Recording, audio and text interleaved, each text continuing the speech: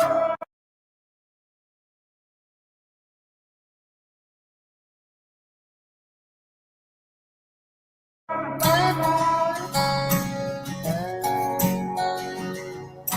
love my country, love my freedom. Fuck the welfare, now I don't need them. Shotgun race from the woods to the plate.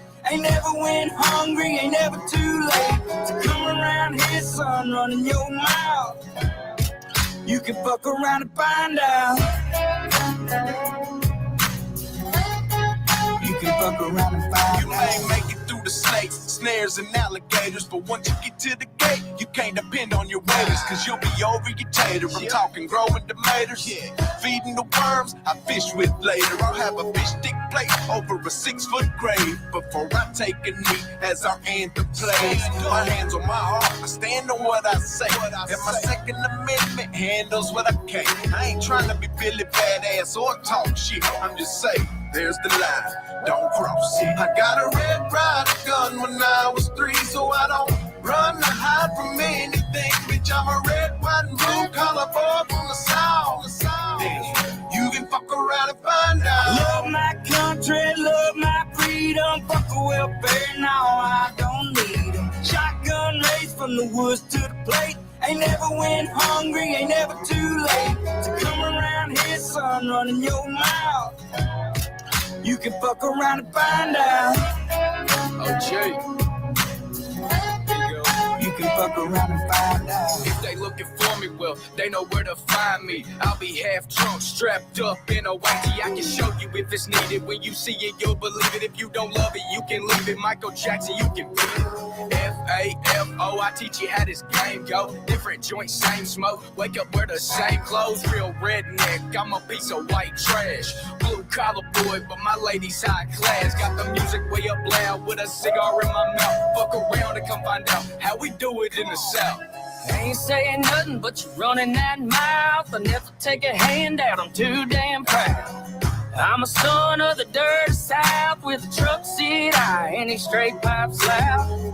This land of freedom, double barrels in case we need it. Man up, we'll sit your ass down. We done talking, fuck around and find out. Love my country, love my freedom. Fuck the welfare, now I don't need them. Shotgun race from the woods to the plate. Ain't never went hungry, ain't never too late. So come around here, son, running your mouth. You can fuck around and find out. You can fuck around and find out.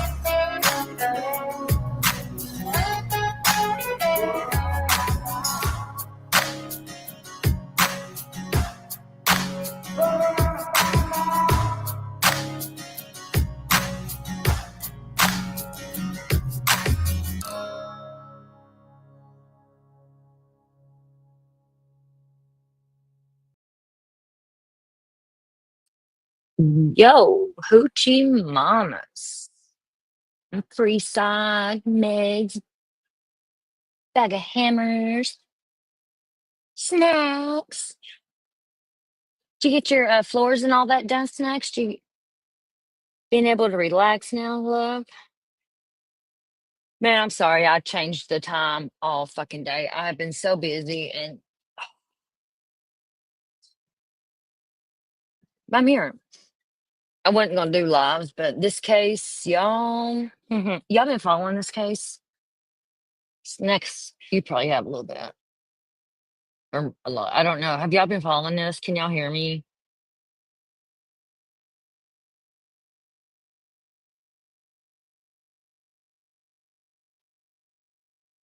Hola, hello.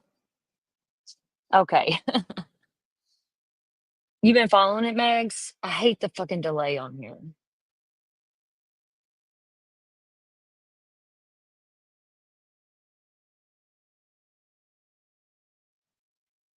Rebel, what's up, bro?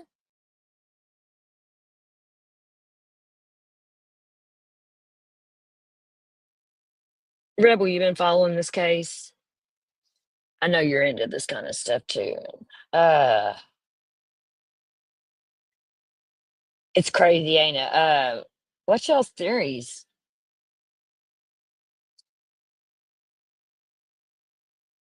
Did y'all see that, like, the history of his family and all kinds of shit? Snacks, oh my god. Snacks, who is the insurance company? It's wild, ain't it, Rebel? I get like some fucking CIA, MK Ultra kind of bullshit, or I don't know, man.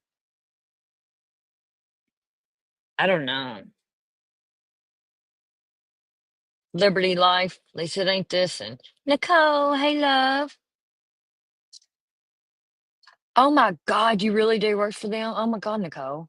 I bet it's crazy.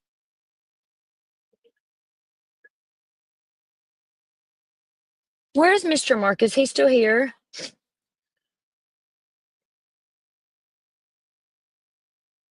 Oh hell, snacks.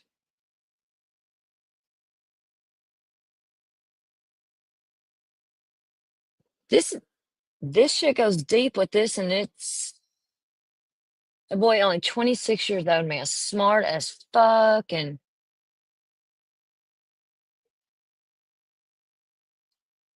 I'll try and wait a little minute and wait on Mr. Mark.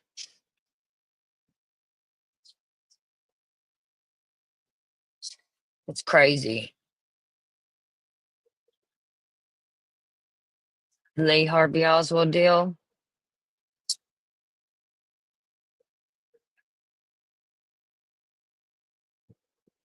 Could be. I need to look more into that. And oh, y'all still have, oh my God, snacks. I'm so fucking sorry, man. Oh my God, that's horrible.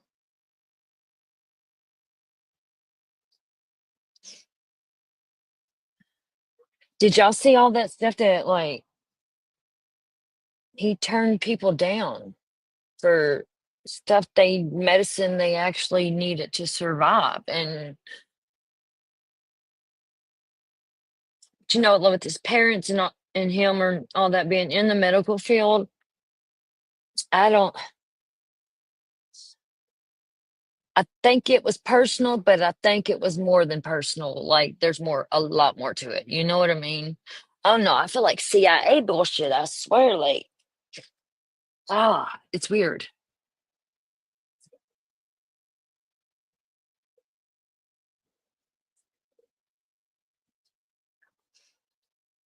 Bingo, snacks, facts, facts.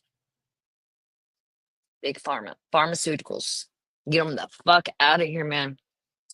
I am really happy that they're going to work on this pharmaceutical bullshit, big farm, and all this, because, you know, in the end, pharmaceuticals is what took my mother's life. And yeah, I just got so much thoughts and feelings on all that.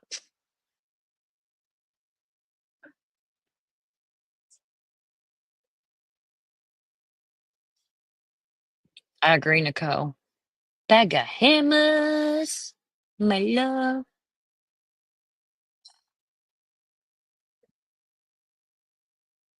And that guy, Brian, only worked there since like 2021 or something. And he was raking in fucking 15 million and this and then that. And look for a government conspiracy. Pelosi, they're saying Pelosi. He's friends with Pelosi, I believe, or I got some information on that. So yeah, there you go, Rebel Bingo. Bingo. Yeah, I like a conspiracy too, like if it's within, you know. Hey, Mama Bear.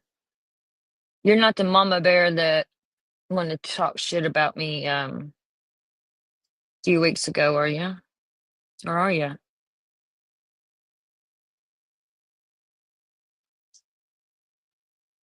Yeah, that's what I'm saying. Now he was the CEO at 2021, and that's like, oh my God, man. And and they showed a map. Hold on, I actually got it. All right, you're not. I mean, I was not trying to be mean, but there's a mama bear. And there's a few of y'all. I like that other mama bear too. I just recently met her because of gossip, and she's cool as hell. What's her name? I'm that bitch mama bear or something like that. She's cool as fuck too. Which company they hold stock in.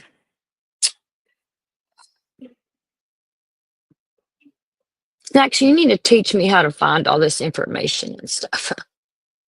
See, I'm into stuff like this. Fuck, true. This is true crime, but it's like I like my politics and Gypsy Road. You know what I mean? I'm tired of all this other fucking shit, man. It's too much. Where's that map? Okay, they showed a thing here. It is let's see if the date was there. Claim denial rates by insurance company. Like they ranked them the ones that had the least amount and the most amount of denial rates. Hi Max. Um the least I'm gonna start at the bottom, the least one, 7% Kaiser from I can't say that word. The next one is called Oscar, then Ambetter with 14%. Industry average, like the average is 16%. Then you got Blue Cross and Blue Shield with 17%, Cigna 18, Molina 19, Atina, sorry if I butcher these names, Atina 20, Care Source 20, Anthem 23, Medica 27, and the number one, United Healthcare with 32%. That's like a third of the people. Like 32% and the normal is 16.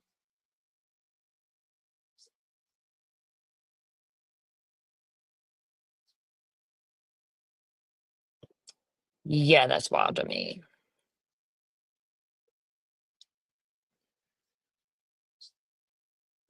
Yeah, I watched the denial rates. It's interesting, isn't it, Max? It's like, yeah.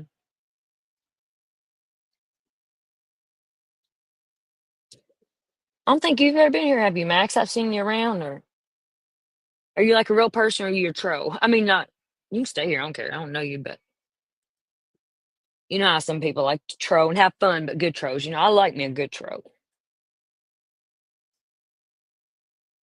Mr. Mark, hey, I was waiting for you, bro. Look, I'm gonna let's see.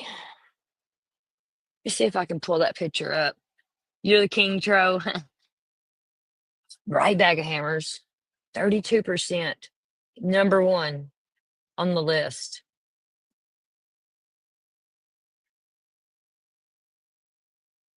They went behind people's back and spent or cashed in all their stocks while everybody else died and went poor and all that stuff. It's horrible. It's really fucking horrible.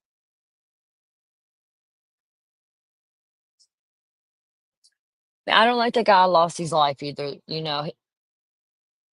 No matter what you do, you don't deserve to die. Some people do, but he didn't deserve to die. And he was a nice looking man, but I gotta know the in between. Shit. What the hell? I'm trying to upload a picture here. What the fuck?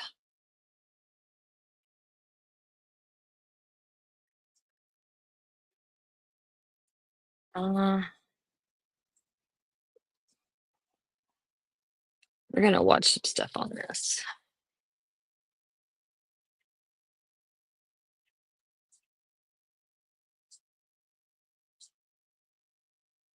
Yeah, there he is, Megs. That's what I said. There he is.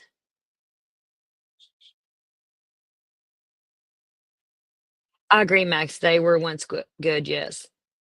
Hey, pretty sweet pea. That's a tongue twister. The story will be interesting. Are you covering it, Mr. Mark? Oh, bag of hammers, definitely, definitely. The kid that done it was 26 and come from a wealthy family. It's just, but I could see like someone getting denied coverage or their family member or something, and He pissed a lot of people off, and he was very smart about it. He almost got fucking McDonald's got him, though, you know. But you gotta be, just can't. I just fucking can't. Where's these pictures? I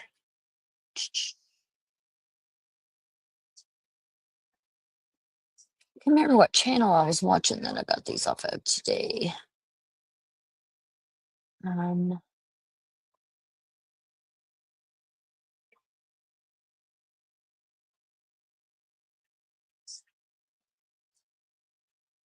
mm,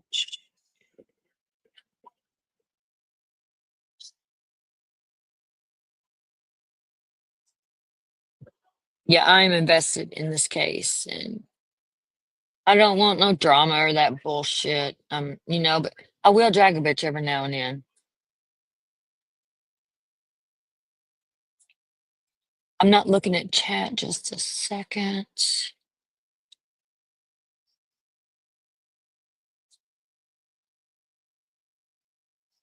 Uh,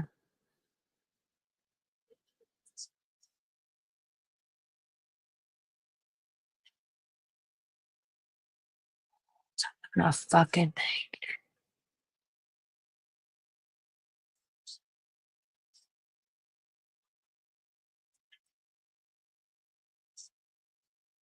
Oh no, let me airdrop it. Hold on, let me look at chat.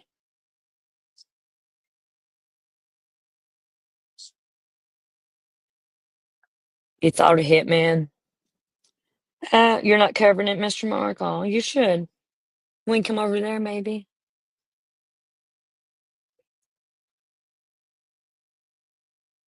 But look, okay, hold on. Let me get this together.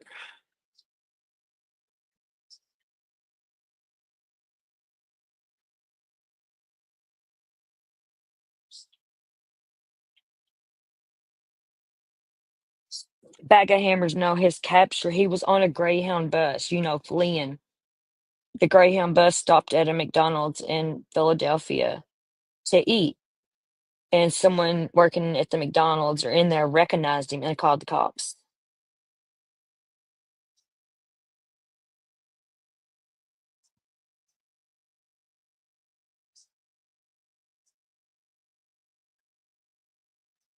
Wow, Max, that's wild.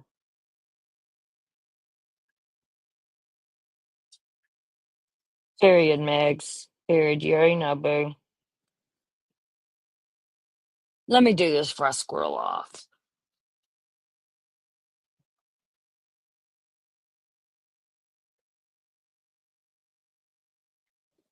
So, yeah.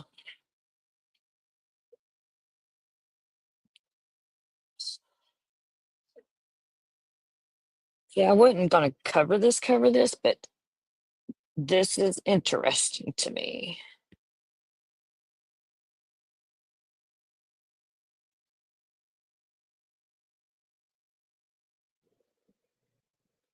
There was something else.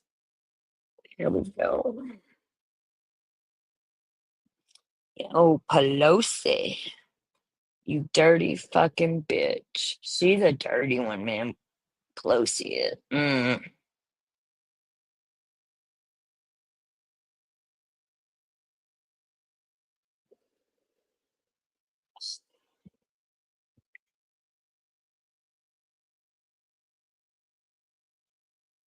Shit.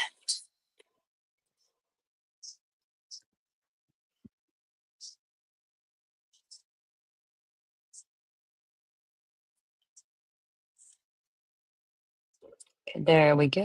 That one. Toss the shotgun. I'm getting this going. Easy.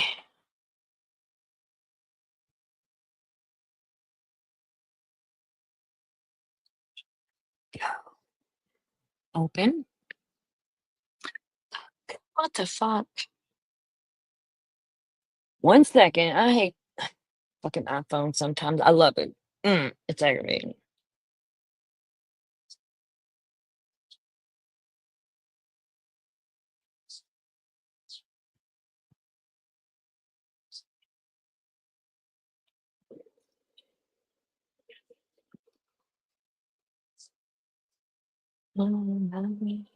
Just a second, y'all. Time to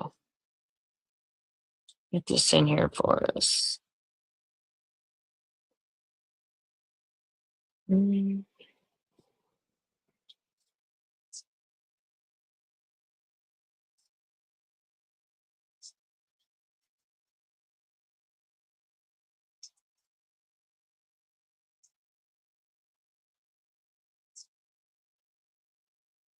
I'm not looking at chat. Bear with me, you all.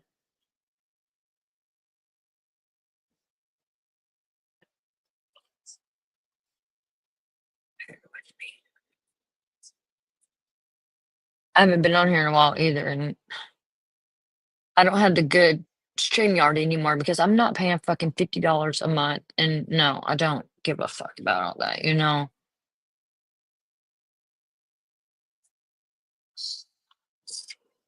I got too many pictures in here. I keep saying I need to clean that out. I need to go up there and do that. Bear with me. I'm not looking at chat, so please wait just a second to ask questions or anything.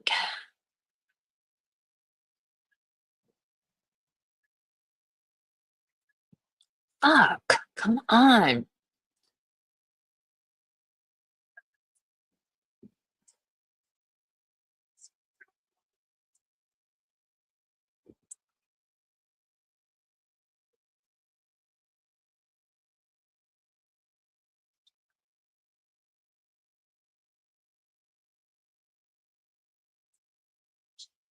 Like, what's up with my fucking computer today? I don't get it.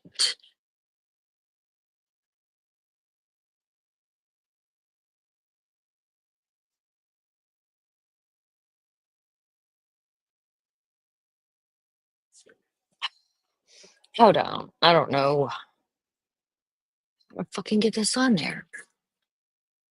I used to do it, no problem.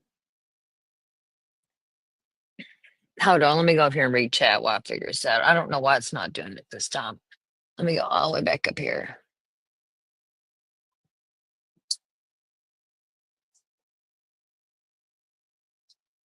Exactly.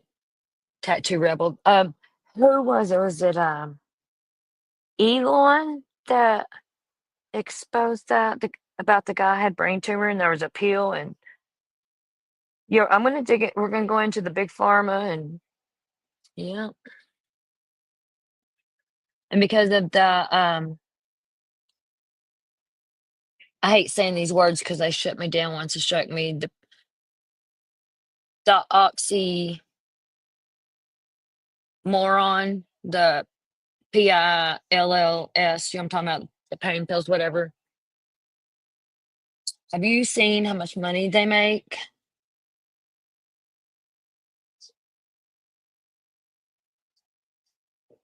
Yeah, bag of hammers. This is, yeah.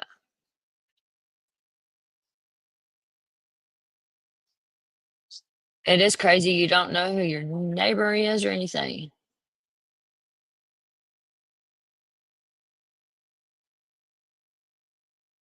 Bag of hammers, I have a love hate too. Sorry, I'm behind in chat. I do. As ties to San Francisco. Oh, and he was infatuated with the Unabomber. He actually states quotes from the Unabomber.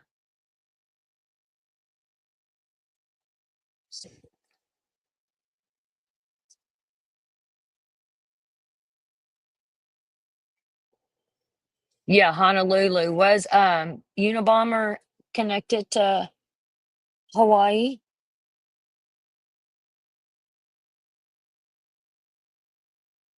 Damn, Max. He was gonna leave the country, definitely. Definitely. Yeah, bag of hammers. Yup.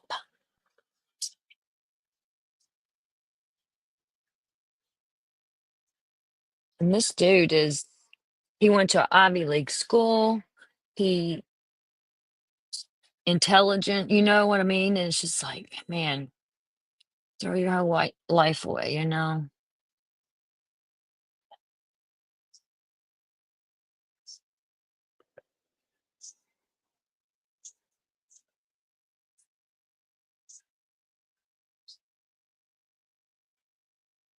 Why can't I fucking get this on here? I'm getting ready to fucking snap at my own computer.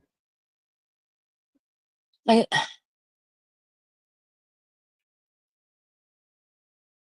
you wanna know why? Because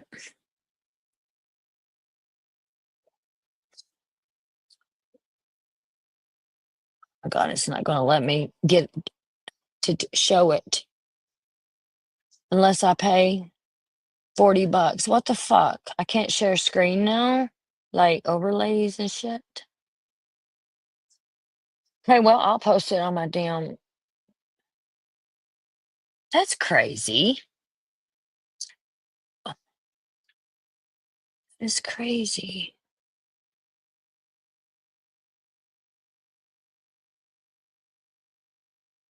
It's let me got my old ones on there. What the fuck?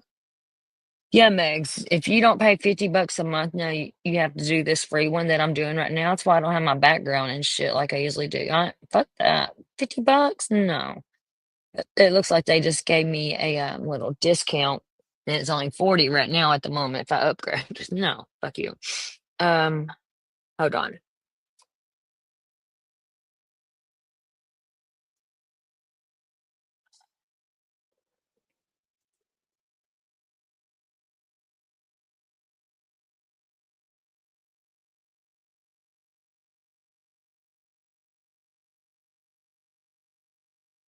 Yeah, I ain't paying it, Megs. Fuck that.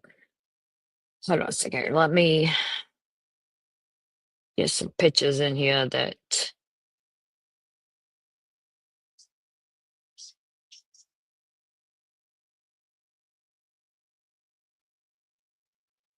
I'm gonna put up here. So hold on a second.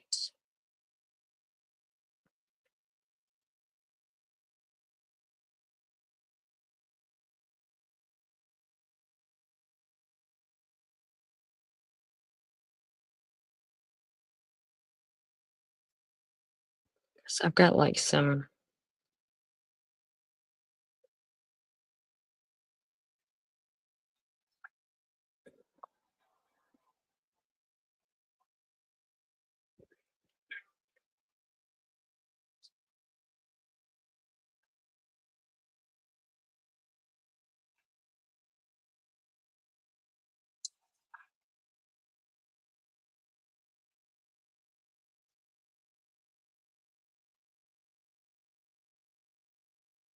Just a sec.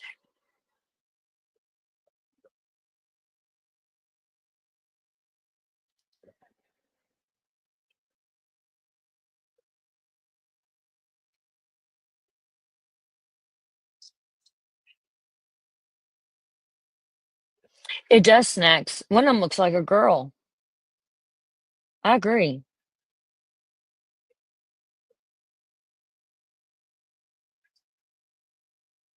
I thought it was gonna be a foreigner and illegal or something, or someone out of the country because they didn't get no DNA hits, you know what I mean?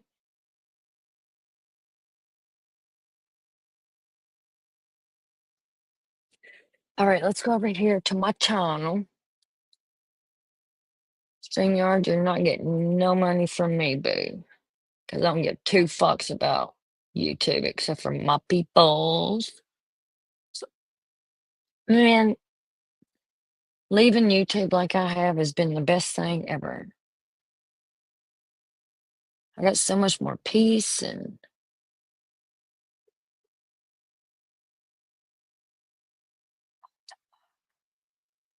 okay, let's see. I had to put these. I don't know what the fuck's going on.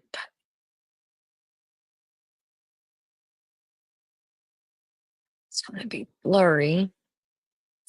So I should maybe be able to see it.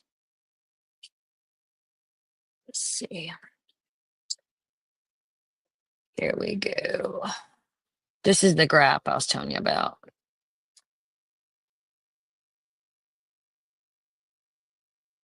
Yeah, the one like where he's got his mask off and he's got like a thin jawline and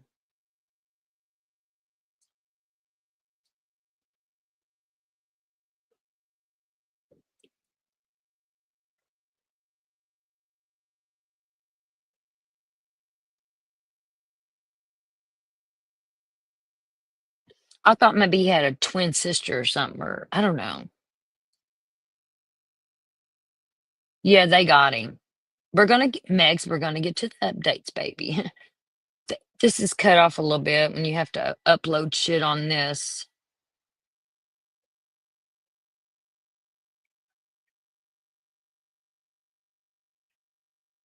Let's try to stay on topic, y'all, so we don't get confused.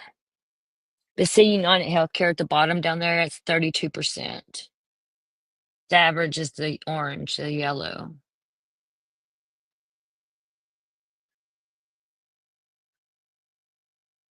Ain't that crazy?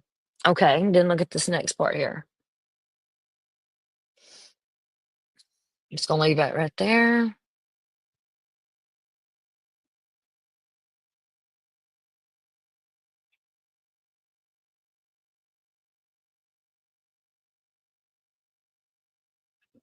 Yep, snacks.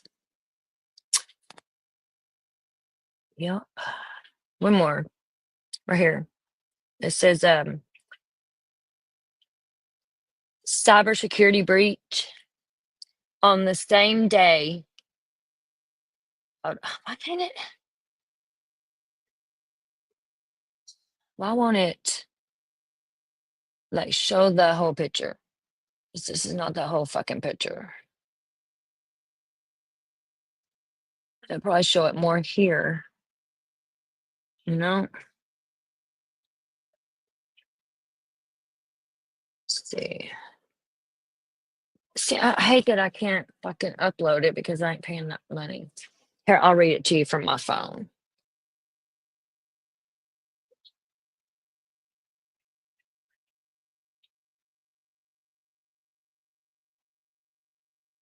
And Kamala,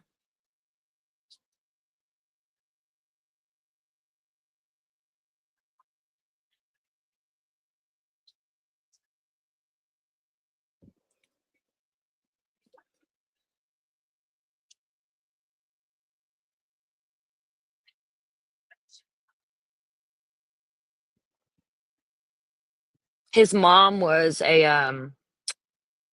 she has her PhD in like geriatrics, works with the elderly. Um, his family owns the Turf Valley Country Club, a wealthy Republican family in Maryland. His family's holdings include assisted living facilities.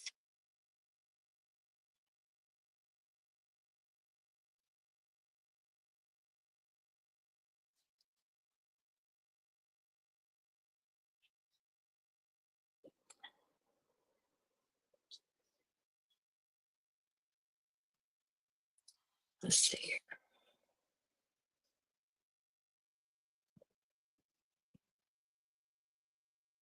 I was trying.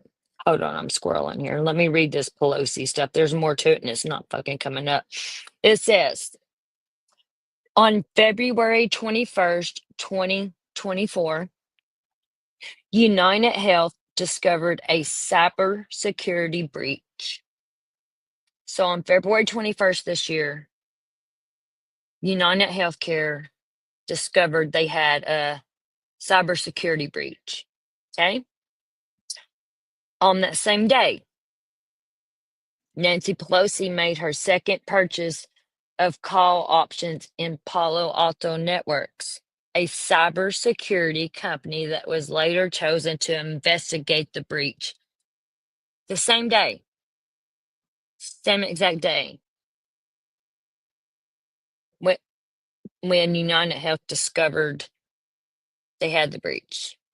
United Healthcare CEO Brian Thompson was killed by a masked gunman in the middle of a federal investigation led by the U.S. Department of Justice.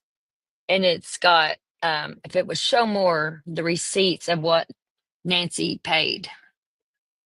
Nancy was paying them and shit.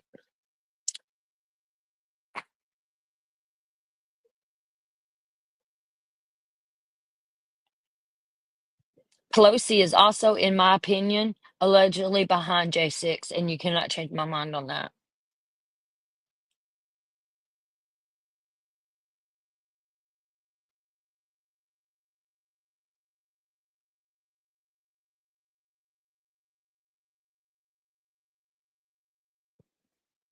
And this Nancy Pelosi.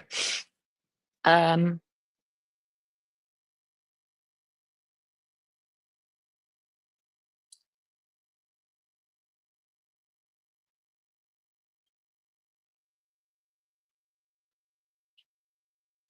just a second. I got a lot more for us here.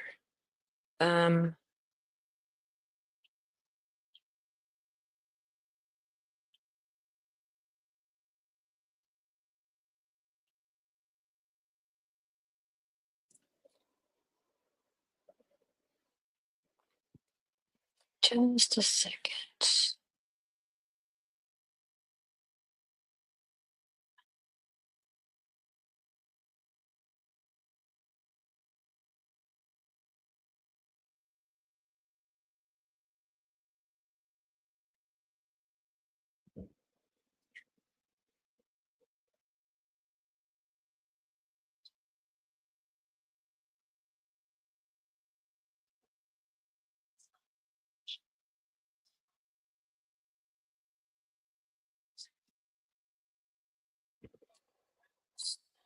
see.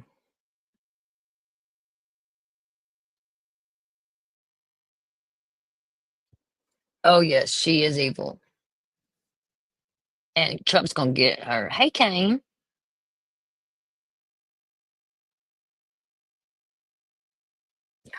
Bingo, both of them. Oh, it's kind of, there's receipts right here. Yeah. That her and Brian Thompson are buddies. And she's by, hey, Uncle Will, how you doing, bro?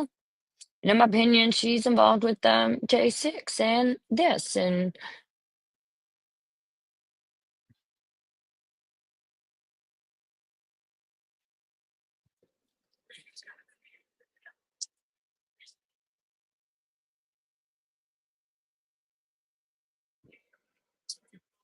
just a second here. Let's go over to.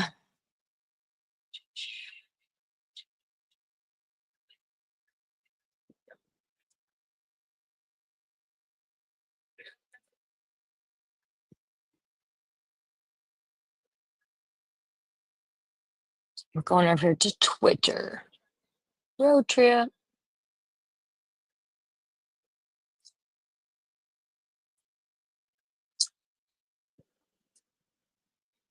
Okay, snacks, love.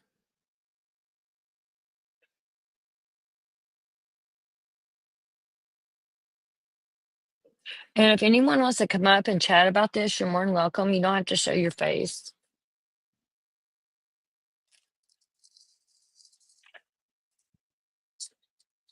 I gotta pick some fucking chapstick.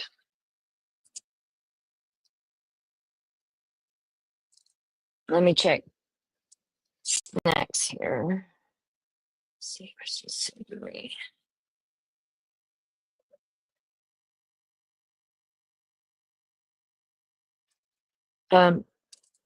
I'm not sure what this is.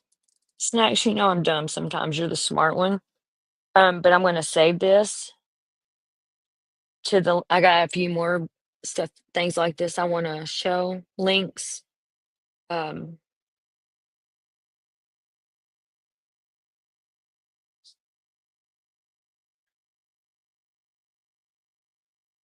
because I know I made one somewhere.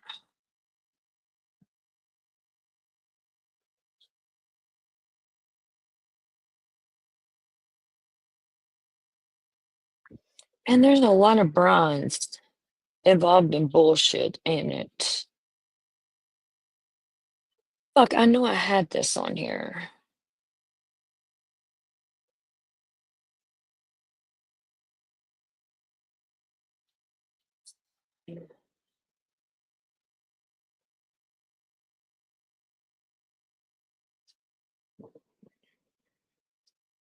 No, I guess not. What the fuck?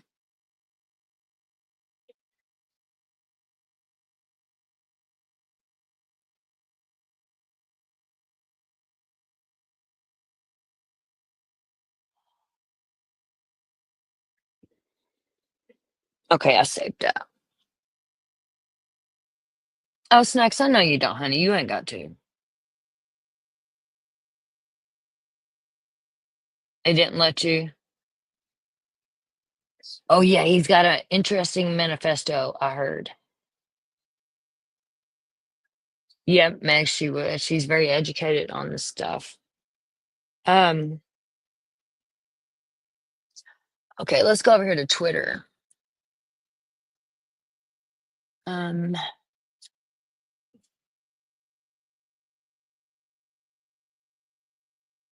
can y'all see that good? Yes, he had a manifesto bag of hammers. This this execution was premeditated, but he got there 10 days before he done this to New York. He didn't live there. He stayed at a hostel, used fake IDs. His family is into I don't know. We're gonna find out. It's his family's into the medical world. He is. Hold on, I want to show y'all something real quick. Hold on, let me go here and find something for myself real quick. Hold on. Hold on.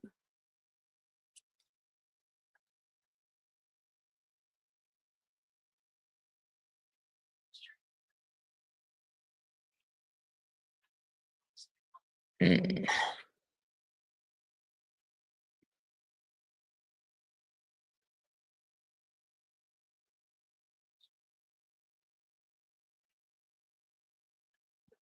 What the fuck?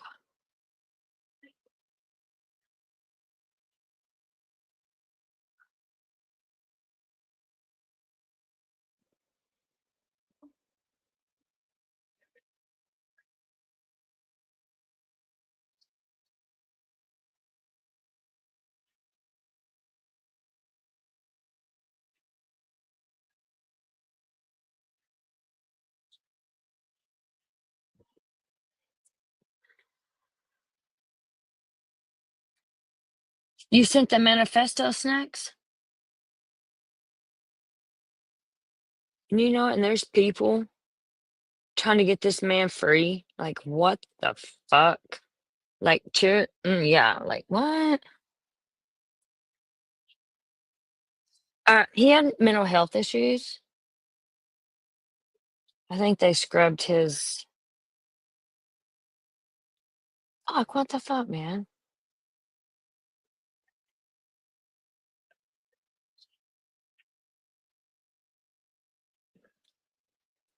Never mind. Let's go back up here to Twitter.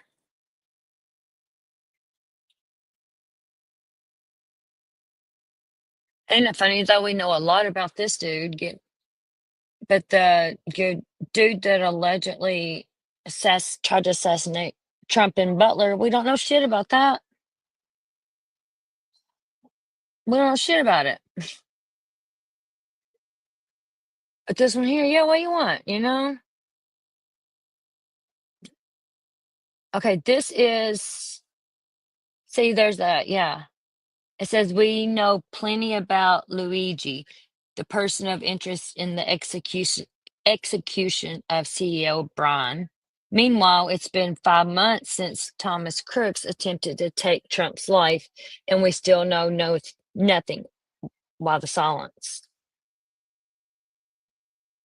Okay, and this here is footage from 2016 at Luigi's high school valedictorian speech in 2016. He went to Ivy League school, and that's what we're Today that we were freshmen, having tie wars and this playing. in 2016.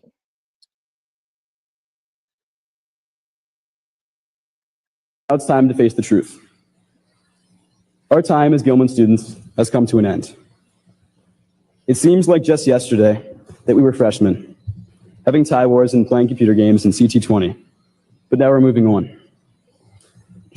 Just like we've done these past few years, we'll be exploring the unknown, whether that be attending colleges across the country, traveling the world during gap years, or fulfilling military service in foreign countries. As we embrace the new, however, we won't forget the old. Our friendships, values, and memories from Gilman will always stay with us. Now it's time to face the truth. Our time as Gilman students has come to an end. It seems Okay, that was just part of it. Hold on, let's go. There's a longer one, the host speech. I got a lot for it, sonnies.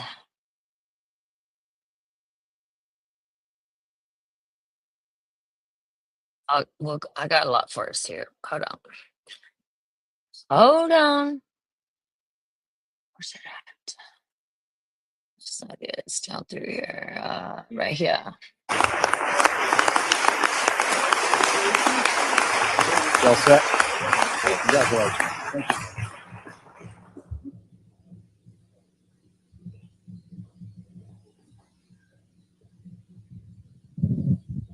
Headmaster Smythe, Mr. Hubeck, We'll go over members that of the Board of next. Trustees, family, friends, Yes, faculty, Mr. Mark. and fellow students. Good afternoon. Thank you all for being here to celebrate Gilman's 116th Founders Day. I'm honored to be speaking to you all today on behalf of the Gilman class of 2016. When I started writing the speech, I talked with several students and teachers and asked how they would describe the class of 2016. Many of the students characterized our class as inventive, in both imagination and initiative. At the same time, several teachers reminded me of our class's commitment to Gilman and its traditions. I came to realize that both views are correct. The class of 2016 is truly defined by its inventive, pioneering mentality that accompanies a strong commitment to Gilman tradition. Throughout its time here at Gilman, the class of 2016 has been coming up with new ideas and challenging the world around it. Yeah, Max, Our selling of Chick-fil-A during lunch, arguably the staple of our class, provides a great example. In our sophomore year, when brainstorming ways to fundraise, we didn't just settle for the usual methods of selling spirit shirts and Christmas trees.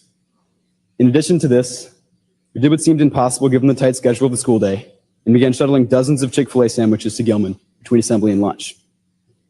Soon, we were selling over 100 Chick-fil-A sandwiches each day, and what became likely one of the most successful class fundraisers in Gilman's history.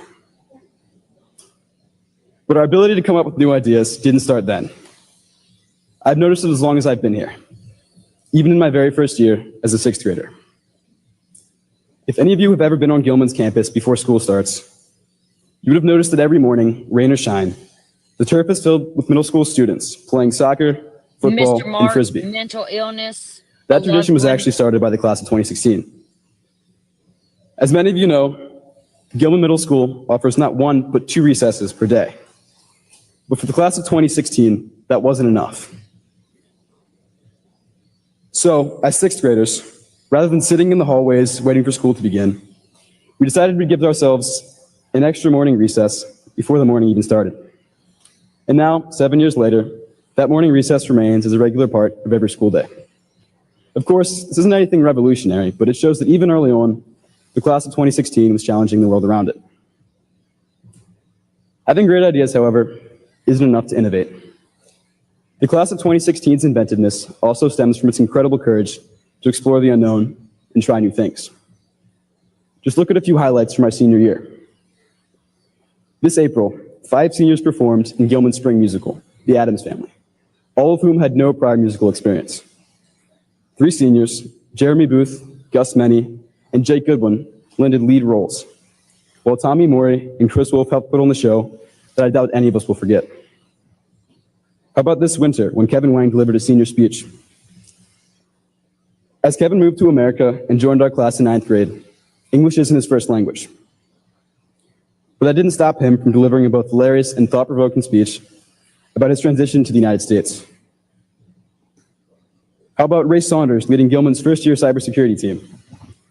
Even competing against hundreds of veteran teams, the Gilman squad managed to advance to the state and then regional championships. All of these endeavors took a huge amount of courage. They demonstrate that the class of 2016 truly has the fearlessness to explore new things and the obvious ability to excel. But as inventive as the class of 2016 is, our class was able to explore the new while also preserving the old. Just look back at the most significant and magical night of our senior year, the 100th annual Gilman-McDonough football game. After hundreds of hours of preparation, our seniors led the Gilman team to victory. Competing in the second oldest football rivalry in the state of Maryland, however, they represented not just this year's team, but Gilman as an institution and all the alumni that preceded them. This is 100% him. This was in 2016. This was 8 years ago. He was still in school. He's only 26 now. And at the beginning of it, it showed his name. And that is the school he went to. He went to the Ivy League school. Hold on just a second. I'll show you his name. 439. Okay, look. Watch at the beginning. It'll show it here. I'll go back a little bit. See? Luigi. It shows his name. That's him. Headmaster Smythe, Mr. Hubeck, members of the Board of Trustees, family, friends, competing in the second oldest football rivalry in the state of Maryland, however, they represented not just this year's team, but Gilman as an institution and all the alumni that preceded them. They found the gun, Kane.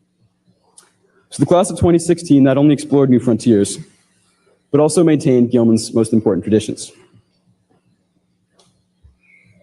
I think this combination of preservation and exploration is what Gilman is all about. They found the gun with the silencer. Gilman maintains its classic core values by cultivating minds, body, and spirit in its students, but also champions an environment of acceptance and diversity, while excelling in its technological endeavors. This fusion is such a strong part of Gilman, it's even evident in its physical geography. Just look to the construction outside Gilman, or outside. Gilman is actively rebuilding itself, but its brand new fields sit next to classic buildings like Cary Hall. Further, these new constructions, for example, Sotier Stadium, bear with them Gilman's rich history in their names. So it's no surprise that the class of 2016 picked up this ability to explore both new and old. And it's no surprise they were able to achieve all they did this year, these last few years as well. But it wasn't just Gilman as an institution that shaped our experience here. The people in our lives, especially our parents and teachers, had such huge roles as well. The parents here today, first off, sending us to Gilman was far from a small financial investment. I'd like to personally thank each of you for sending your sons here, as I can't imagine the class of 2016 without any one of these men on stage. Further, thank you for all the time and love you've put into our lives. You've instilled values in us, fed and clothed us, and simply been there for us every step of the way. I'd also like to thank every Gilman teacher and faculty member here today throughout all three divisions of the school. While the events and accomplishments I've mentioned in the speech were meant to highlight the imagination and courage of the class of 2016, these occurrences also drew heavily from your efforts. Our imagination draws from your inspiration, and our courage largely depends on your encouragement in the classroom, on the fields, and on the stage. So parents and faculty, thank you for all you have done for us. Today is as much an achievement for you as it is for us. As I conclude my speech, I have to remember that a valedictory, by definition, is a farewell. We seniors have been hiding from it all year, and I've even been avoiding it in my speech. But now it's time to face the truth. Our time as Gilman students has come to an end. It seems like just yesterday that we were freshmen, having tie wars and playing computer games in CT20, but now we're moving on. Just like we've done these past few years, we'll be exploring the unknown, whether that be attending colleges across the country, traveling the world during gap years, or fulfilling military service in foreign countries.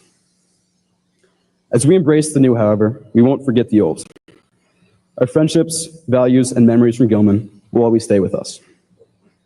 Yeah, Max. It's So, to the yeah, class of it's 2016, an Ivy League. a kind of class that only comes around once every 50 years. Yeah, he's It's been an from incredible Maryland. journey, and I simply can't imagine the last few years Or, with any other group of guys. Thank you. he went to college in Philly or Philadelphia. Okay.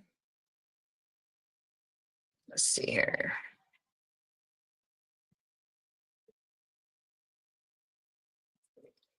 There's one. I want to go here. Here was his LinkedIn stuff. According to his LinkedIn, the suspect in the CEO shooting volunteered for an assisted living healthcare facility, which was founded by someone with the same last name, which it was his parents. Data engineer at TrueCar Inc. When Nicholas and Mary Mangione founded Lauren Health Services, they set out to provide Maryland's seniors with pride, dignity, and joy. And I'm horrible at reading.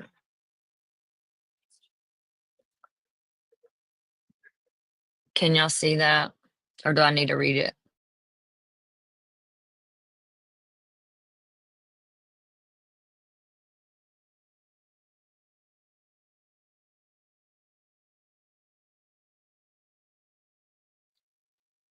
Yeah, he's very familiar with the health. His mom was a nurse. And they owned a country club. They were very wealthy. I was looking for his Twitter account and it looks like it got scrubbed.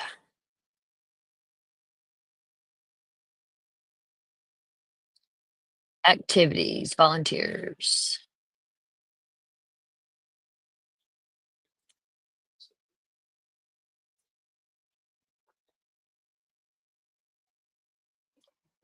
Let's see here. Here he is, out hiking.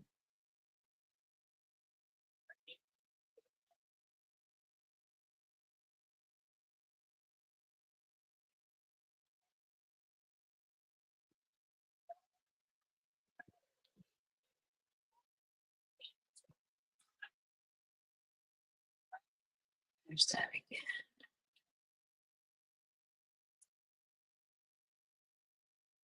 Same stuff. Hold on.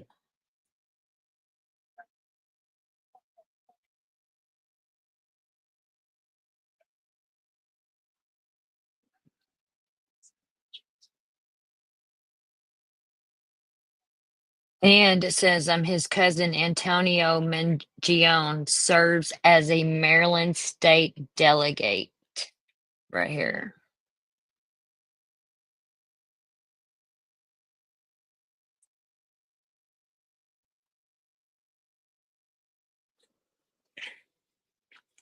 I think this is a little bit of politics, a little bit of everything here. What do y'all think? This is getting a little.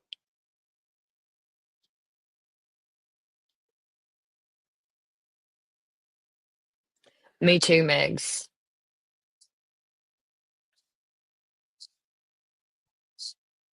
I feel like he was hired.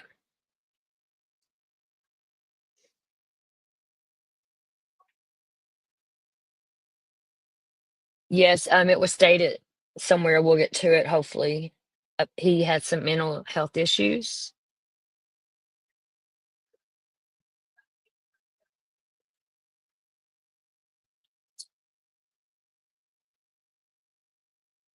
There he is again. Computer science.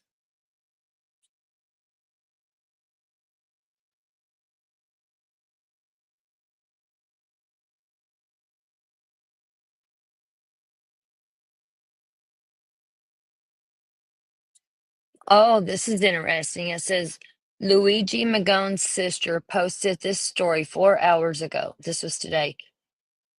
You would not be hosting a holiday party 6 days after your brother shot a CEO. Based on her Instagram, they were close.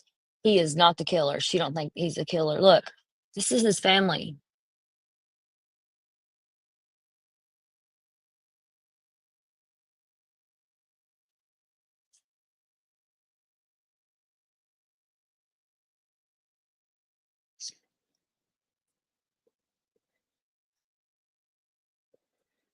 Luigi was a very smart guy that went to extremes because of his disdain for the healthcare industry. He comes from money with an Ivy League background, and his mom is a physician.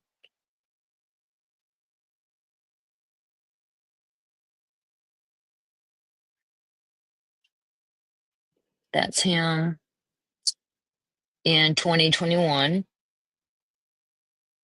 There he is.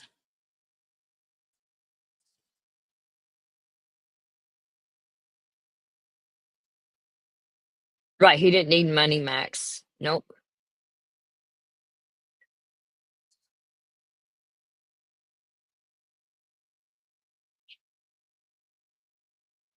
Because there was like 3 of them that took all of the money. As soon as they found out, look, there was a, monopolization thrown in there too, and they found monopoly money in his backpack.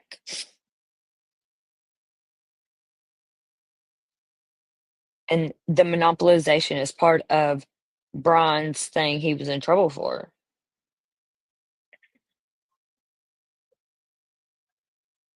We're gonna get to some stuff here. Just a second, y'all.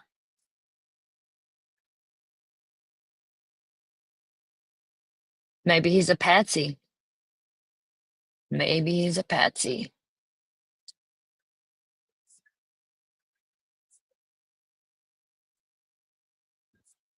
Did y'all see where Jay-Z's got caught up?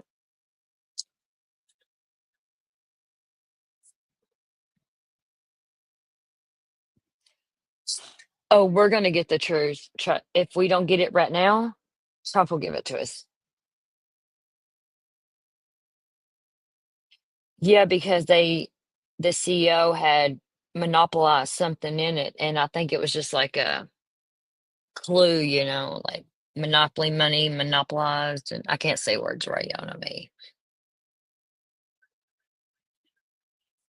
Hold on, what was I looking for here?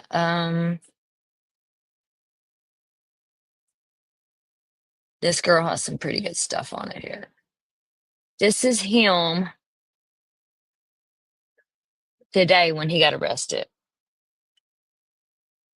Insider trading, yeah, there was and something about monopolizing something, and I think that's why the monopoly money came in.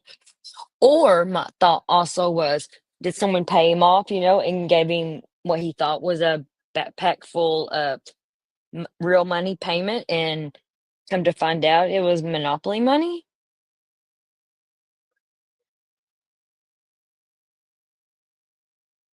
It don't make sense, Max. Like,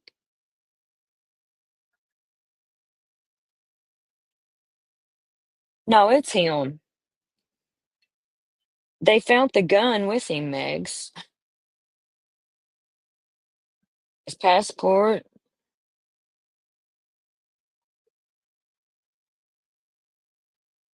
He planned this, like, yeah.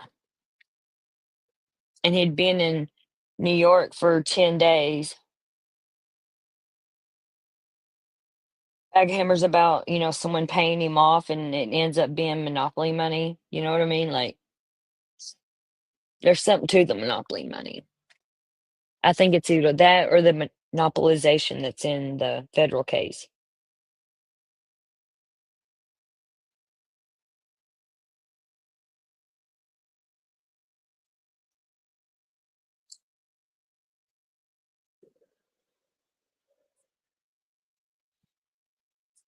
Good looking kid just threw his whole fucking life away. Okay, let's see what this here is. No, it's not long enough. That's what she said.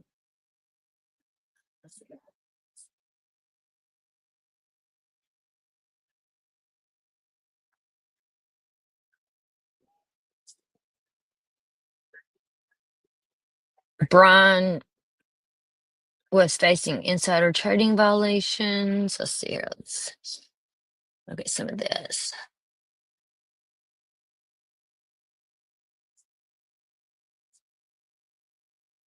And this is in, where's the date? Complaint for violations of the federal securities law. It's like the state or whatever was against going after the United Healthcare Group Incorporated, Andrew Whitty, Stephen Hemsley, and Brian Thompson. Plaintiff by and through is counsel alleges the following upon information and belief, except as to those allegations concerning plaintiff, which are, hold on, y'all, I can't see good. I gotta get my glasses, and I'm gonna read this to y'all because I haven't read this one myself. Oh no, momento, I can't see it. I hate reading.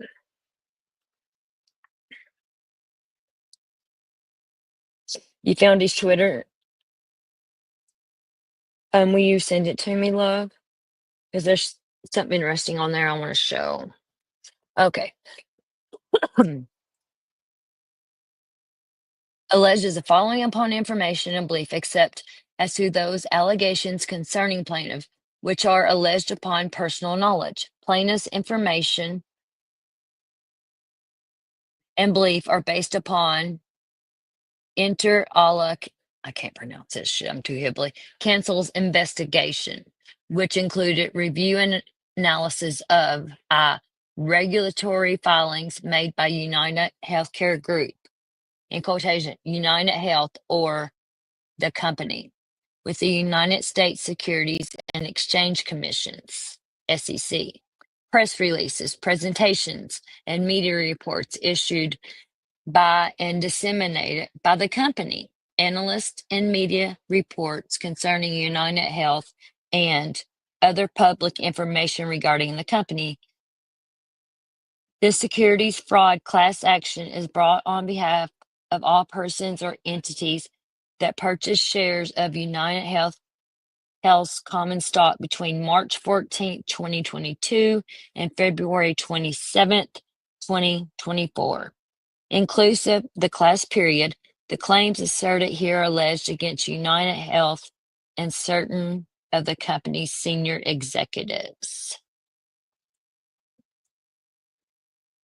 Hold on, there's more.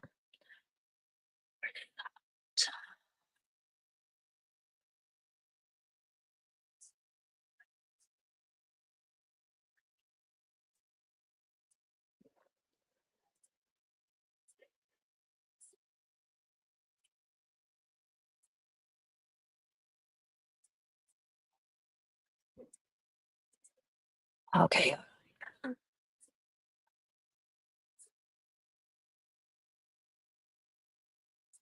Hold on here. Okay, let's watch this little clip here real quick. Connected to that deadly New York City police confirm a suspect has been arrested connected to that deadly healthcare CEO killing in New York City last week. The police commissioner saying police in Altoona, Pennsylvania made the arrest earlier today. The 26-year-old found with a ghost gun and a fake New Jersey ID.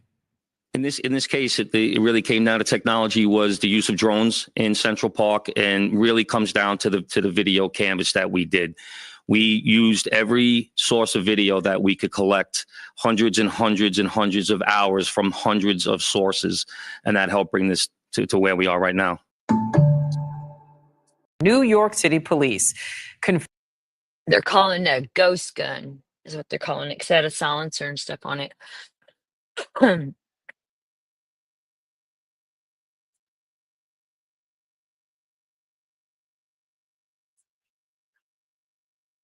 There was something I want.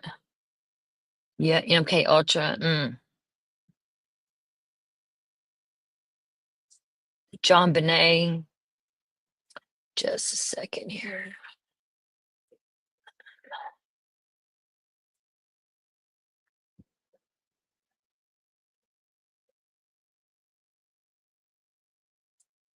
Just a second, folks. I cannot ever find what I want to find when I need to find it.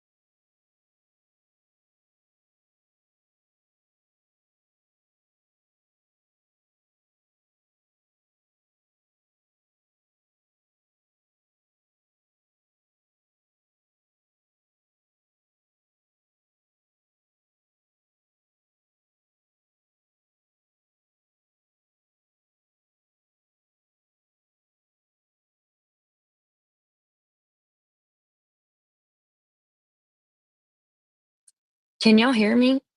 My shit's fucking up and it's not letting me play here. Let's see. This is Brian's former bodyguard. It was his bodyguard. Hey, Nana Boomer. Yeah, this was his bodyguard at the time. It was baffling, to be honest with you. You know, you get somebody in the #1 healthcare organization in the United States of America who is a corporate executive, a high-ranking one, as a matter of fact, just sitting on the board of directors, and he has no protection around him. That is just baffling. I don't understand it. We still don't understand it. It could have been one of two things. According to the teams that we've listened to today, and of course the news media giving us information. One, it could have been a personal choice. He may have not liked living in the bubble, and that's what we call somebody that is in the middle that we are protecting. It's called the bubble. We're around him. Even when he goes to the restroom, we're still right outside the door, you know, that sort of thing. Or United Healthcare chose not to provide security for him. I don't know the answer to that. I'm not going to speculate on it, but it is highly unusual for the See, that's weird. He had no security that day, all alone. CEO of a multi-billion-dollar corporation not to have people around him. It's just, again, it's baffling.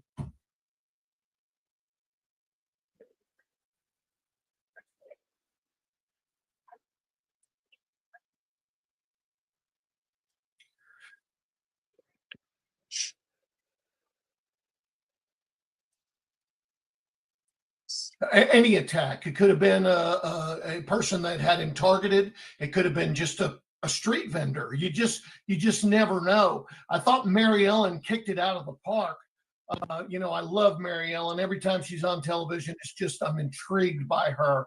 But one thing I haven't heard from a lot of people are two things.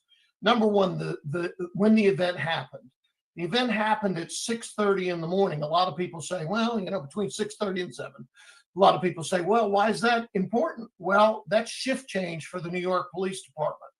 So there's not a lot of street officers on the street at that point in time. Second, I believe, just from what I've listened to from newsreader reports and Intelnet reports, I believe that this man had his schedule. I think this man knew his movements. And I think he posted up 5-10 minutes before he walked out of that other hotel and walked around the corner and was in front of the Hilton. You know, I think that that's important. And the last thing that I heard your other guests talk about is the gun and the positioning of the gun and how the gun jammed. You know, he did have a suppressor. He did have a baffler on that gun from what we've seen. In the videos that have been supplied to all of us out here in the field, and the gun jammed because of the recoil of the action on it and the baffler, and not only that, but the silencer. Let's just call it what it is, a silencer, and it did not set off any of the monitors in the city area that listen for gunshots that would have put police in the area immediately. So it just seems like the perfect storm.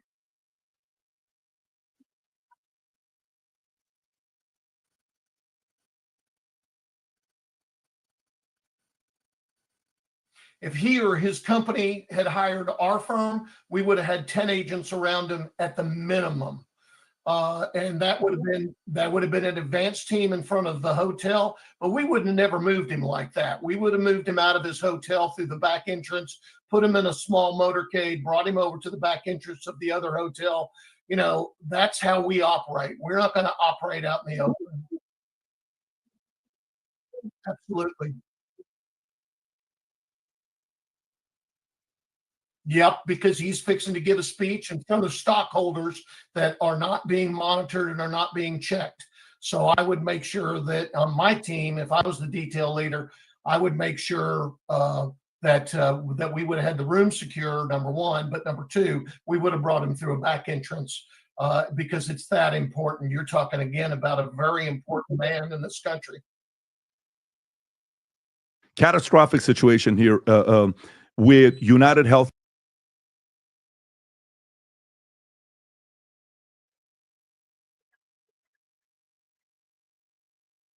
Sounds like it might have been an inside job too.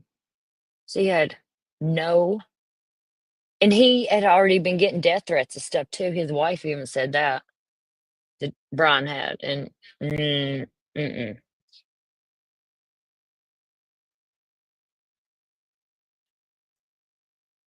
Yeah, I know. I wish, why'd they do that? They could have got so much information out of that. Okay, now I'm gonna skip up here to YouTube or Facebook a minute here. So they got some information here. Like 26-year-old software engineer graduated from University of Pennsylvania with degrees in computer science and mathematics, attended prestigious Gilman School, an all-boys prep school in Baltimore, High School valedictorian from a prominent wealthy family in Baltimore with ties to the real estate and healthcare industries. Let's see here.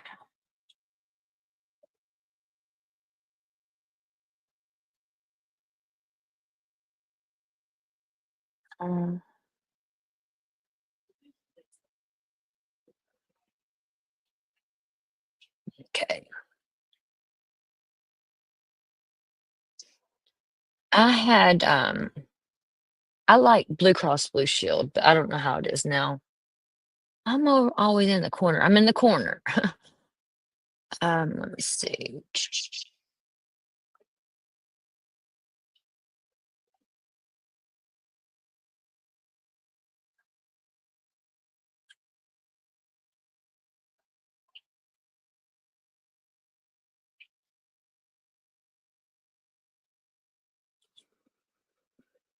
Oh, let's see here. Let's go back to Twitter or X a second. You hate them? Yeah, it was years ago when I had it, but I liked it, but my work paid for it, so I guess that's why I liked it. Look at this. One of this dude's friends is speaking out, y'all.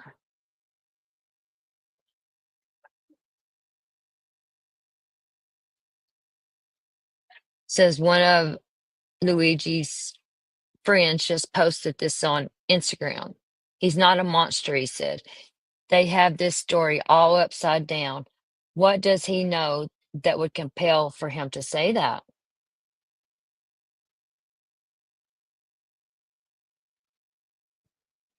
You know what I mean? Why would his friend come up and say that?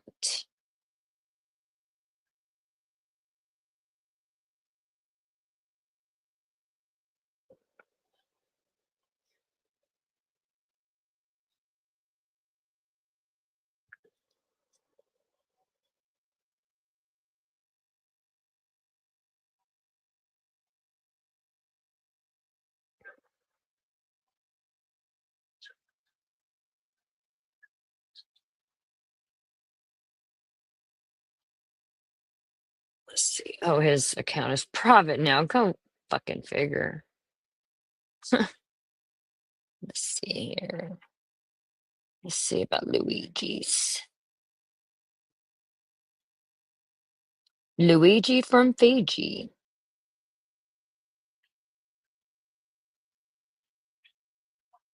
It's his screen name. They probably just scrubbed it all.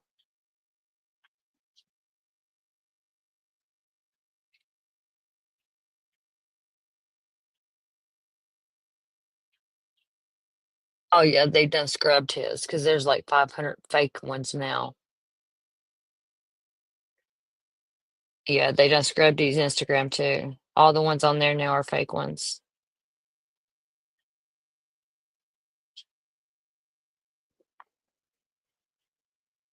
Hmm.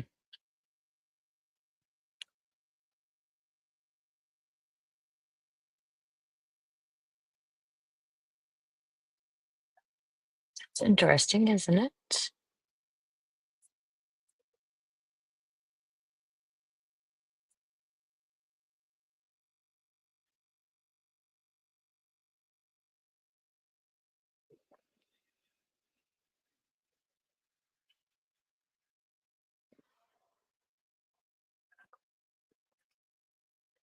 Why did they scrub everything? They're going to try to cover this up, ain't they?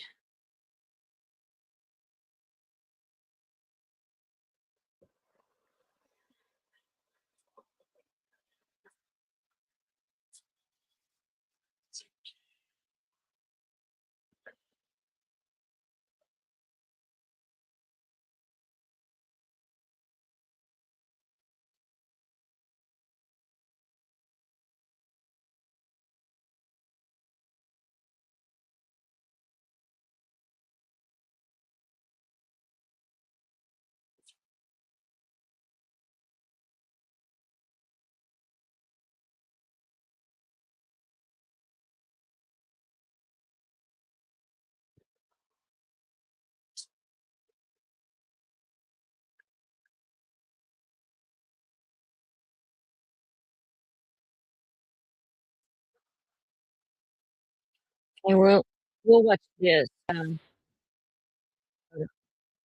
It shows like his whole route and stuff here.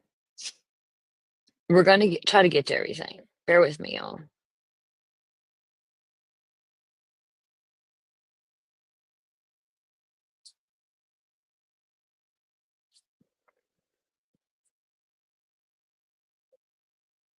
Y'all still here?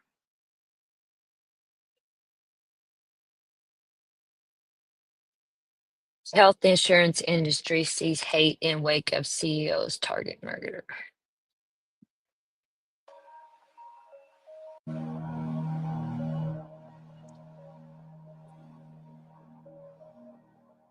United Healthcare CEO Brian Thompson was gunned down in New York, and that massive manhunt is still underway for his killer in what police are calling a calculated and premeditated attack. In a new statement, the United Healthcare Group says this, quote, "While our hearts are broken, we have been touched by the huge outpouring of kindness and support in the hours since this horrific crime took place.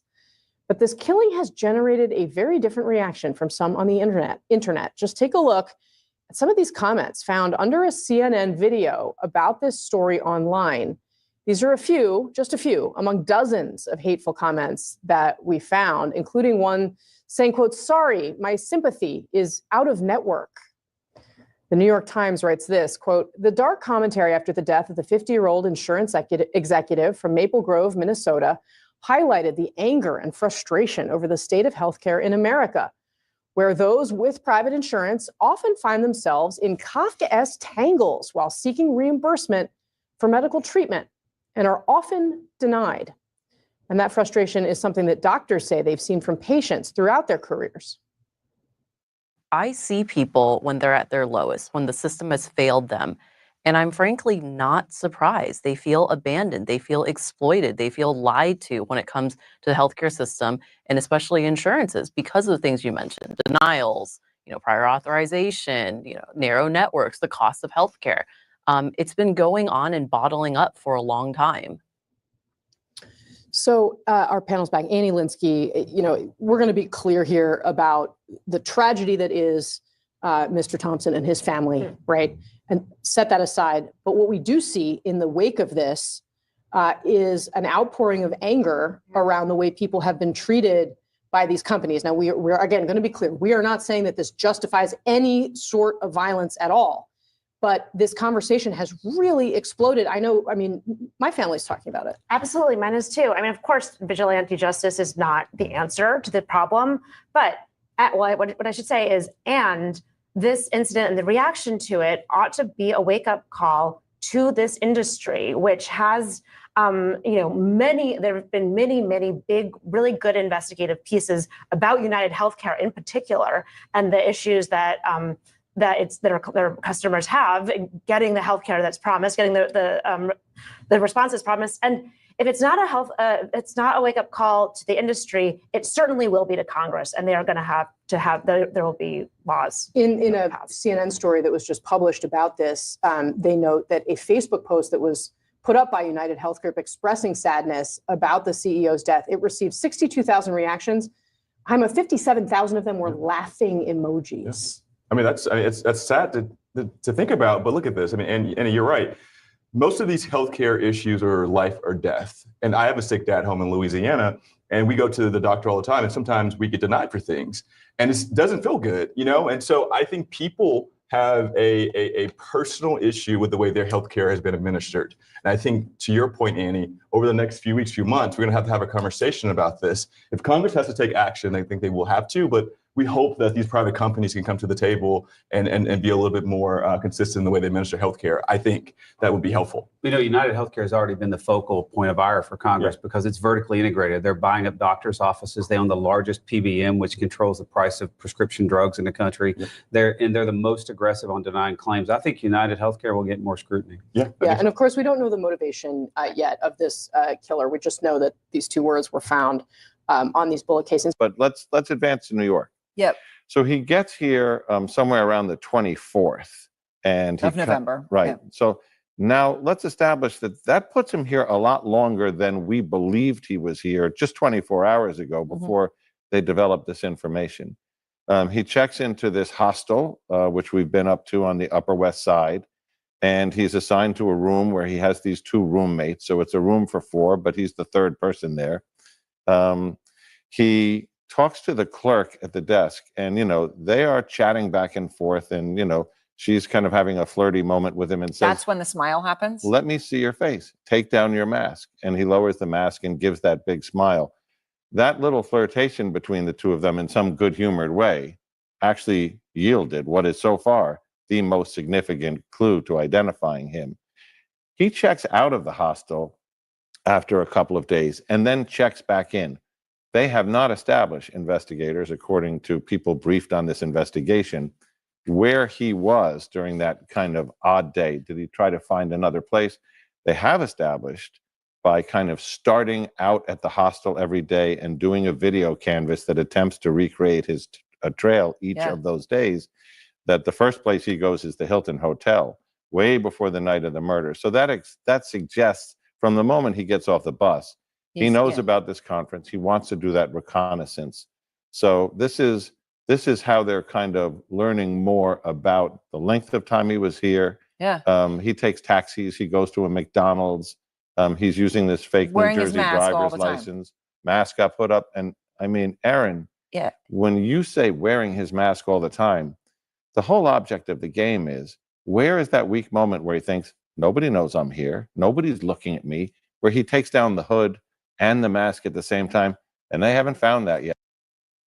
Out front now, Mateos Toronto. He was staying in the same hostel on the same floor where police believe the suspected shooter stayed. And Mateos, I really appreciate your time. I mean, what a bizarre situation you find yourself in. I know you're visiting from Brazil. You've been staying in the hostel. You've met some people there.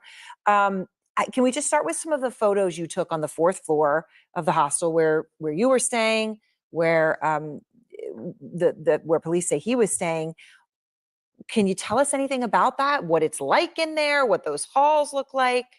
All right. So the hostel is actually really crowded. There are a lot of people there, so they divide like rooms to, I think, 4 to 10 people. But in the 4 to hallway, 10 people in one room. yeah, 4 to 10 or 12, 4 to 12, yeah. So the hallway is just simple. It's just the doors that go to the rooms, the shared rooms. And that's it. That's pretty simple how the hallways look. So it would seem from what you're saying that if he was staying on that floor, as they believe he was, that he would have had other people in the room. Yeah, for sure. Yeah. Okay, so now you've been staying there for about a week. Yeah. And you're talking about these rooms that you got 4 to 12 people in a room. Yeah. So from what you're saying, he would have had other people in the room. Yeah. How hard would it have been to, as you see it, to even do something like to have a gun in there or something like that?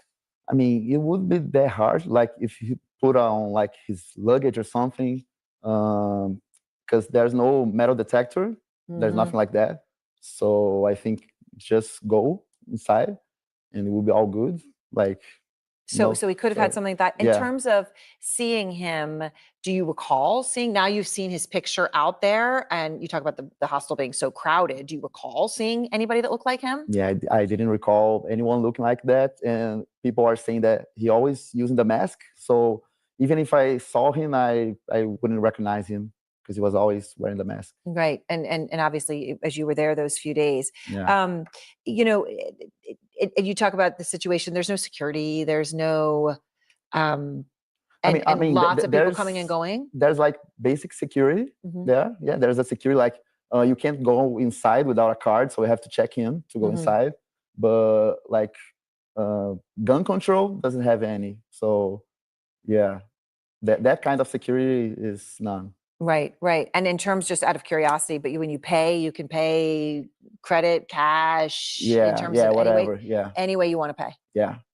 All right. Well, I mean, it is really fascinating, but also important, as you say, that he would have probably had a lot of other people in the room. Yeah, where he was sleeping. I think his room probably like had 4 to 6 people, but I'm not sure because I didn't get to come in there. It was locked. But the day that I arrived, there are a lot of cops there. People saw him. No, people saw the cops there outside the room. But yeah, everyone that was inside the room just went to another room. And I don't know who these people were. Like I asked around and they didn't know anyone. Right. All right. Well, Mateos, thank you very much. I appreciate it. There's surveillance video of the shooting itself with the alleged.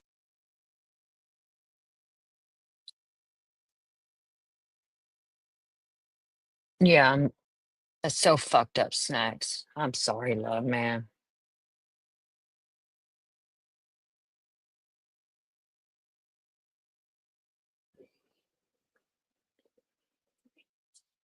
It's crazy. I'm just so over this shit with this is horrible, man. Both ways, you know.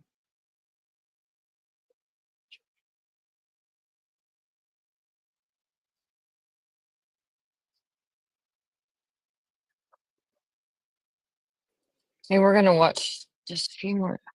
Up.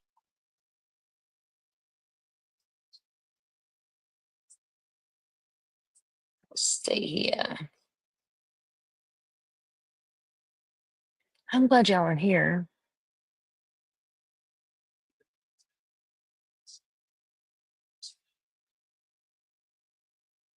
I don't know what the fuck I'm doing.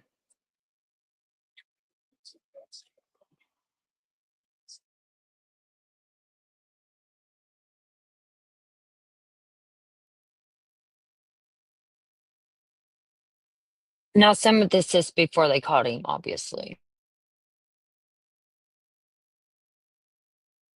A surreal Sunday scene in Central Park. NYPD divers searching for evidence and clues in the brazen murder of that healthcare CEO. New Yorkers out for a Sunday stroll nearby as the police divers plunge into a pond in the park, looking for the murder weapon and the bicycle the suspect was seen riding. The net is tightening, and we're going to bring this person to justice. The pond is near the spot where investigators recovered what they believe is the suspect's backpack. Sources tell ABC News the backpack contained a Tommy Hilfiger jacket and Monopoly money. In a possible sign, the suspect is trying to taunt law enforcement. Other new evidence, the NYPD releasing images showing the suspect getting into what appears to be a taxi. The manhunt for the suspect in killing United Healthcare CEO Brian Thompson in Midtown Manhattan now in its 5th day. The suspect fleeing the scene Wednesday on foot, then seen entering Central Park on a bike. 45 minutes after the shooting, the suspect was gone. Police say they saw him on video near a bus station by the George Washington Bridge, where they think he boarded a bus and left the city. That's really quick.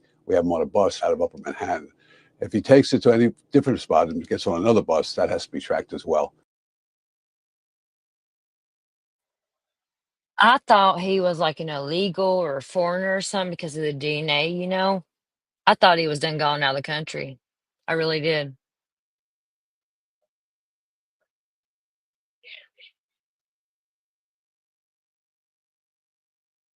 Detectives now in Atlanta following a large number of tips linked to the suspect. Police say he boarded a Greyhound bus that originated in Atlanta 10 days before the shooting and arrived in New York just after 10 p.m. November 24th. Law enforcement sources tell ABC investigators believe they were able to find DNA samples from several pieces of evidence discovered at or near the scene. 3 shell casings with the words deny, defend, and depose, a possible reference to the ways insurance companies avoid paying medical claims, also found at the crime scene, along with live rounds from a 9mm gun.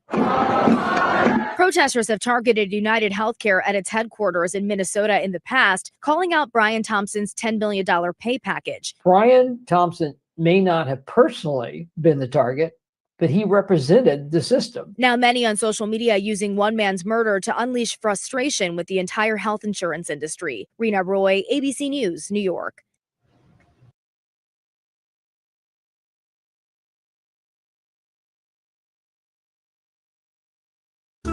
Tonight, we have new information on the hunt for the killer of the health insurance CEO and what police found inside what they believe to be the shooter's backpack. An abandoned backpack was found in Central Park, and inside was a stack of Monopoly money, but the murder weapon is still missing. NBC's Tom Winter reports. Tonight, crucial new evidence in the manhunt for the suspect in the targeted killing of United Healthcare CEO Brian Thompson. This backpack, found in Central Park after air and ground searches, police believe is linked to the shooter seen in surveillance video. 2 senior law enforcement officials say no gun was found inside. What was found? A jacket and Monopoly money. The NYPD says nothing in their investigation so far suggests the killing was related to Thompson's personal life. The net is tightening, and we're going to bring this person to justice. New York City Mayor Eric Adams says details like whether or not police have an ID on the shooter are being closely held. We don't want to release that now. If you do, you're basically giving a tip to the person we're seeking, and we do not want to give him an upper hand at all. But there are new details about the suspect. New York City's chief of detectives providing a timeline based on video footage to reporters. The shooter arrived in New York on Sunday, November 24th, and was caught on camera at the Port Authority bus terminal near Times Square. The bus he took originated in Atlanta, though it's not clear when the shooter got on, given that there were several stops on the way to New York. The shooter then took a taxi to the area where the shooting occurred. It was there for about a half hour before heading to a hostel on the Upper West Side, where he possibly provided a fake ID to check in.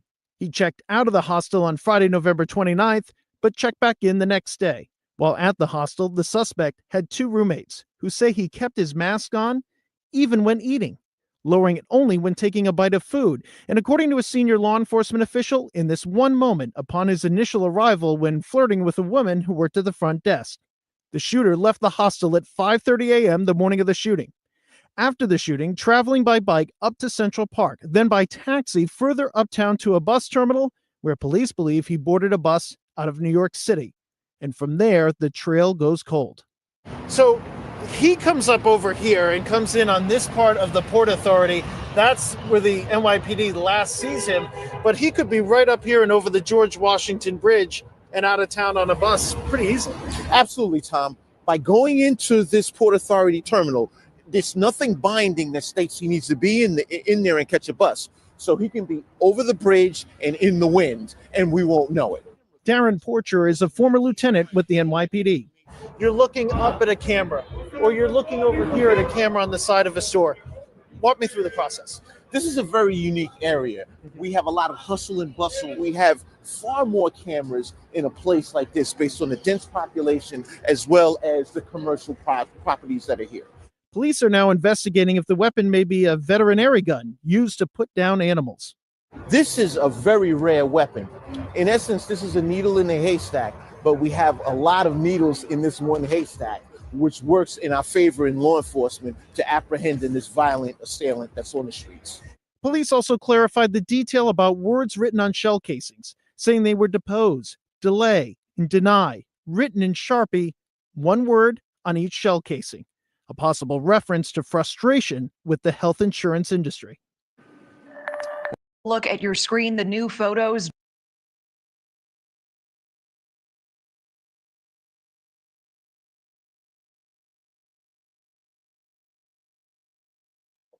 Fuck, I was on mute. Left Monopoly money in backpack. Yeah, left a burner phone. Left the backpack.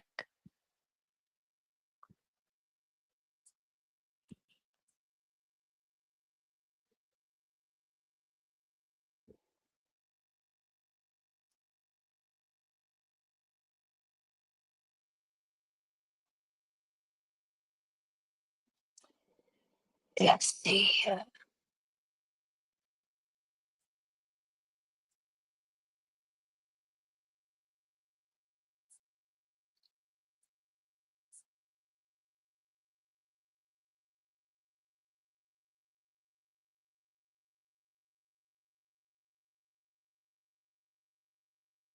Y'all still here? Y'all want to get going? No?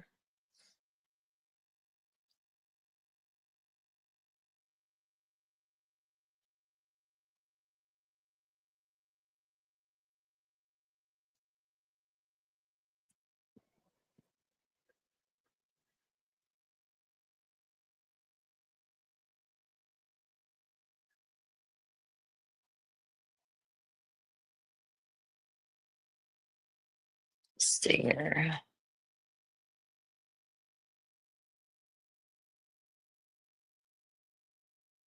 Hello?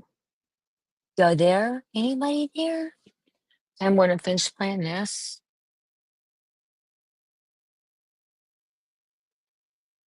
Just released by the NYPD showing the alleged killer of United Healthcare CEO Brian Thompson. They show the suspect walking around and inside a taxi the morning of the shooting. The manhunt for the suspect is stretching into its fifth day across multiple states and cities. And just today, scuba divers with the NYPD were seen diving into a lake in Central Park, hoping to find new evidence. No word on if they found anything remarkable. Now, Atlanta has also become a big focal point now for investigators after reports that he may have returned there after the violence. Details are emerging that he boarded a Greyhound bus that originated in Atlanta to get to New York. Authorities now have a treasure trove of footage, including, of course, the fateful video after Thompson left the Hilton Wednesday morning in Midtown Manhattan. Police and FBI now offering a reward up to $60,000 for anyone with information on the suspect. And News Nation correspondent Nancy Liu is live in New York with the latest on what authorities are focusing on now, and things quickly turning into a race against time, Nancy. Yeah, absolutely, Natasha. And day 5 of this manhunt is definitely focused outside of New York City, and understandably, New York police keeping details of the search close to the vest. Here in Central Park today, police searching again for that murder weapon, and new clues in the case seem to point to a suspect who is toying with law enforcement.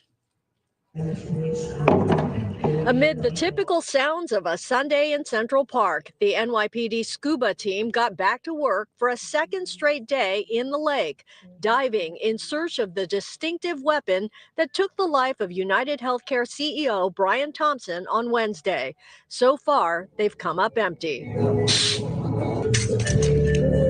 The lake is not far from where the suspect's backpack was discovered on Friday, sitting in some leaves and uncovered, seemingly waiting for police to find it. Inside what appeared to be the hooded jacket worn by the assassin, along with a stack of Monopoly money. And in new images released by police, the suspect seems to pose for a picture, looking right into the camera from the back of a cab as he made his way to a bus terminal and out of New York City. He's got distinctive eyes and eyebrows, and police are hoping for additional tips about his identity. The apparent taunting by the killer coming to light right after the murder as investigators found shell casings with the words deny, defend, and depose inscribed. Also in evidence, items tossed by the suspect, a burner phone, a Starbucks water bottle, and a protein bar wrapper. And tonight, police in Atlanta confirming that they are assisting NYPD in this major investigation. The suspect arrived in New York on November 24th, as you mentioned, Natasha, on a Greyhound bus that originated out of Atlanta. Natasha. Nancy Liu with those latest details from New York. We appreciate it. Thank you. And joining us now for more insight on this nonstop search is Jennifer. Okay, I'm gonna stop it on cough drop here. I can't. This woman's not credible. I can't stand her. No, she's fucking ridiculous. Sorry, y'all. Sorry. Okay. Now.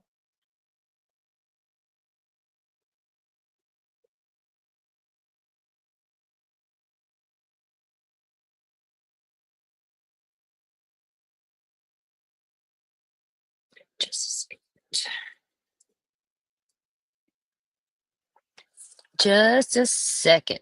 Yeah.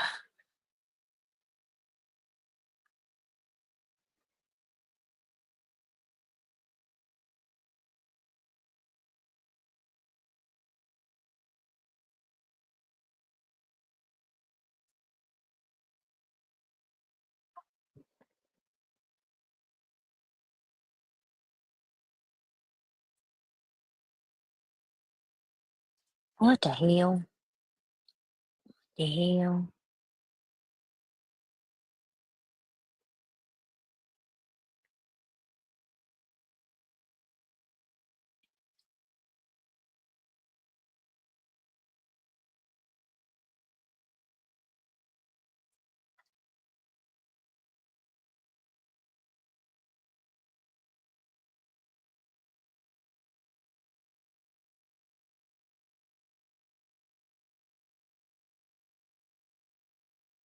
Yeah, cough drop. I don't like her. Um,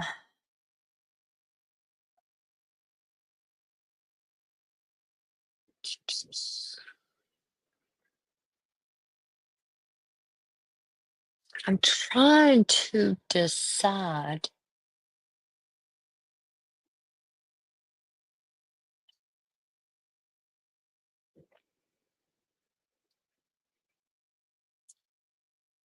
Oh, there's some here. It says, Brian Thompson's assassin planned to throw monopoly money over CEO's body as fake cash found. He was allegedly, how do they know that? Well, is it in the manifesto? We're going to read that too.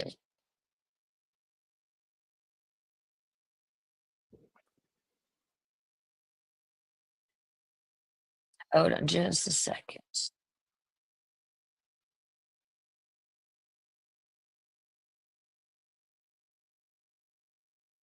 And this was 3 hours ago. He's in court. Huh. Hey, this is on Fox 5 Washington. And I'm going to speed this up some. Over is here.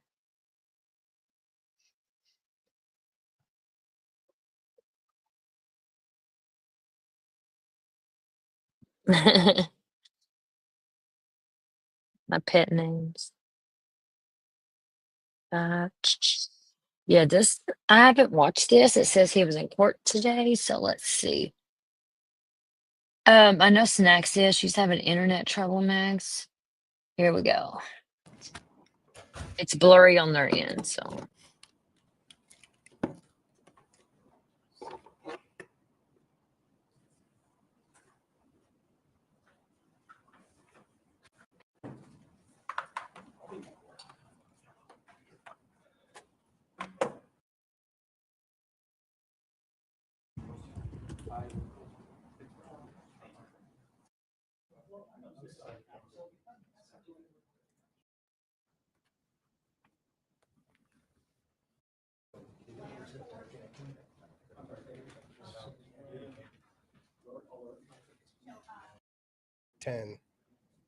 Y'all happy? Okay.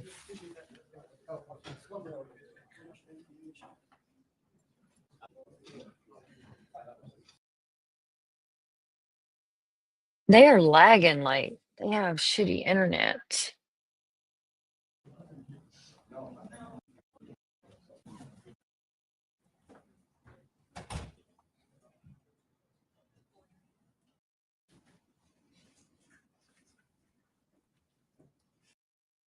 Yeah, this is on their end.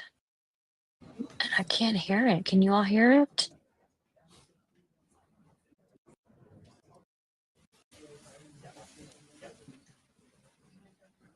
What the fuck?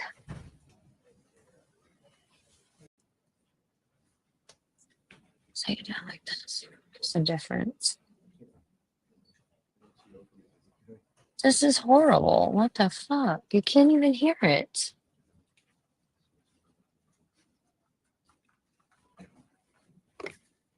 This is, hold on, y'all. This is horrible coverage here. We are not watching this shit. Hmm.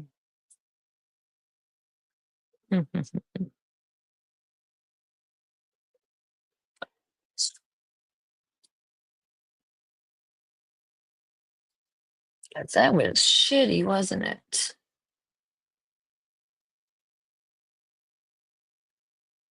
Okay, well, let's watch. Hold on.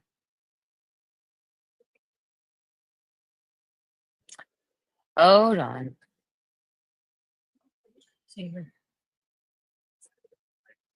How thick?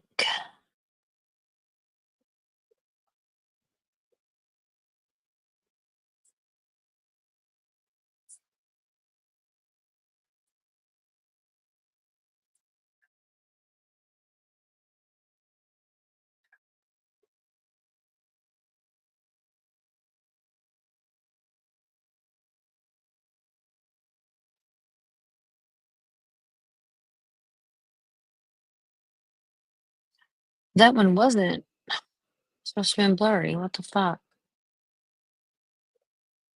What the fuckity fuck?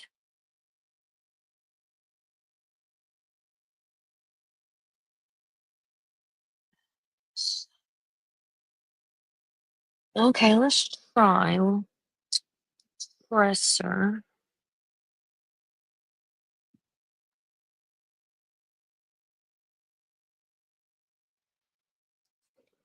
We'll try this. I know that sucks. YouTube hates me, and it's okay. I'm getting sleepy. Here is the press conference from today.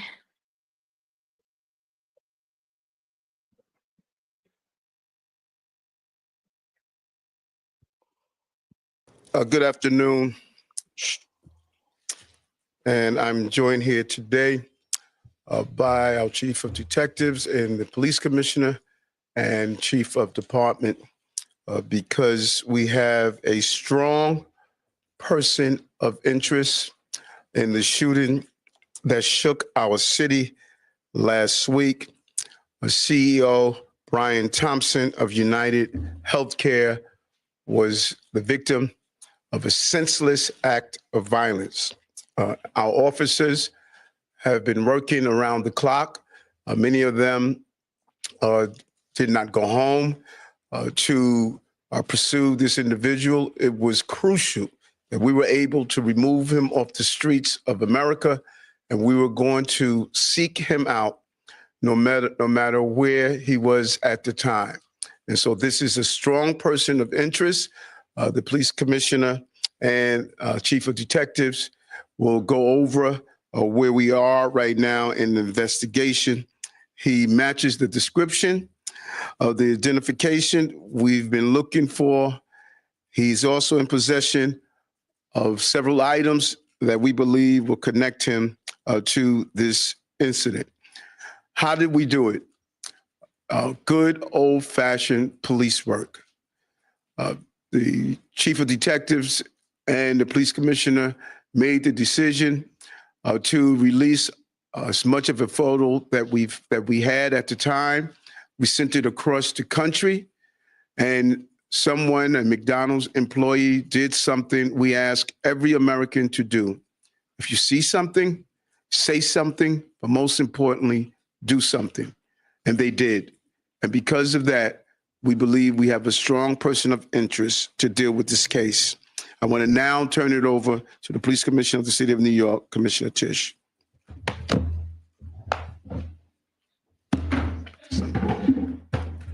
Thank you, Mayor. Good afternoon, everyone. Earlier this morning in Altoona, Pennsylvania, members of the Altoona Police Department arrested Luigi Mangione, a 26-year-old male, on firearms charges. At this time, he is believed to be our person of interest in the brazen targeted murder of Brian Thompson, CEO of United Healthcare, last Wednesday in Midtown Manhattan. The suspect was in a McDonald's and was recognized by an employee who then called local police. Responding officers questioned the suspect, who was acting suspiciously and was carrying multiple fraudulent IDs as well as a U.S. passport. Upon further investigation, officers recovered a firearm on his person, as well as a suppressor, both consistent with the weapon used in the murder. They also recovered clothing, including a mask consistent with those worn by our wanted individual. Also recovered was a fraudulent New Jersey ID, matching the ID our suspect used to check into his New York City hostel before the shooting incident. Additionally, officers recovered a handwritten document that speaks to both his motivation and mindset. NYPD detectives are en route to Pennsylvania as we seek to interview the subject further. This apprehension is thanks to the tireless work of the greatest detectives in the world, and of course, the strong relationships we have with our local law enforcement partners on every level. Local, state, and federal. We all serve the same public safety mission. And this case, which captured the attention of an entire nation, is another example of how connected we are and how important it is to work together, share information, and pursue every lead. For just over 5 days, our NYPD investigators combed through thousands of hours of video, followed up on hundreds of tips, and processed every bit of forensic evidence, DNA, fingerprints, IP addresses, and so much more to tighten the net. We deployed drones, canine units, and scuba divers. We leveraged the domain awareness system, Argus cameras, and conducted aviation canvasses. And our detectives also went door to door, interviewing potential witnesses and doing the good old-fashioned police work that our investigators are famous for. This combination of old school detective work and new age technology is what led to this result today. And we must also acknowledge the instrumental role the media and the public played in this case. The images that we shared with the public were spread far and wide, and the tips we received led to the recovery of crucial evidence. We should never underestimate the power of the public to be our eyes and our ears in these investigations. This is the third time in 3 weeks that a member of the public has seen something and said something and done something that led to a high-profile arrest. The triple stabbing homicide in Manhattan, the gunpoint robberies in Queens during which an NYPD officer was shot, and now this. Now, the case will continue through the criminal justice process. And while we are proud of today's accomplishment, we must, of course, remember that a family is in mourning. I want to again extend my sympathies to Brian's family, his co-workers, and all who knew him. Finally, I want to thank the women and men of the NYPD, especially our Detective Bureau personnel, with a strong assist from our intelligence analysts. We also thank the SAC of the FBI's Criminal Investigative Division, Leslie Rodriguez-Bekshies. And I want to commend the staff of the Manhattan DA's office, and especially DA Alvin Bragg. He has been working with us 24/7 on this case, and I am incredibly grateful for his partnership. I'll now pass it along to our great Chief of Detectives, Joe Kenny, who will provide additional information. Chief. Thank you, Commissioner. Good afternoon. As the Commissioner stated earlier, a male was taken into custody today in Altoona, Pennsylvania this morning. He has been identified as Luigi Nicholas Mangione. He's a male, 26 years old. He was born and raised in Maryland. We know he has ties to San Francisco, California, and his last known address was Honolulu, Hawaii. He has no prior arrest history in New York. Members of the NYPD Detective Bureau are currently traveling to Pennsylvania with members of the Manhattan District Attorney's Office to interview this subject. This case was brought to a successful conclusion based on the coordinated effort between numerous NYPD units, including the Intelligence and Counterterrorism Bureau, our federal partners at the FBI, the Manhattan District Attorney's Office, and of course, members of the Altoona Police Department in Pennsylvania. On Thursday, one day after this crime was committed, the NYPD released a photo of the shooter in this case. This picture was obtained by the NYPD during one of their extensive video canvasses. We took that photograph and we asked for the public's help in identifying this subject, and the public responded. Hundreds of tips began to pour into our hotline. Each tip was investigated thoroughly, and we began to release additional photographs as they came into our possession. The NYPD provided these photos to numerous media outlets. Local, national, and international outlets released the photo via television, print, social media, and online content. Luckily, a citizen in Pennsylvania recognized our subject and called local law enforcement. Members of the Altoona Police Department responded to the call, and based on their investigation, they notified the NYPD. This investigation is still active and ongoing. Thank you very much.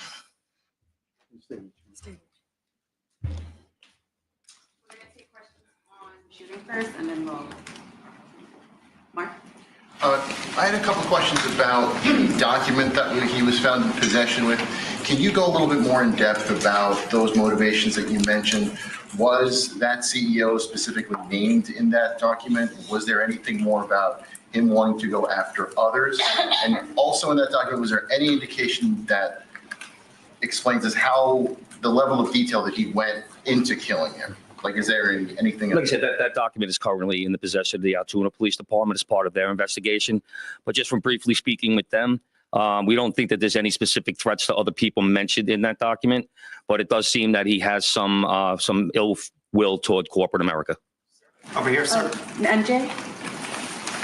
Chief, was the suspect wearing a mask at the time he was spotted in the McDonald's? And also, criminal cases often have a linchpin. Can you point to a single linchpin that helped crack this case? There's numerous linchpins in this case, in the fact that we've recovered an enormous amount of forensic evidence, an enormous amount of video, and once again, with your help and the public's help. So I really couldn't put it on one thing, but if I had to, it would be the release of that photograph from the media. Dean? You said he had a passport on him. Do you believe he was trying to flee the country? And also, are you still looking for any evidence in Central Park in regards to the bike? We had divers in the water yesterday that came up negative results. The passport, we don't believe that he was planning on doing any traveling at this time. We don't think at this point in our investigation, we don't think he was trying to flee the country. The person at the McDonald's, were they buying food? What were they doing at that exact moment? He was an employee at the McDonald's. Right. But what was the suspect doing? He was sitting there eating. Will the suspect be brought back to New York and charged here, and when? We're going to have to work that out with the Manhattan District Attorney's Office in Altoona, Pennsylvania. He's going to be facing gun charges there. And at some point, we'll work out through extradition to bring him back to New York to face charges here, working with the Manhattan District Attorney's Office. Hi, Anita from the New York Post. I was just hoping to get more details on the capture itself. Did he put up a fight? Did he say anything to cops? And we've also reported that he published online anti-health care industry rantings. Can you share with us some of the services that he posted on? We're still working through his social media. We're going to do a complete scrub of that.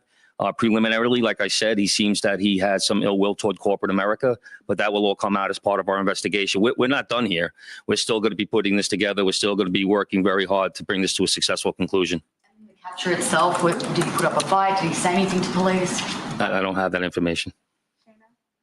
Oh, sorry. Can you elaborate on how he got there, the path he took from Port Authority and on the George Washington Bridge to Altoona, PA? Same thing. This just happened this morning. We'll be backtracking his steps from New York to Altoona, Pennsylvania. I was going to ask if we knew anything, if he took a bus to Philadelphia first and then somehow got to Altoona. But We're still working on that. We're still working through that. Brittany, is there any indication that anybody else was helping him from the inside, as far as tracking the CEO's movements? Once again, we're still working this investigation very hard. It's not at its conclusion yet. That could come out during our investigation, but as of right now, we have no indication that took place. Chief, did he have any weapons or anything like that with him when he was arrested? He was in possession of a ghost gun that had the capability of firing a 9mm round and a suppressor. Can you get into a little bit about the technical aspects of the investigation? I know you deployed an unprecedented amount of technology. You also activated the Sentry program through Intel. Can you talk about how that is going to play into actually building the case as far as cell phone and all of the other technical aspects of what you've done? In this case, it really came down to technology was the use of drones in Central Park, and really comes down to the video canvas that we did. We used every source of video that we could collect, hundreds and hundreds and hundreds of hours from hundreds of sources, and that helped bring this to where we are right now. The gun is it believed to be the gun used in the shooting? And there was some talk that it was a veterinarian type gun. Is that accurate? No, as of right now, the information we're getting from Altoona is that the gun appears to be a ghost gun, may have been made on a 3D printer. The capability of firing a 9mm round, obviously that will come out during our ballistics testing. Oliver? Yeah, Oliver Barnes from the Financial Times. Do you have any indication like how long this is it a handwritten manifesto that you found on the suspect? And then also whether or not he put it online at all? Don't know if it's online. As of right now, it's a handwritten 3-page document. Chief, does he have ties to that area, and was he someone who you knew by name before his arrest? We believe he may have attended college in Pennsylvania, but like I said earlier, he has ties to Maryland and California and Hawaii. You knew him by name before today. Was his name on your radar? Excuse me? Was his name on your radar? Was he someone who you had been looking into before his arrest? No, we did not have his name prior to today. Brent, it's okay. Does he have any prior arrests? I know there were none for New York City, but is there any prior arrests anywhere else in the country? We have not come across any arrests in the country. Chief, hi, how are you? On two things. On the ghost gun, is it something you're going to be looking into to see if he made it himself and can he make that himself? Or would he have to buy the gun the way it was? No, once again, that'll be part of our investigation as we follow up. I mean, obviously he's going to face murder charges, but is there any chance that he could face any other charges because he was targeting the CEO and because of his writings and other things that we're now finding on him? Federal charges or that determination will be made by Alvin Bragg. Yes, what connections does he have in Pennsylvania that you know of, and are they in Altoona specifically? We believe he attended college in Pennsylvania. Does he know anybody in Pennsylvania? Wouldn't be able to tell you that. All right, we're going to take one more question from shooting Marla, and then we're going to go. You talk about the manifesto having said things against corporations, but specifically United Healthcare, and do you believe that Mangione acted alone? We believe at this point, our investigation is leaning toward he was acting alone. So, like I stated earlier, we're still working through the investigation. We're not stopping today. And as far as the manifesto, like I said, I don't have the complete details of that. It's in the possession of the Altoona Police Department. We're going to shift to Thompson. Good job, Chief. Commissioner, Chief Manager.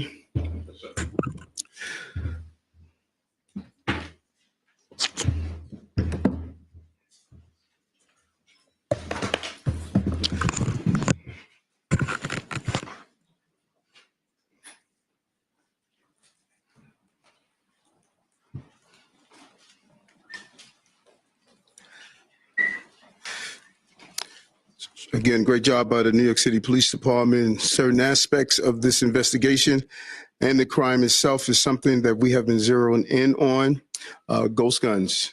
We have really talked about this since the beginning of the administration. They could be made on a 3D printer, and they are extremely dangerous, and we must do more on the federal level to clamp down on the availability of ghost guns.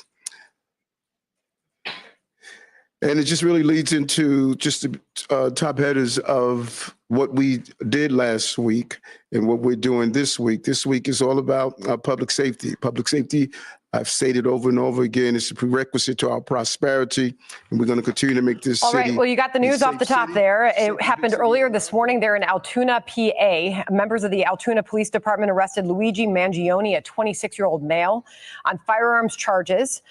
He is still being labeled a strong person of interest in what was an incredibly brazen, targeted murder of Brian Thompson, the CEO of United Healthcare.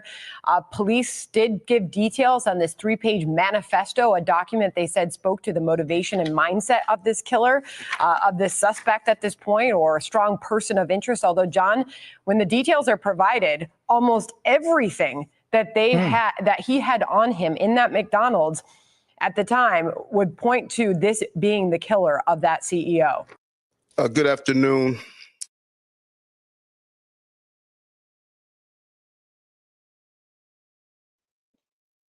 Wild, huh? There's so much more to this.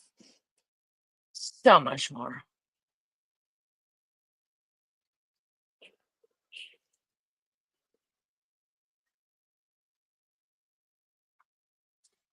Let's see here.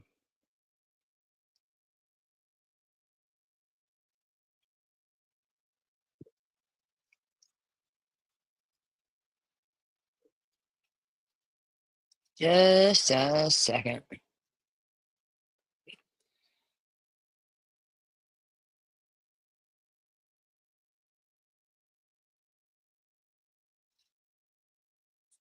I'm looking for something here.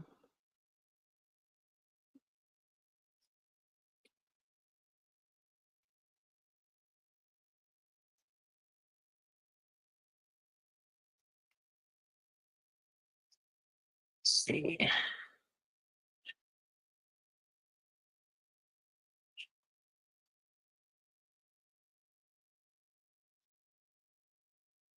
This looks interesting.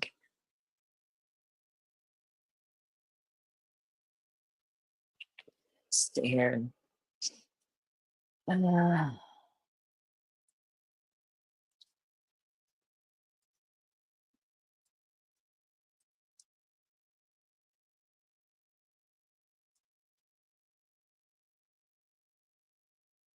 Max, I think it's just me and you here, baby.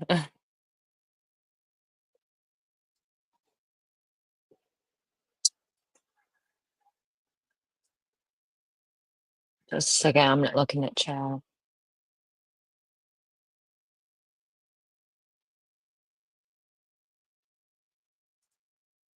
Just a second.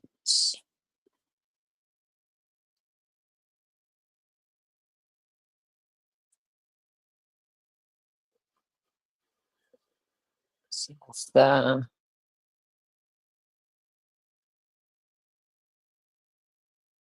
specific compressor. So I can't find nothing now.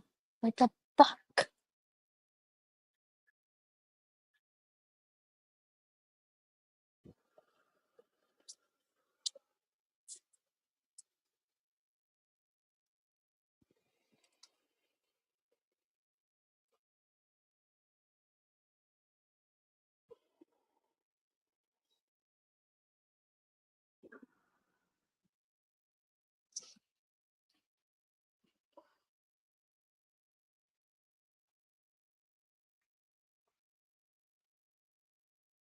Okay, here is.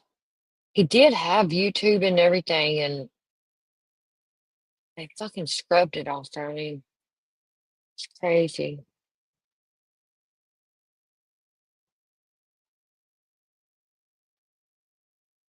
Facts, Max. This is about his YouTube he had.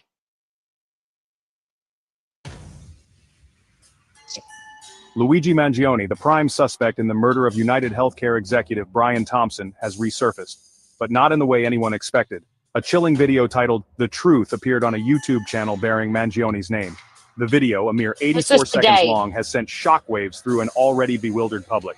It begins with a 60-second countdown timer ticking away ominously against a stark black background. As the seconds tick by, a message in stark white lettering appears. "If you see this, I'm already arrested." The message is unsettling, a digital whisper from someone who seems to have anticipated their own capture. But Mangione isn't done. As the timer runs out, he seems to address his viewers directly. "All is scheduled, be patient. Bye for now," the message reads, leaving more questions than answers. What is scheduled? What does Mangione want us to know? And perhaps most importantly, is this video even real? The video ends with a single date, December 11th. Today is December 10th. The timing is deliberate, calculated to stoke fear and uncertainty. It's a chilling reminder that we are living in a world where the lines between the digital and the real are increasingly blurred, where a message from a suspected murderer can appear on our screens, leaving us to grapple with its authenticity and its implications. Mangione was apprehended at a McDonald's in Altoona, Pennsylvania, just hours after the video surfaced. An eagle-eyed employee recognized him and alerted authorities. When apprehended, Mangione was surprisingly compliant, offering no resistance to the arresting officers. This passive demeanor stands in stark contrast to the chilling message conveyed in his video and the heinous crime he is suspected of committing. The arrest itself has only deepened the mystery surrounding Mangione. He was found with a collection of disturbing items, multiple fake IDs, a US passport, and most alarmingly, a firearm fitted with a suppressor. The presence of these items paints a picture of a man on the run, a man with something to hide. But what is he running from, and what is he trying to conceal? Adding another layer to this complex puzzle is the discovery of a manifesto in Mangione's possession. The manifesto, filled with rambling justifications for his alleged actions, offers a glimpse into the mind of a man seemingly driven by anger and resentment. He rails against corporate greed, referring to them as parasites who had it coming. He takes sole responsibility for his actions, claiming to be self-funded and acting alone. The manifesto, while disturbing, provides investigators with potential leads.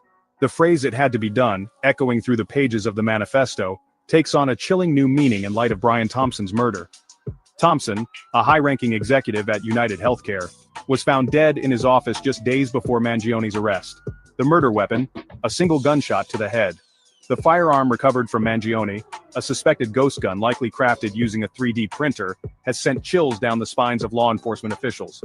These untraceable weapons, often assembled from kits purchased online, are a nightmare for law enforcement. They lack serial numbers, making them virtually impossible to track.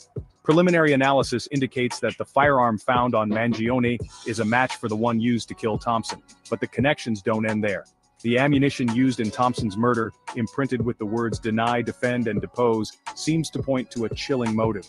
These terms, commonly associated with insurance company tactics, suggest a deeply personal vendetta against not just Thompson, but the entire corporate world he represented. Is this the truth that Mangione so desperately wants to unveil? As we delve deeper into the rabbit hole of Mangione's alleged crimes, more questions arise than answers. The authenticity of the YouTube video remains a point of contention. YouTube claims the channel's metadata was altered after Mangione's arrest, casting doubt on its legitimacy. Was it a carefully orchestrated ploy to mislead investigators, or a genuine cry for help from a man spiraling out of control? The significance of the date December 11th in the video remains shrouded in mystery. Is it a date of significance for a planned attack, a message to a co-conspirator, or simply a red herring to distract from his true motives? The authorities are working tirelessly to verify the claims in the manifesto, meticulously combing through Mangione's digital footprint for clues. They are interviewing family, friends, and associates, desperate for any information that might shed light on his radicalization and his plans. The investigation is ongoing, a race against time to unravel the tangled web of deceit, anger, and violence that seems to define the case of Luigi Mangione.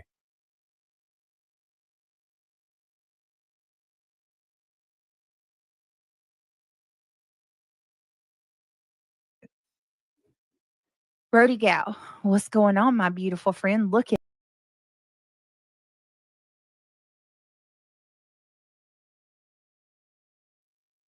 Holy shit, how in the fuck did Brittany J pop up there? God bless.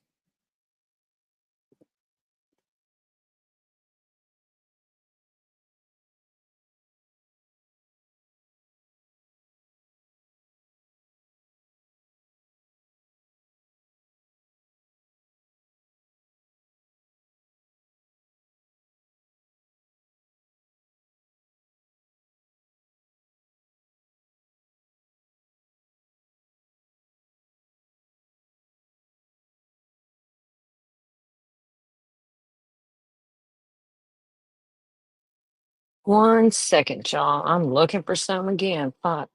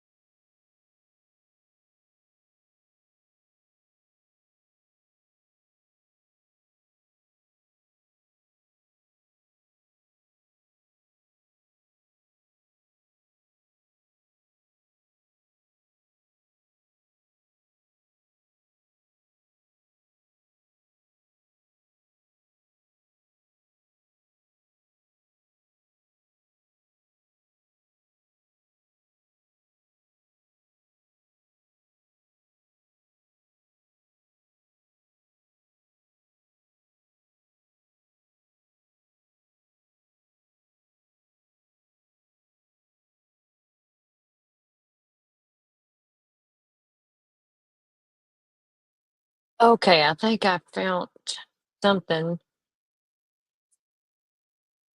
We can see it's clear.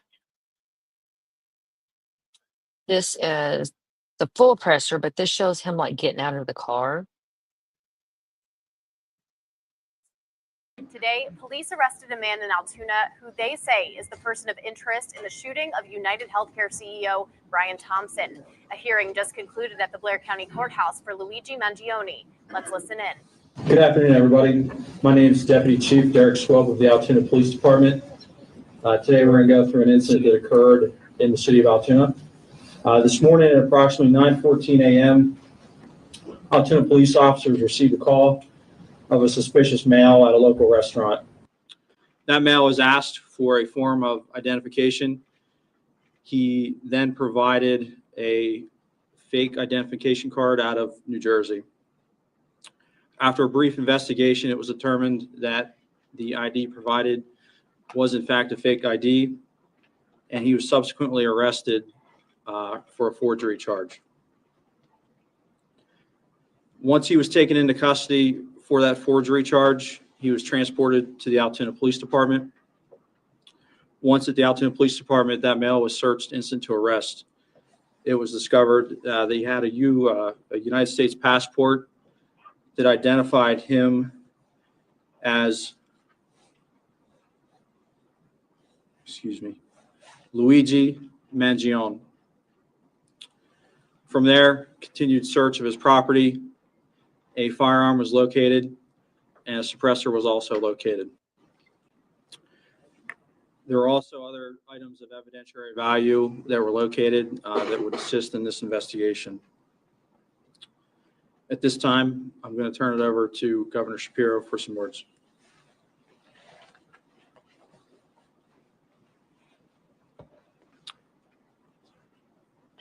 Thank you, Deputy Chief Swope. And let me acknowledge and thank the law enforcement who I'm joined with today, beginning with Lieutenant Colonel Bivens of the Pennsylvania State Police. I want to thank Senior Special Supervisory Agent Szabo from the FBI, and acknowledge NYPD Commissioner Daughtry and the women and men of the NYPD who join us here today.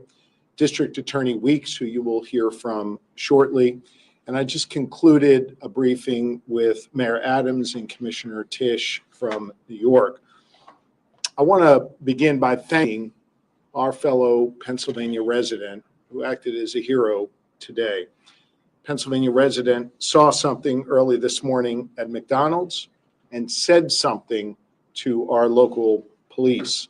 And our local police here in Altoona acted swiftly. Yes, bag of hammers. I want to say a special thanks to Officer Tyler Fry of the Altoona Police Department.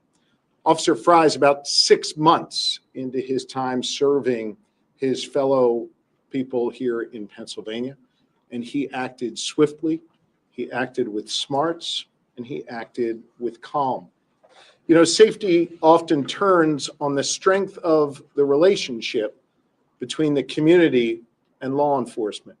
We have that strong relationship here in Altoona, and it was proven here today.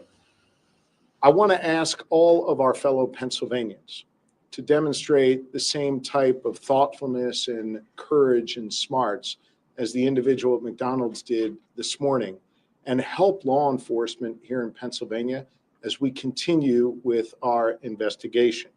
You'll see photos of the suspect who is here. And you should know that this suspect traveled between Philadelphia and Pittsburgh, making stops in between, obviously here in Altoona. I want to ask all of our fellow Pennsylvanians to help us with any tips that they might have by contacting us at 800-4PA-TIPS. Again, that number is 800-4PA-TIPS. The suspect was just arraigned here in the courthouse, and presumably New York will file charges very, very soon. That process will continue to play out, and justice will be delivered in this case. This case is hinged on attention. In fact, the attention in this case and the killing of Brian Thompson was helpful, no doubt, in allowing us to capture this killer, in alerting that individual at McDonald's this morning, and then having that individual contact police. But some attention in this case, especially online, has been deeply disturbing, as some have looked to celebrate instead of condemning this killer. Brian Thompson was a father to two. He was a husband, and he was a friend to many. And yes, he was the CEO of a health insurance company. In America, we do not kill people in cold blood to resolve policy differences or express The kid was a allegedly viewpoint. genius. I understand Very people have intelligent. real frustration with our healthcare system, and I have worked to address that throughout my career. But I have no tolerance, nor should anyone, for one man using an illegal ghost gun to murder someone because he thinks his opinion matters most. In a civil society, There's we a are lot more than all that, less buddy. safe when ideologues engage in vigilante justice. In some dark corners, this killer is being hailed as a hero. Hear me on this. He is no hero. The real hero in this story is the person who called 911 at McDonald's this morning. The real heroes every day in our society are the women and men who put on uniforms like these and go out in our communities to keep us safe. This killer was not a hero. He should not be hailed. Mr. Thompson, I understand, was laid to rest earlier today in Minnesota in a private setting. As the conversation continues about this case, let's be mindful not to dehumanize him and make him just an avatar of a system that is disliked by many. He was a father, he was a husband, and he did not deserve to die like this on a sidewalk in New York City. I again want to thank all law enforcement who's present here this evening. Law enforcement works best when it works together. In this case, you have the New York Police Department working together with the Altoona Police Department, working together with our Pennsylvania State Police and our partners at the federal level as well. Everyone came together to solve this case and keep the public safe. I again want to ask my fellow Pennsylvanians, if you have any information regarding this suspect or his travels throughout Pennsylvania, please share those tips with us immediately. And with that, I want to thank District Attorney Weeks for his important work today and invite him to the microphone to say a few words. Thank you, Governor Shapiro. Good evening, everyone. I would echo the governor's sentiments. Law enforcement does work at its best when they work together. I'd also like to thank District Attorney Seidel. He and his staff came down from the Manhattan District Attorney's office today in record time to assist us at the Altoona Police Department. And as the governor stated, the state police, the Altoona Police Department, the FBI, the New York City Police Department, Logan Township Police Department, the Blair County Sheriff's Department, and other agencies all worked together today to do what needed to be done to seek justice.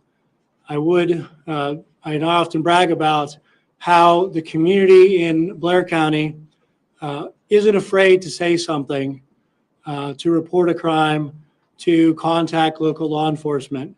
And I've often touted how they've made their community, whether it be Altoona or somewhere else, a safer place to live. And today I submit that a resident from Altoona and the Altoona Police Department helped make New York City a safer place to live and helped to kickstart the process to seek justice for a senseless killing.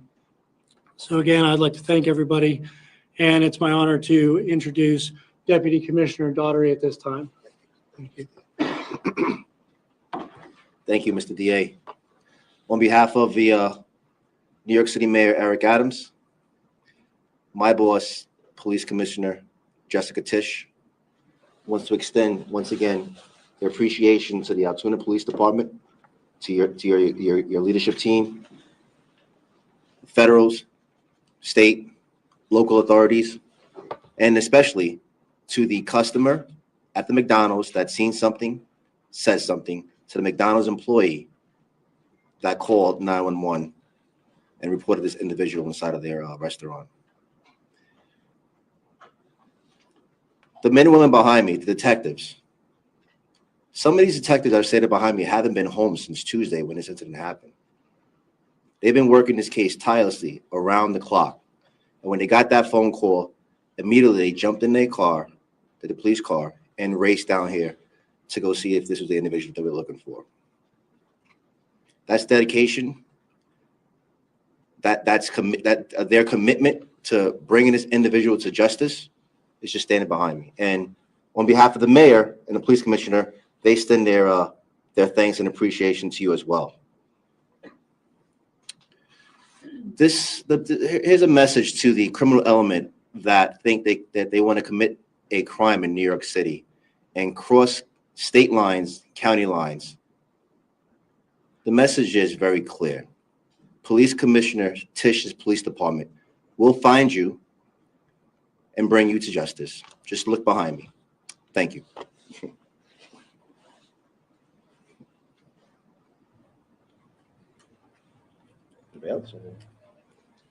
I think with that, we'll be happy to try and take a few questions. Question, I guess maybe for the local law enforcement about the arrest specifically today. I don't know who that would be. Defer to Altoona, please. I guess I'm curious if we could hear a little bit more about the dynamics. If you could step to the podium, sir. If we could hear a little bit more about the dynamics inside that McDonald's. I know there was some detail in the affidavit about what happened when the individual was asked if he'd been to New York. Could you speak a little bit to his demeanor and how that played out? Sure. So it was a peaceful arrest, first and foremost. The officer quickly recognized the male as the suspect from the shooting. And within several seconds of the first contact, he had asked the suspect if he had been in New York City recently. And that really invoked a physical reaction from the suspect. He became visibly nervous, kind of shaking at that question. And he didn't really answer it directly. So that statement alone really said a lot. And the suspect didn't have to say a lot after that question to show that, he was very nervous at that point. Would that be officer that the governor mentioned, who's new on the job, who was involved in that? Yes, so Officer Fry's here to my left. Officer Fry, can you step this way a little bit? And then his partner that he was with, Officer Joe Detweiler. Officer, could you maybe identify yourself and maybe describe that whole interaction and what played out? Spell your name.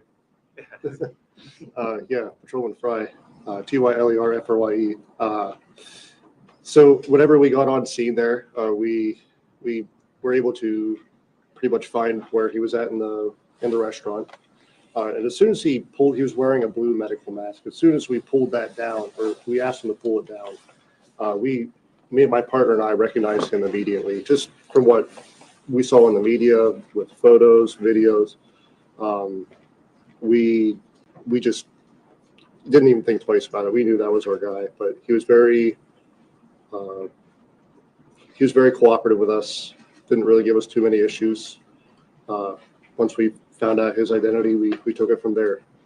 How does it feel with 6 months on the job as a law enforcement officer to be part of, to make this arrest? I can't say I was expecting it by any means, but it feels good to get a guy like that off the street, especially starting my career this way. It feels great. So upon his arrest, has he made any statements since his arrest? Has he asked for a lawyer yet? To my knowledge, he hasn't made any statements. How long was he staying in Altoona, and where was he staying? And then was the gun on himself, or was it in like a car somewhere? We are still investigating how long he's been in Altoona. There's still a lot of follow-up to do in this case. Megs, yep, I agree. I think he's a patsy. Like I said, like the one that tried to assassinate Trump. I think this is kind of a situation, even though this kid's parents was into the health career and stuff, they probably got in his head, and because allegedly he had mental health issues, and I don't know. There's just, I think it was a group of them that done this, and he was the patsy that took the fall. Case.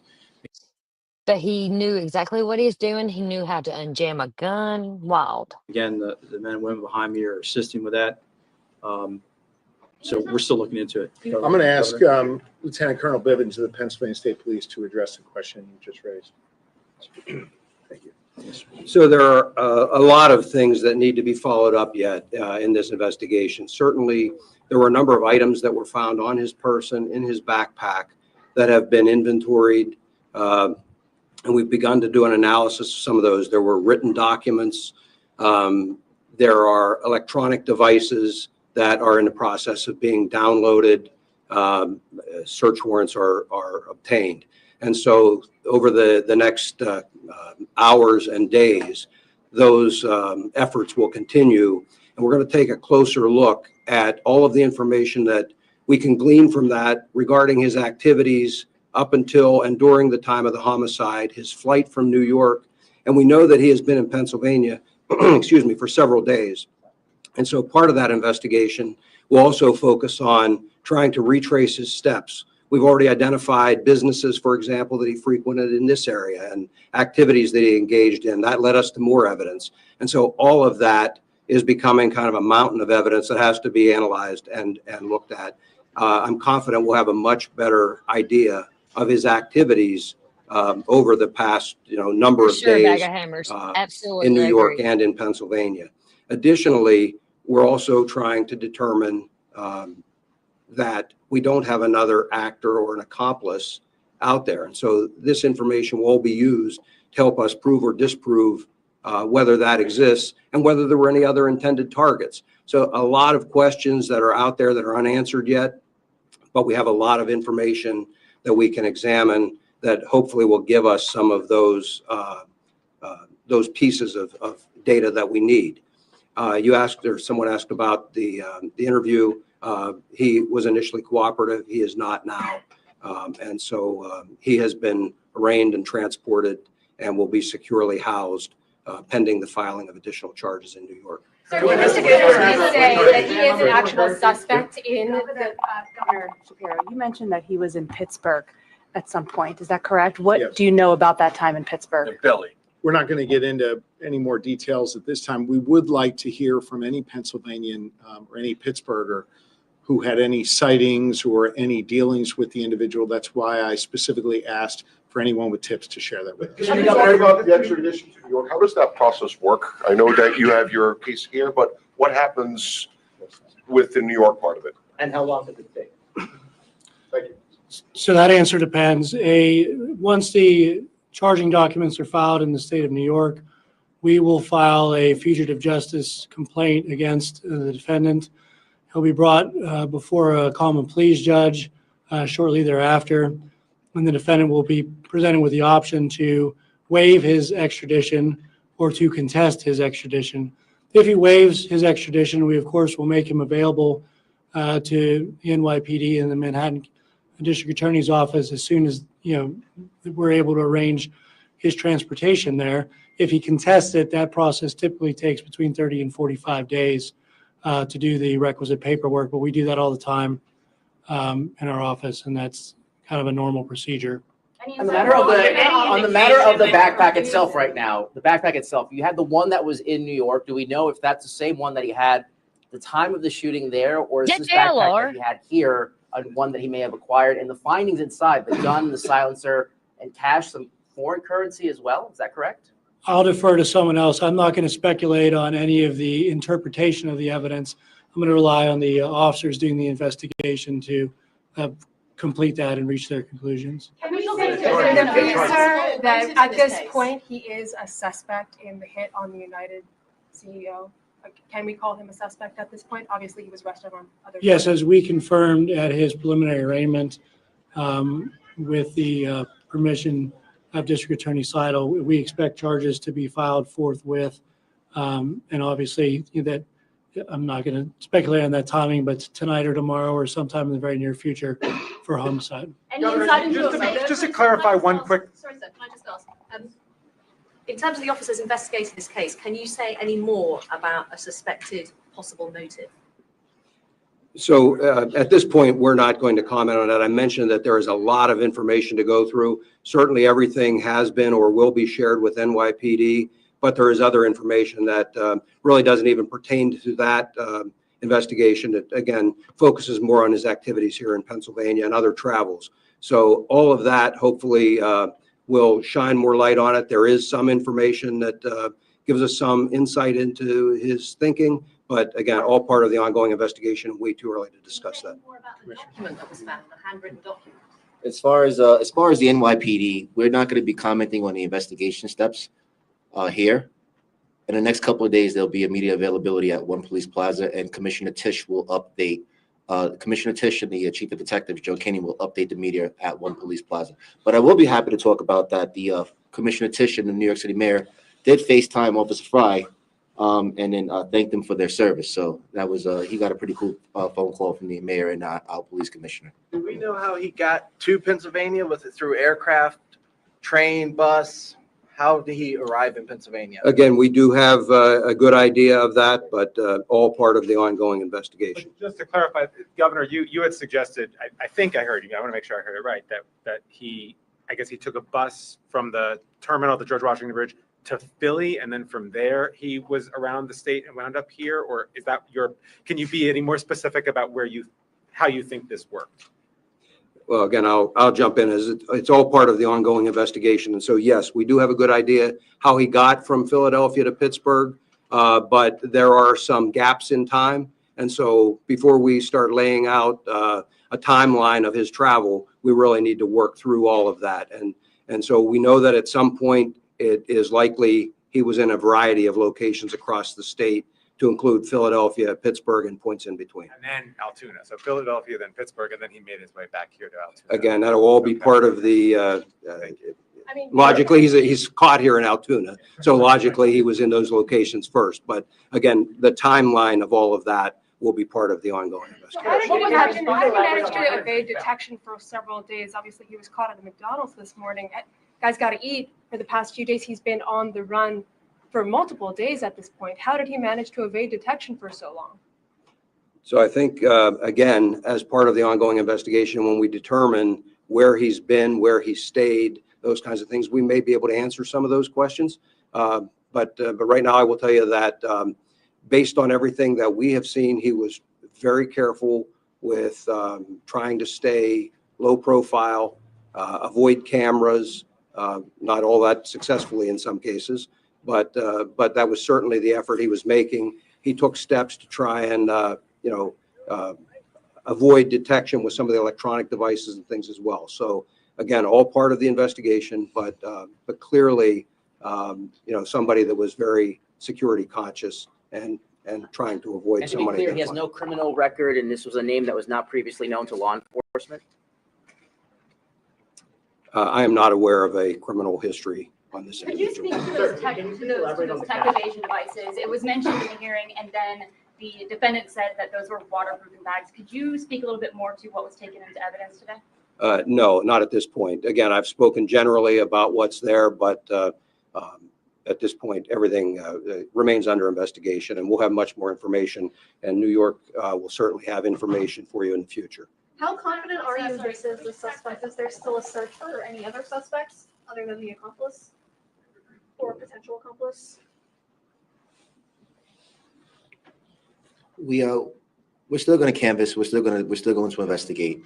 Like I said before, we're going to provide an update in a couple of days by the police commissioner and the chief of detectives back at New York. I will say this, though, if anybody out there that has any information that they think that will help this case, to please contact our tip line, which is 1-800-577-TIPS. And remember, all calls are kept confidential.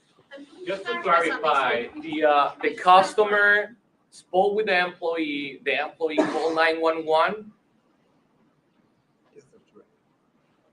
That is my understanding. Yes, sir. Was it a customer that recognized the suspect first, told an employee, and the employee rang police? Is that correct?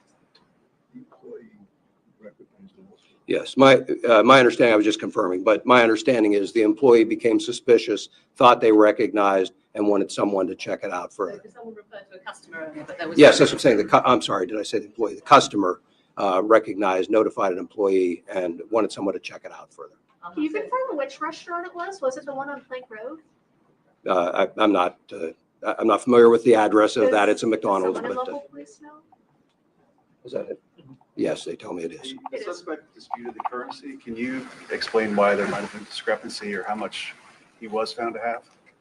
Again, we're not going to talk about what was found in the bag. We have accurately cataloged everything that was in there, and that'll be a matter for the future. DA Weeks, could you repeat what you said in court about that money? I certainly stand by all the comments I made at the preliminary arraignment, but I'm not going to comment any more on the evidence at this time. My comments at preliminary arraignment were in support of my argument for bail. Thank you. We probably have time for one or two more questions. Is he being held at a county or state facility? He will likely be taken to a state correctional institution later this evening. Can I just say specifically for Pennsylvania law enforcement, over the past few months, you've had an attempted assassination of a former president, now president-elect. Now you've had this. What do you think about that? Violence can never be used to address political differences or to address a substantive difference or to try and prove some ideological point. That is not what we do in a civilized society. That was true in Butler. It was true in New York City. And it's true anywhere. That is not how you make progress in this country. The suspect here who shot at that CEO and killed that CEO is a coward, not a hero. And we need to make sure that in this country, we get back to having a civil discourse about our differences. And that is an important lesson coming out of Pennsylvania. And it is one that I think the rest of the nation needs to hear as well. On a law enforcement side, I will tell you that I am incredibly proud of the Pennsylvania State Police and local police in Butler and here in Altoona who responded in a way that kept others safe and saved other lives. That was true at the fairgrounds in Butler, and it was true here today in Altoona. Had that local Pennsylvanian not spoken up, had that wonderful police officer who's been on this job for 6 months not acted calmly and swiftly, God knows what could have happened. So I think the lessons coming out of Pennsylvania are that violence is not a way to answer questions and address problems, and that we have the gift of law enforcement here in this Commonwealth who care deeply about the safety and well-being of our fellow Pennsylvanians and our fellow Americans, and I commend them for that. Thank you all. We're wrapping here.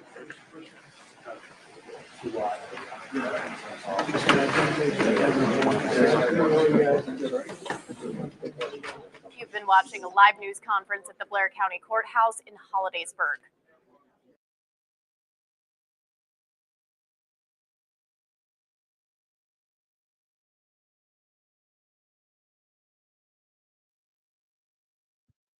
Interesting, isn't it?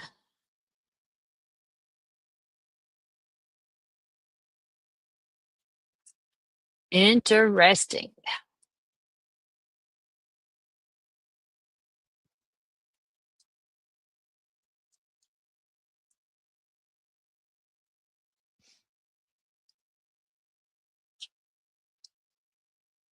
And I need to look up on Braun's wife or ex-wife or estranged wife, but I know him and his wife did separate. And like I think their child's 16 years old, their last child. So maybe when that child turns 18, she stops getting those alimony and child support payments. And he just got $15 million, you know? Could the wife had put a hit out, maybe?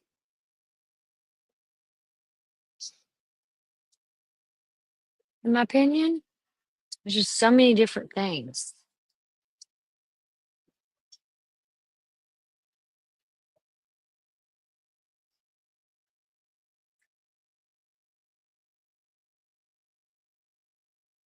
And she hired that kid. Never know. Never know, do you? So right, so many different scenarios, man. It's wild. Like that kid did not do this alone.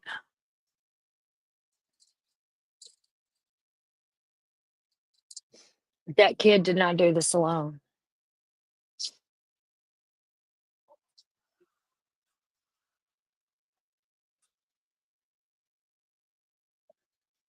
They call it mind training. The CIA and MK Ultra, and to do things like this.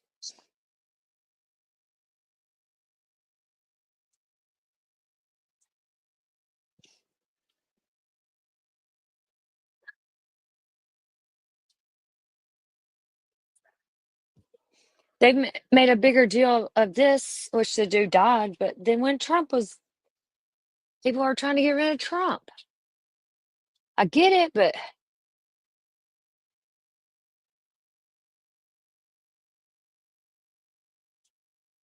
there's a, because that kid was in New York 10 days. And it's like,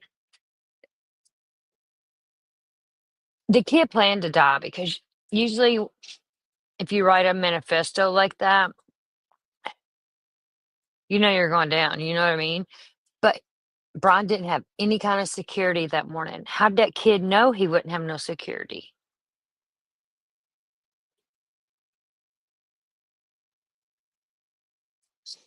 Brian monopolized, the healthcare system, the monopoly money.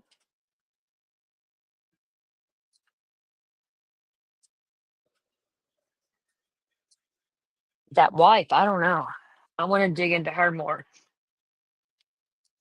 because she's been speaking up. I don't know. And I think he had custody maybe of this son. I don't know. But I just know their last kid living at home or whatever, child support and stuff is only 16. And you know what age that cuts off. And this dude just got at least 15 million plus dollars. Maybe this Brian guy was having a affair, or I don't know, but it's just not just some kid fucking snapping. I'm sorry. I don't see that from states away. It's not like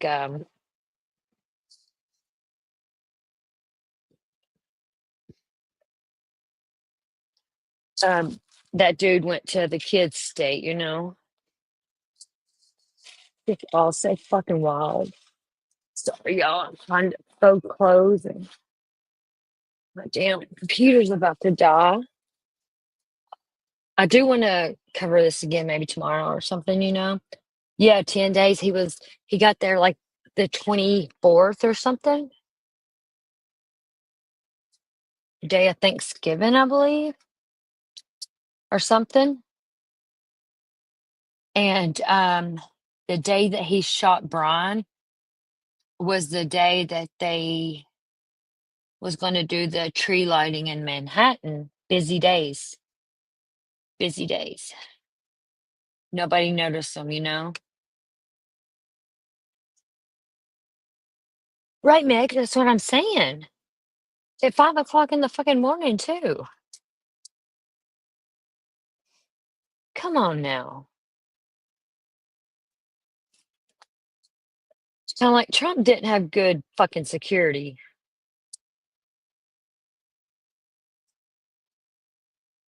I'm gonna dig into her bag of hammers.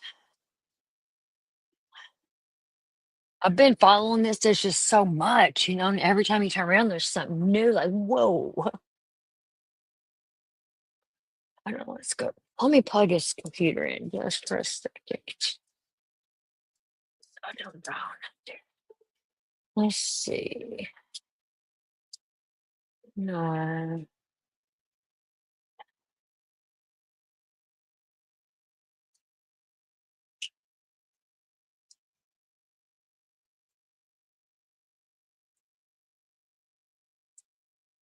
Hold on.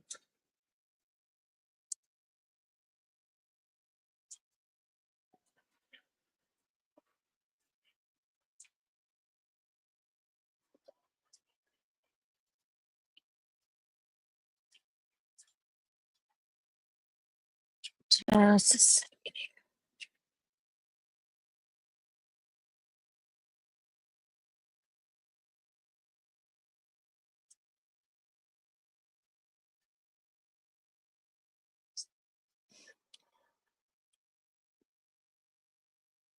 Well, I've got to go take a potty break real quick. Don't leave because I still want to chit chat a little bit after I get this. Let's get us a little song going while I go potty, and let's take a potty break.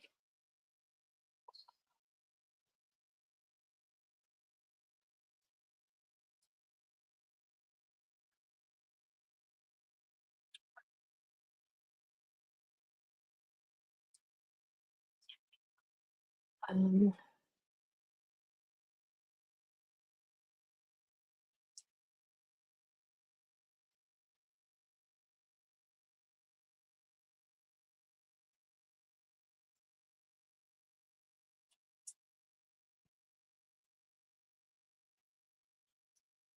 oh, I'm not gonna scroll. I just gotta pee for real.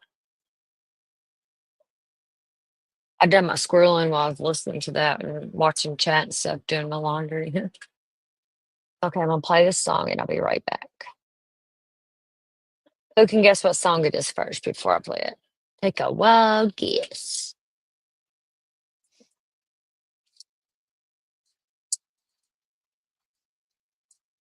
Oh, it's fucking lighter. I need a cigarette.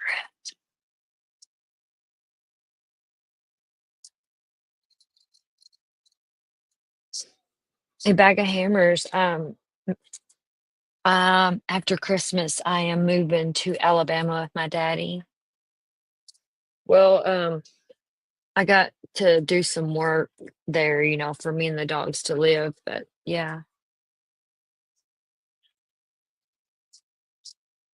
So I gotta save my money and get to selling my shit again.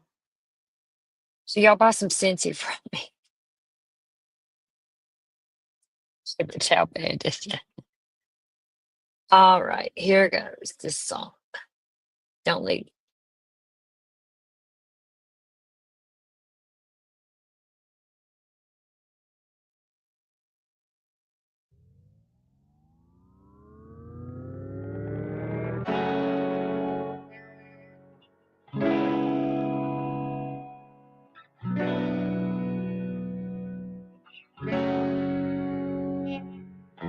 The world getting crazy, baby, chill. Don't medicate, just meditate. You waking up now, well, baby, you hella late. Educate, look at what's going on, let it resonate, accelerate. Find your inner hunger like you never ate. Agenda is to push the hate, separate and segregate. Don't celebrate quite yet, the storm is coming, Q, for heaven's sake. Violence that they demonstrate, instigate and penetrate. The values of our country and our God is what they desecrate. My fighters ain't no featherweight, pulling out the seams of the fabric that they fabricate. They feed us lies, manipulate, intimidate through fear and force, forcing us to sit and wait till we come together, congregate, and then we liberate. Praying that you give me strength to find some love amongst the hate. Marching on these streets of blood till I see the golden gates. Troubadour and troubled souls, one of God's servants. Blades out, cut the grass till we see the serpents. One day I hope you see the truth. This puppet show stays on because of you fools. We've been dancing with the devil way too long. I know it's fun, but get ready to pay your dues. Oh God, come back home. This crazy world is filled with liars and abusers. Need you now before we're too far gone. I hope one day they finally see the truth. God, we need you now. I know the truth is hard to swallow, just digest it. Suspecting something's going on, but chose to just neglect it. Deflected by some breaking news, oh, we just accept it. Expected just to fall in line and follow their perspective. Don't question their objective, but I got a lot of questions. How these kids molested, but nobody's been arrested. Read it in the testament, these children are protected. So I'm fighting all these terrorists, both foreign and domestic. Refuse to be directed, lion not a sheep. Only kneel to my God, so I'm dying on my feet. Silence when we speak, but there's violence in the street. I've been rolling with the punches, I can't take it on the cheap. Drink from a glass half full, I'm optimistic. People are sadistic, so vicious and malicious. Praying for assistance to overcome opposition, or I'm gonna start resisting, and then I'll pray for forgiveness. One day I hope you see the truth. This puppet show stays on because of you. We've been dancing with the devil way too long. I know it's fun, but get ready to pay your dues. Oh God, come back home. This crazy world is filled with liars and abusers. Need you now before we're too far gone. I hope one day they finally see the truth. God, we need you now. We need you now. We need you now. One day, one day, one day. One day, I hope you see the truth. This puppet show stays on because of you. We've been dancing with the devil way too long. I know it's fun, but get ready to pay your dues. Oh God, come back home. This crazy world is filled with liars and abusers. We need you now before we're too far gone. I hope one day they finally see the truth. God, we need you now.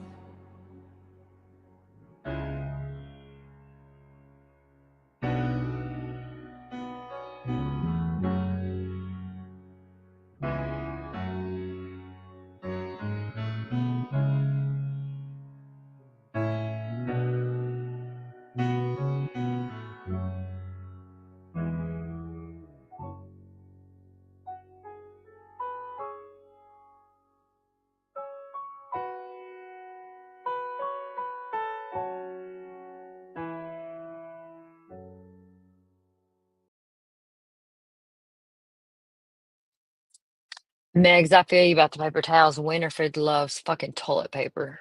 She'll run real quick and get it, off the roll in the bathroom and take off running. Oh my God.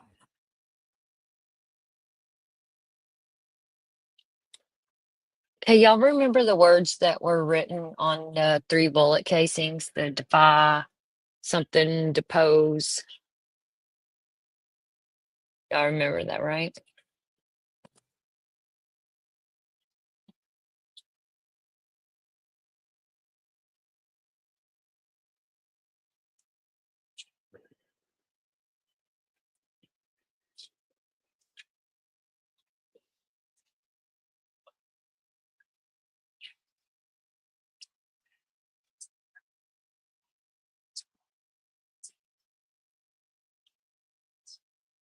Are y'all there?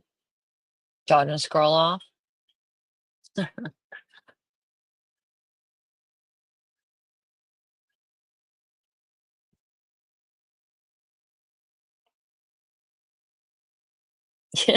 Next.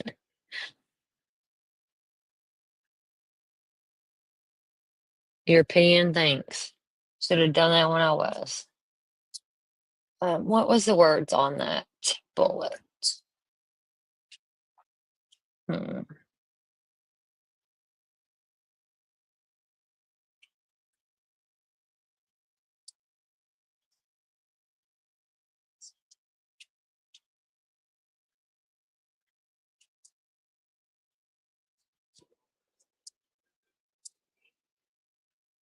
So people are still saying, you know, they got the wrong guy. Eyebrows don't match and stuff like that too.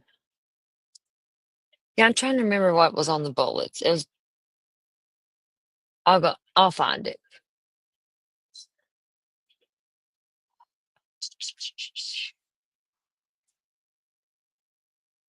What was the 3 words written on the 3 bullets?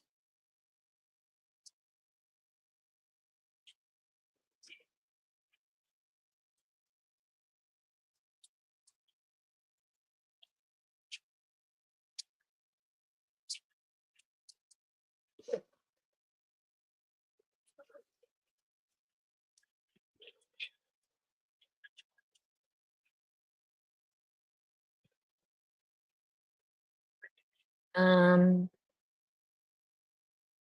they were.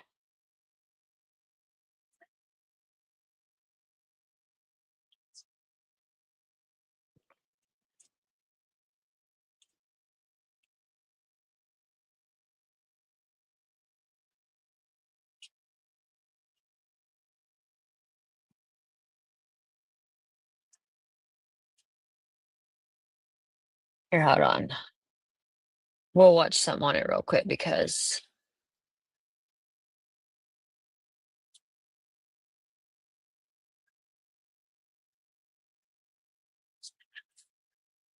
here we go. Here's what I want.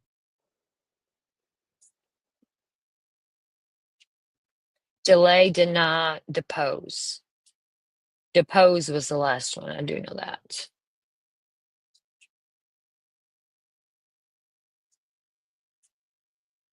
Arrest in the murder of United Healthcare CEO Brian Thompson. Investigators have been scouring Midtown security cams, but this morning they're focusing on writings left on the shell casings at the crime scene. According to investigators briefed on the situation, the NYPD believe the gunman may have written messages on those casings. Officials say the writings found said defend, deny, and depose, which.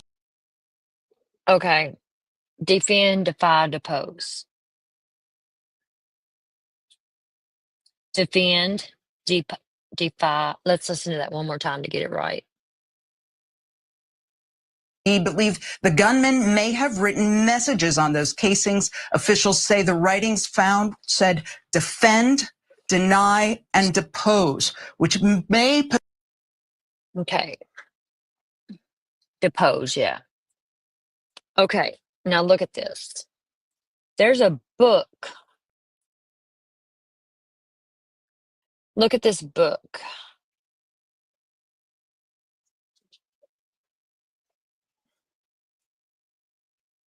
And look what it's about.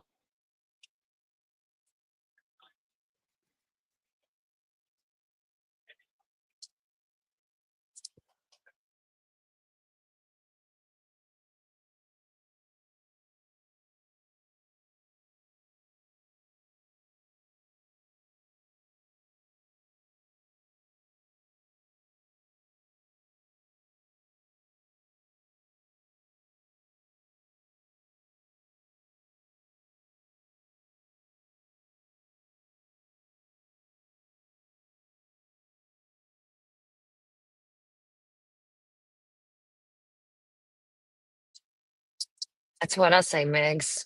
Very thought out process. I'll read what this is about. Oh, it is part of the investigation too. I didn't even know about this book until this. Hold on.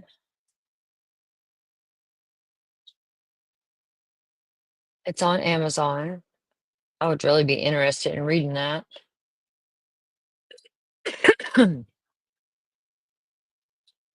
Says delay, deny, defend.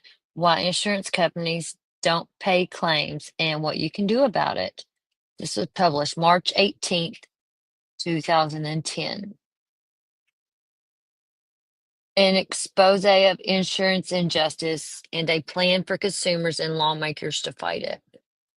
Over the last 2 decades, insurance has become less of a safety net and more of a spider's web, sticky and complicated, designed to ensnare as much as to aid. Insurance companies now often try to delay payment of justified claims, deny payment altogether, and defend these actions by forcing claimants to enter litigation. J.M. Feynman, a legal scholar and insurance expert, explains how these trends developed, how the government also fixed the system, and what the rest of us can do to protect ourselves. He shows that the denial of valid claims is not occasional or accidental, or the fault of a few bad employees. It's the result of an increasing and systematic focus on maximizing profits by major companies such as Allstate and State Farm. Citing dozens of stories of victims who were unfairly denied payment, Finman explains how people can be more cautious when shopping for policies and what to do in pursuing a disputed claim. He also lays out a plan for the legal reforms needed to prevent future abuses. This expose will help drive the discussion of this increasingly hot button issue.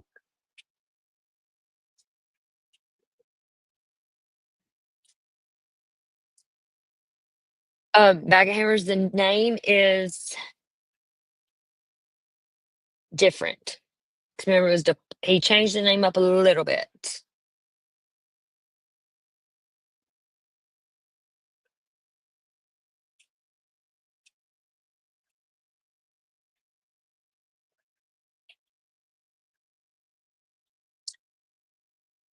Let's see what people are saying about it. This was on August 1st.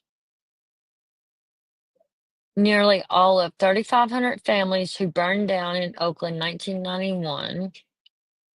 Let's see, hold on.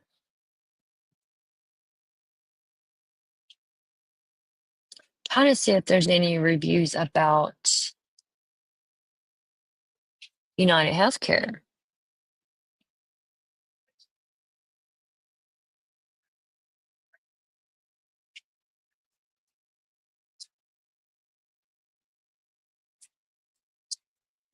This is like a lot of car insurance.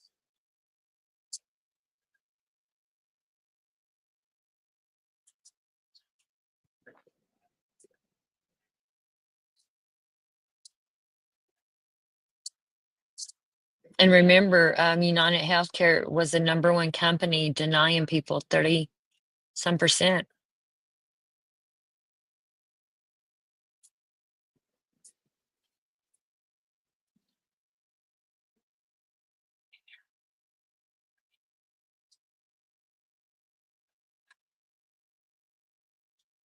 Wild, huh? The author is J.M. Feynman. I will. Just 1 second. I got a cough. Bag of Hammers. I'm going to zoom in on the author here for you.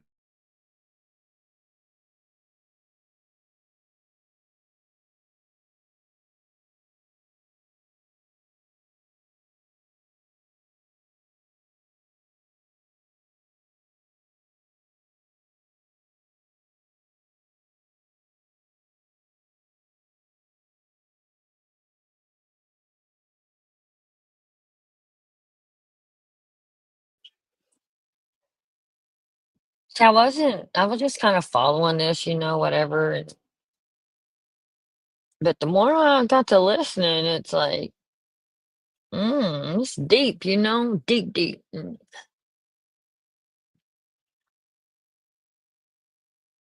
I will finish watching this video here about the gun and the shell casings. You're welcome, love. I love you.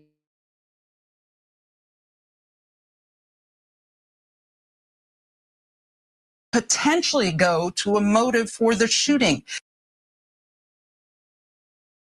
So the words defend, deny, and depose were written on the shell casings found at the scene of Brian Thompson's shooting, bolstering the theory that the targeted attack did have something to do with Thompson's role as United Health CEO. The words were written on the casings in Sharpie, and according to CBS News, investigators believe they could reference the 3 Ds of insurance coined by the industry's critics, which are delay, deny, and defend. The alliteration is a comment on the tactics that opponents say insurance companies use to delay or deny policyholders' claims.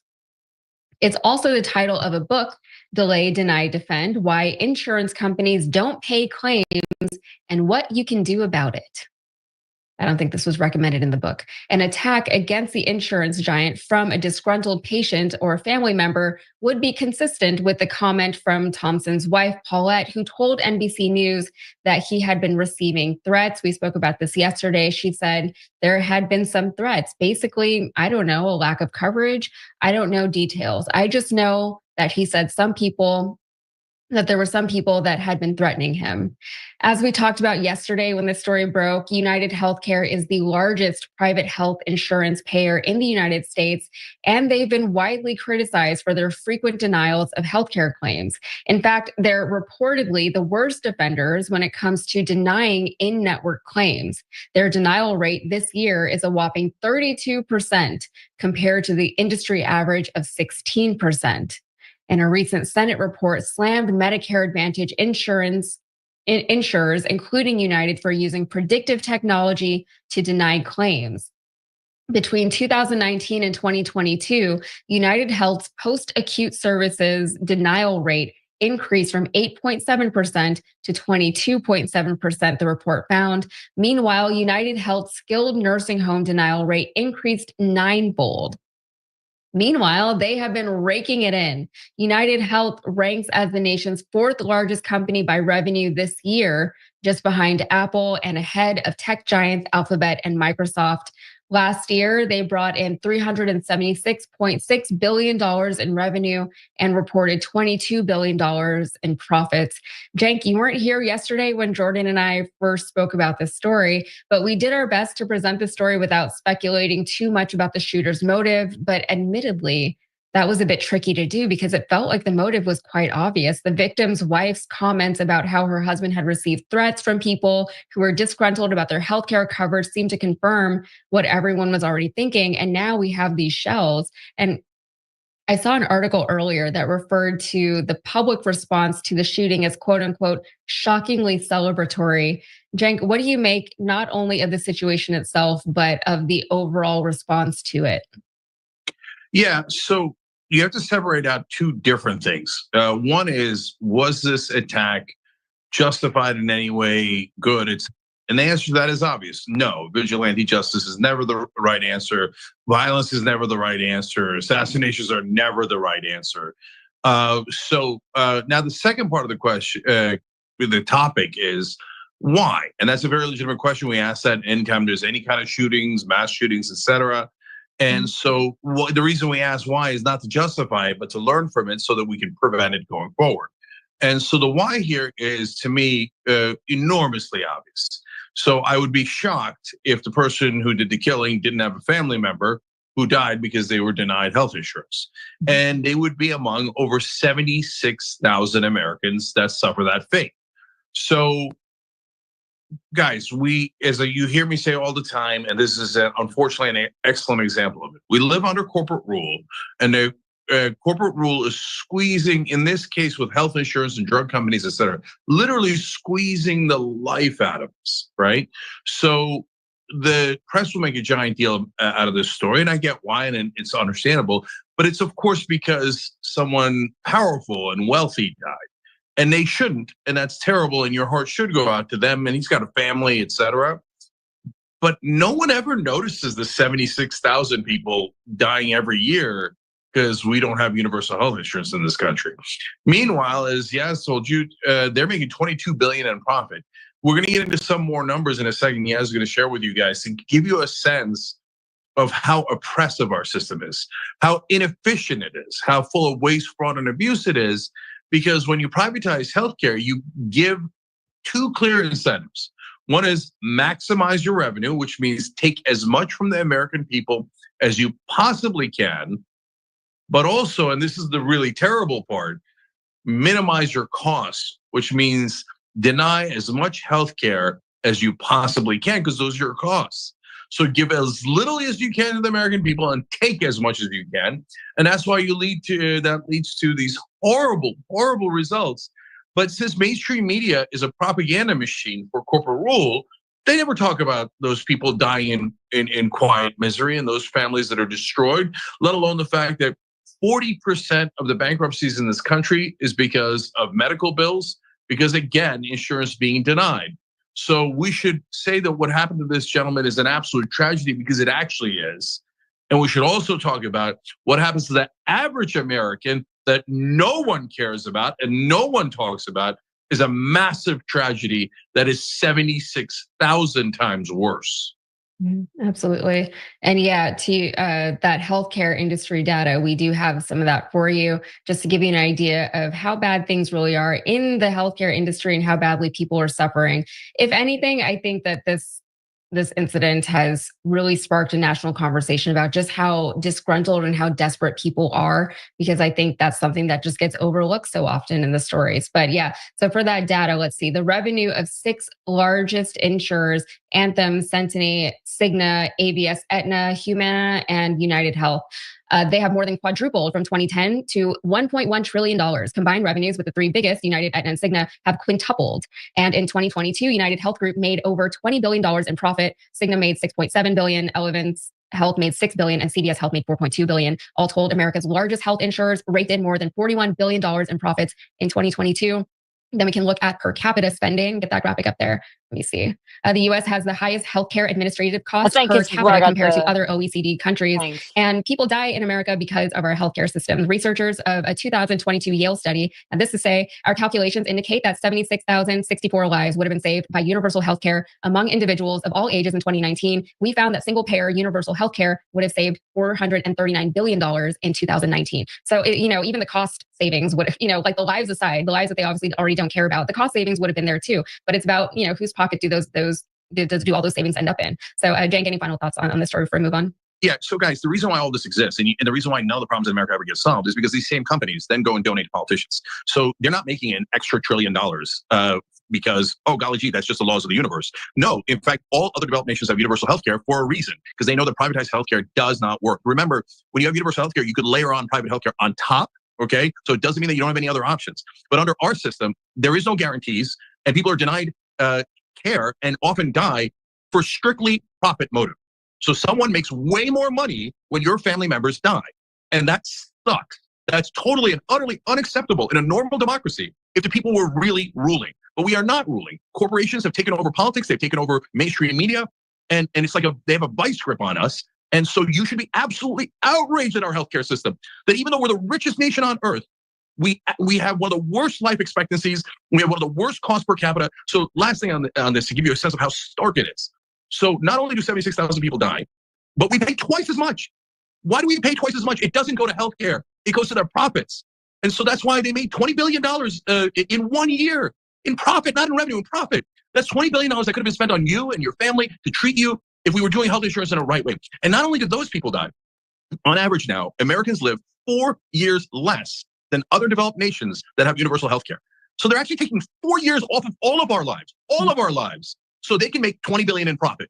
Is that a sane system? No, that's a system that the American people should absolutely end. The only reason we don't end it, because every liar in mainstream media never tells you how grotesque and unjust this system is. They love that injustice, they propagate that injustice, and they keep the truth from you. That's the reality. You could look it up. And guys, when that happens, when a system is that unjust, whether we like it or not, and no matter how much we condemn it, it leads to this kind of wrong-headed vigilante justice. Because when the government doesn't do anything, and why did we have all of these protests, et cetera? You remember when people were accosting the politicians in public? Why? Because they never allow us to talk to them. The only way you can talk to them is by bribing them, giving them a giant check. And then they're like, oh, you can't accost me in public, but then you never listen to us. So I don't want them accosted, but I do want them challenged verbally, not physically.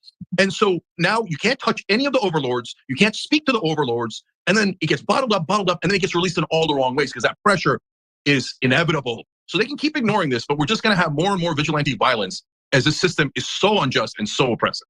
Yeah.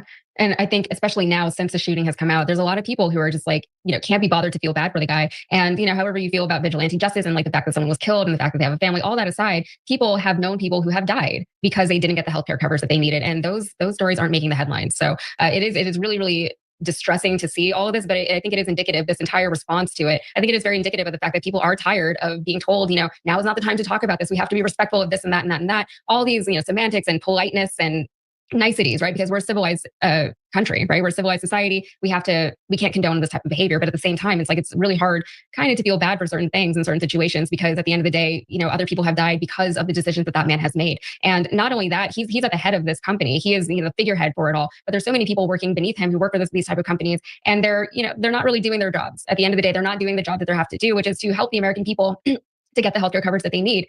But the flip side of that is that no, their job isn't actually that. Their job is to make more money for the company and to increase the shareholder value. So with all of that said, I think this is just like putting such a spotlight on what is wrong with this country and the fact that people are going to act desperately. They're going to act in more and more unpredictable ways because they're desperate, because they feel like they have no way out from these situations. And it has to be dealt with. They can't just keep sweeping this under the rug and telling us, just deal with it, and then hoping we'll forget about it by the time, some next headline comes in the papers or on YouTube, wherever they're watching it. So.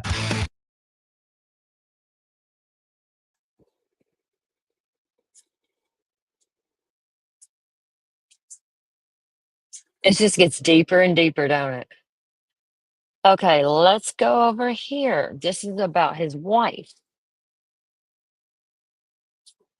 Her name is Paulette. Well, reaction to Thompson's death has been swift from people across the state and the country. Ian Russell is taking a closer look at Brian Thompson's life, career, and the legacy he leaves behind. Brian was a wonderful person with a big heart and who lived life to the fullest. He will be greatly missed by everybody. Our hearts are broken and we are completely devastated by this news. He touched so many lives. I have to play for you what I said when I spoke on TMZ Live yesterday, because the more things unfold about this Brian Thompson story, the more I'm believing that it was the wife. That seemed like it was personal. Someone was hired to do that. I don't think that it's related to health insurance whatsoever. The two were separated and living separately. And now there's talks that there might have been some indiscretions going on. But getting back to what I played yesterday. Fascinating, yeah, it really is. But as of now, we're still trying to find the person who pulled the trigger here. Go, go, go. Hey, I'm Donna Louise from Las Vegas, Nevada. And guys, I completely agree with this story. It just keeps getting weirder and weirder by the moment. And it just lets me know that there has to be multiple people involved in order for the bomb squad to be called to this man's home just hours after his assassination attempt. And now hearing from his wife, her statement, which was extremely vague. Part of me, honestly, is beginning to wonder if she had any type of involvement. But I'm standing 10 toes down on the fact that there has to be multiple people involved in wanting to go after this man. My thing is, there's no evidence that she is in any way complicit.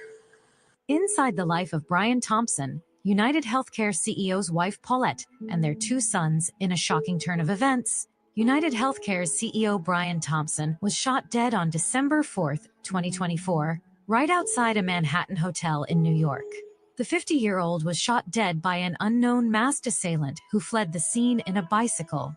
Brian Thompson is survived by his wife Paulette and two sons. Paulette, along with her husband and sons, settled in Minnesota. Read all about his family here. Who is Brian Thompson's wife Paulette? A physical therapist with over 20 years of experience. She got her master's in 1999 from the University of Iowa, where her late husband Brian Thompson also graduated. According to latest reports, Brian Thompson had been living separately from his wife, Paulette Thompson, for years. It is revealed that the two had been living in separate homes, less than a mile from each other in Maple Grove, Minnesota. The exact reasons behind their split is not known. All about Brian and Paulette's children, Polly often took to Instagram to share photos of her with her sons from their vacation. And she would also share photos of her and husband actively involved in their sons' activities. I love spending time with my two boys and taking them to all of their activities. I also love boating, spending time with family and friends, playing piano, biking, and traveling. Her work bio read, I am dedicated and passionate when it comes to well-being and want to make a difference in other people's lives, Polly wrote. She also mentioned that she loves helping people recover from their injuries and giving them a sense of empowerment over their health so they can live their lives to the fullest, getting them back to their baseline, or in some cases, surpassing their baseline. The family was always present for team events of their son. Thompson's one son recently graduated, and another son attended a public high school in Plymouth, Minnesota, according to the Minnesota Star-Tribune.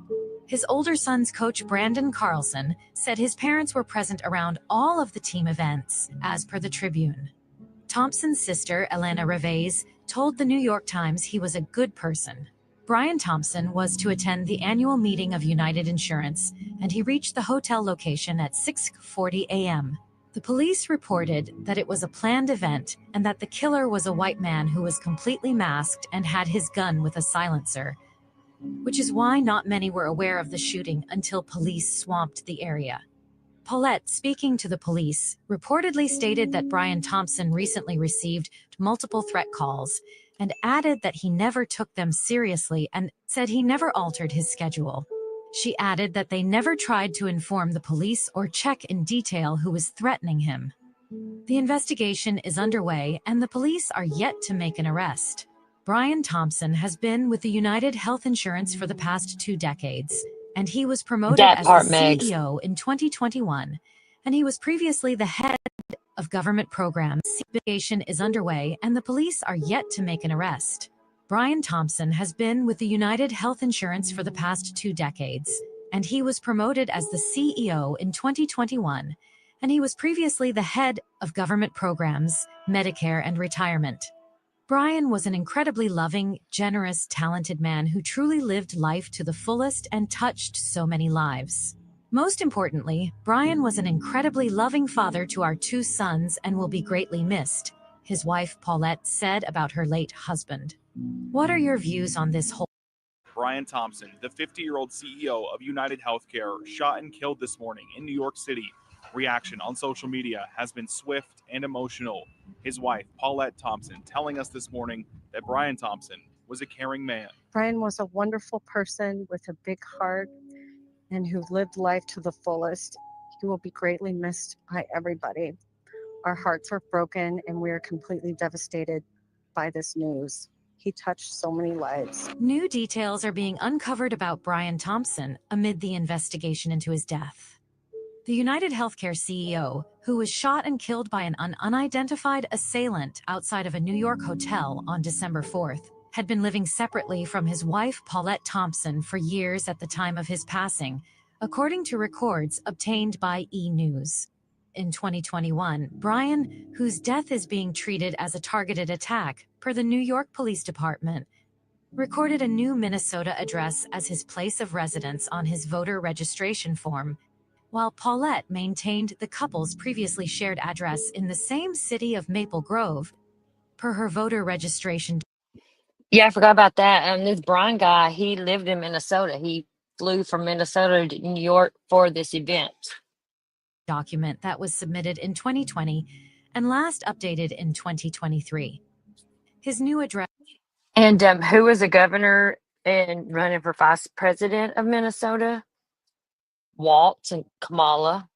Was less than a mile away, and that wasn't the only insight into the late businessman's life that was revealed. Back in 2017, Thompson was arrested in Minnesota and charged with driving under the influence, according to arrest records obtained by E! News December 5th. And the 50-year-old was convicted for the misdemeanor, receiving a maximum sentence of 2 years probation per the filing. He took over as CEO of United Healthcare a few years afterward in 2021. The company went on to earn $16 billion last year, with Brian receiving $10.2 million in total compensation in 2023, according to the New York Times.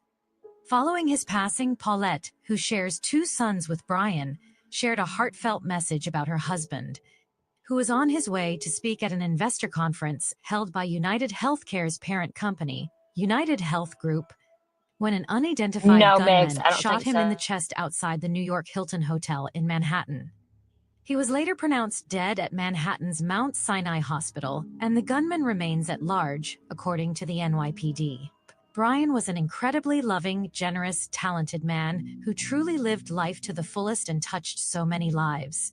Paulette said in a statement obtained by NBC News. Most importantly, Brian was an incredibly loving father to our 2 sons and will be greatly missed.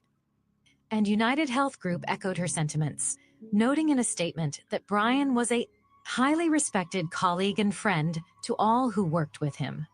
We are working closely with the New York Police Department and ask for your patience and understanding during this difficult time.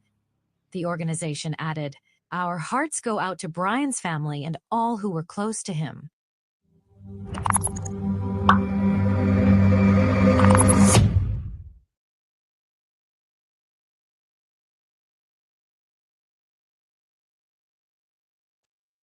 Let's see here. What else?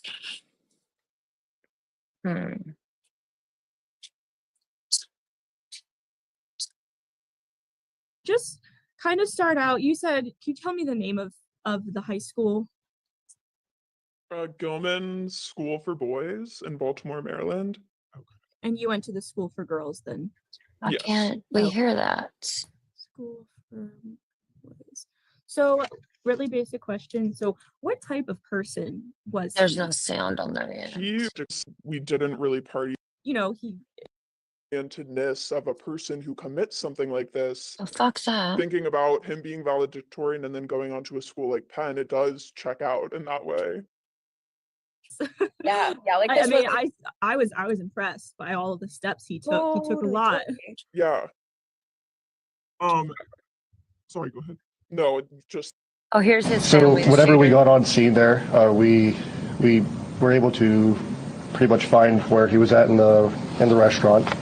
And as soon as he was wearing a blue medical mask. As soon as we pulled that down, or we asked him to pull it down, me and my partner and I recognized him immediately, just from what we saw in the media with photos, videos.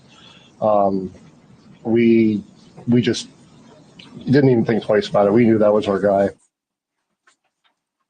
News Nation's national correspondent Alex Capriello has been in Altoona all day. He joins me now live, as does our Brian Enton, who's at the suspect's alma mater, the University of Pennsylvania. Okay, Alex, I'm going to begin with you. You were in court. You got an up-close and personal look at him in court. Take me there and describe everything. Don't leave anything out. Yeah, believe it or not, I started my day just outside Central Park watching NYPD scuba divers going through the lake, thinking that was going to be the big development of the day. Little did we know that we heard of this arrest that happened in Altoona, Pennsylvania. So my photographer and I jumped in a car, headed 4.5 hours, and made it right in the nick of time. We walked inside this courthouse and got a front row seat into that proceeding and how it went. First, let's start with the defendant himself, Mangione. Really strange to see him walk in after everything that we had heard and seen, only small glimpses of this guy's face, and now to see who police believe to be the suspect of this murder walking towards me. He was handcuffed at both his waist and his ankles. He was accompanied by no less than a dozen police officers and sheriff's deputies who are making sure that they had a close eye on him at all times. But really, when we talk about his intelligence that people are talking about, it really displayed in court. He was very eloquent when he spoke, showing off his intelligence, even speaking up at several different instances when he wasn't even being asked to speak. For example, when he was denying some of the claims against him made by the Commonwealth of Pennsylvania, he had no hesitation to speak up about that. But this was a moment for them to read off the charges as they exist here in Pennsylvania, and again, not related to the murder in New York. Those charges here in Pennsylvania: forgery, firearms not to be carried without a license, tampering with records or identification, possessing instruments of a crime, and then finally, false identification to law enforcement employees. This is exactly what it is here in Pennsylvania. We'll see when that arrest warrant comes from New York and what that entails, whether or not it exists to a federal extent or also state crimes. Yeah, I wouldn't be surprised if that warrant was being filed. The arrest warrant would be filed tonight. And I wouldn't be surprised if federal charges are announced tomorrow. That just makes the extradition immediate. Brian, real quickly, as we look at Matthew. Charlie that went out on the kayak and whatever with Sebastian's case? I don't know who you are, Matthew, but thank you for telling me that. Who are you, Matthew?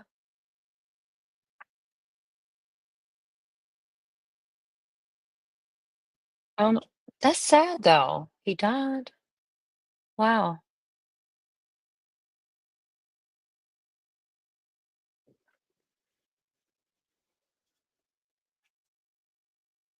What was your name before you changed your name to Matthew G, Matthew?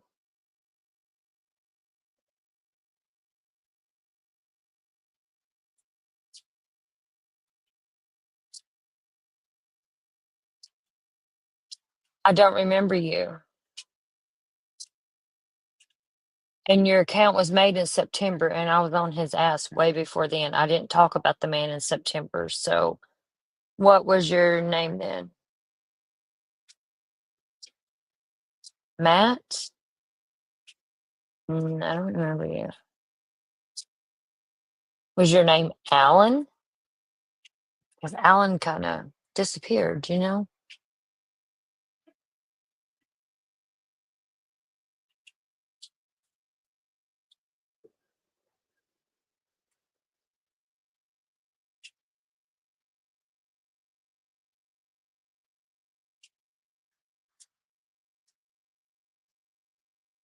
There was never no Matt in my chat except for my friend Matthew.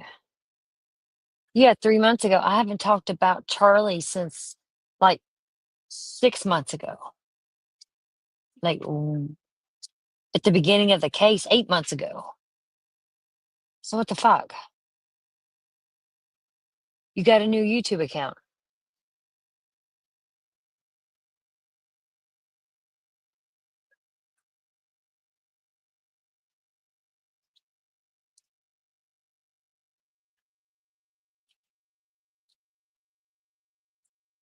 You was not in and out. I would remember you.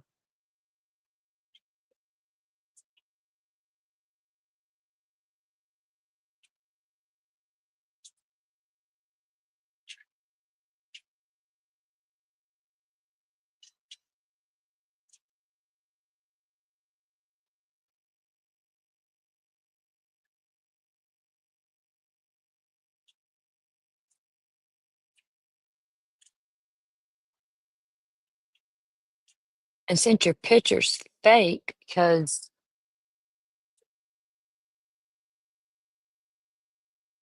your picture's fake. Dr. Forrest Lyon, Dr. John Hill, they all match your same exact picture. So,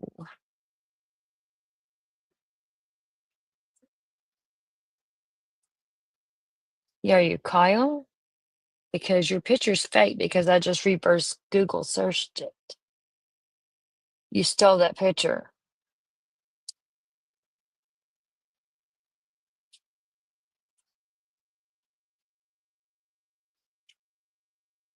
And Max that don't come in my chat just shows up again too. Kind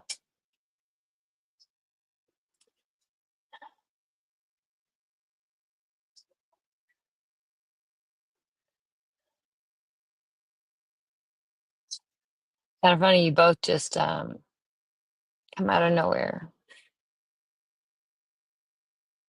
Joe's your first name?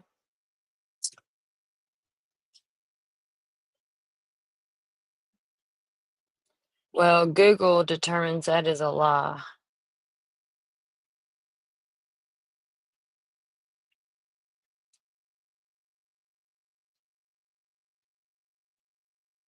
Max, why you just all of a sudden pop up too? Who the fuck are you? Do you live across the pond?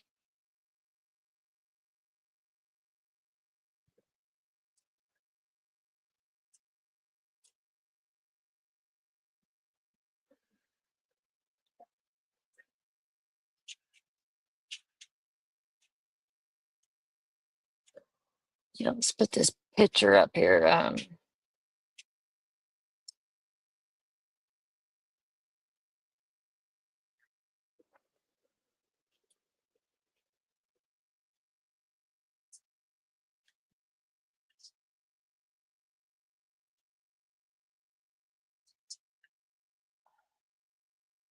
Max, I don't even know why you're trying to get in this. It has nothing to do with you. You're gonna get you an ass chewing if you don't back off. Because we got somebody in here using. Yeah, Carl, tell Kyle we said hey, bro. And tell Kyle's ex-wife Amanda hi too. And tell Kyle's father Marvin hello as well.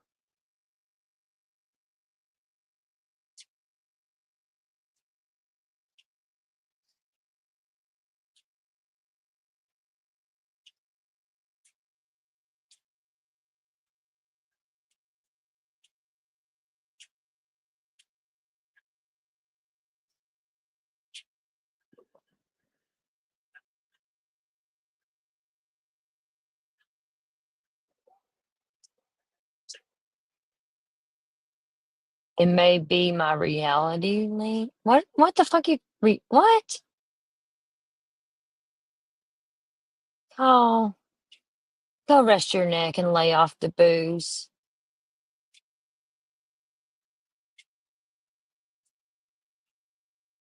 Megs, check your Facebook Messenger.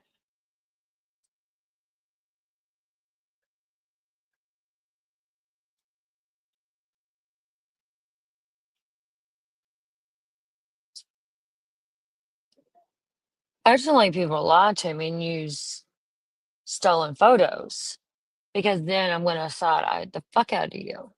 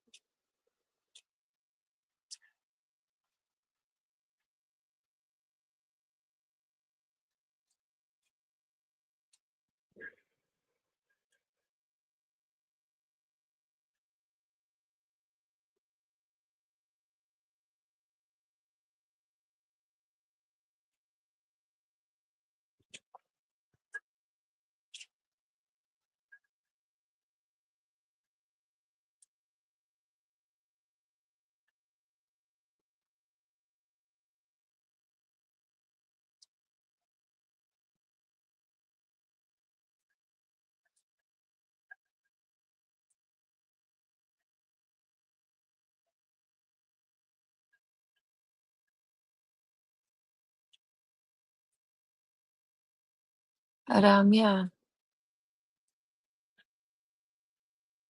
Your realtor page? Well, on Google it says you're a doctor.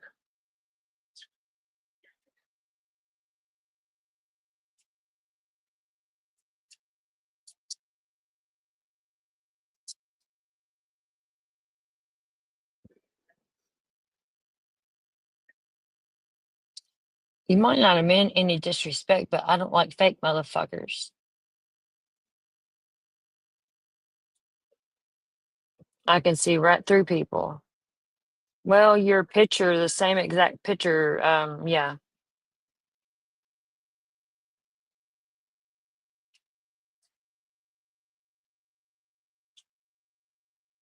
Let's see here.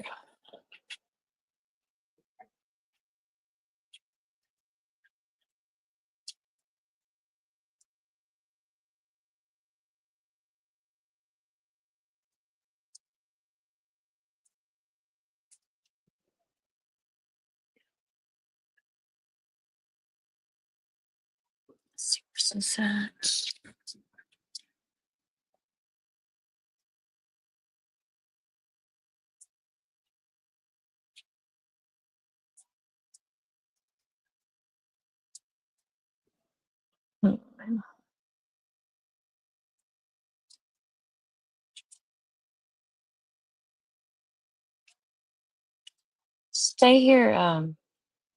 Stay here, okay?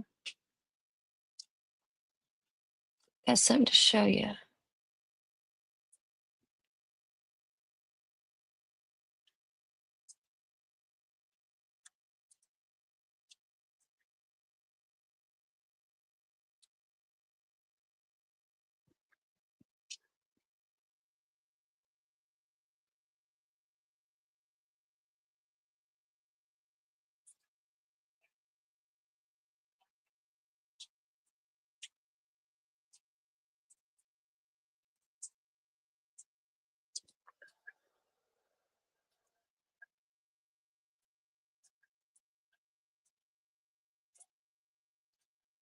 Hold on here. I got something to show you.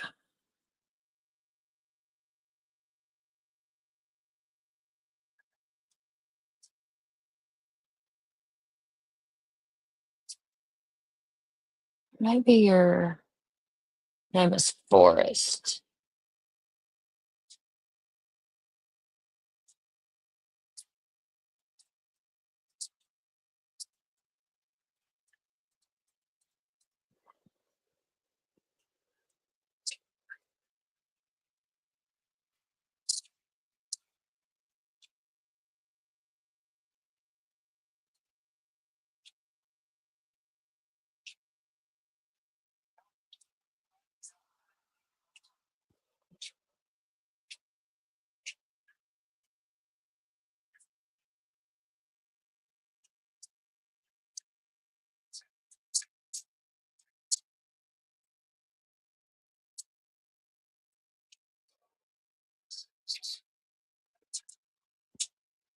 Don't you motherfuckers know I'm crazy? Like legit, and I don't understand some of it.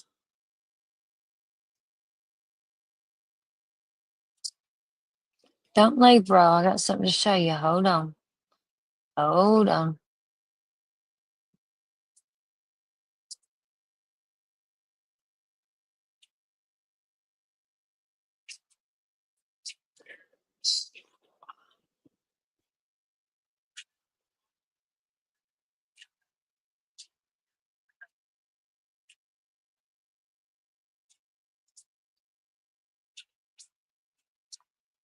Megs, don't message me on Facebook, honey, because I'm getting ready to show it and your shit's gonna pop up if you do. Text me.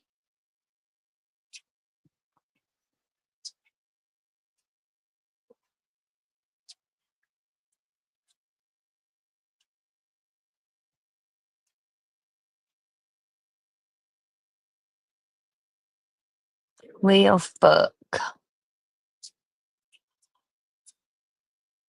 Just a second.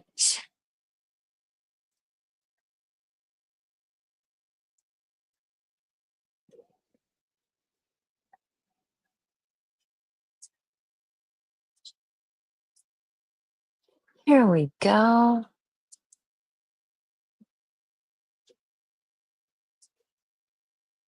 Email, yes. Send me your business card.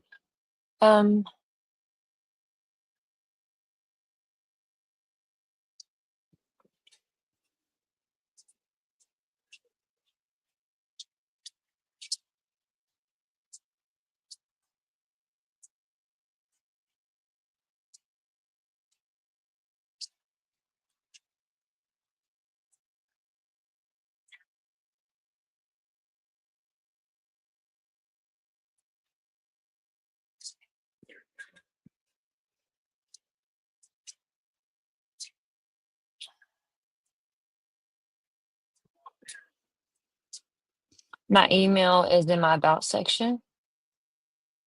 Okay, y'all see that picture? Look at this picture.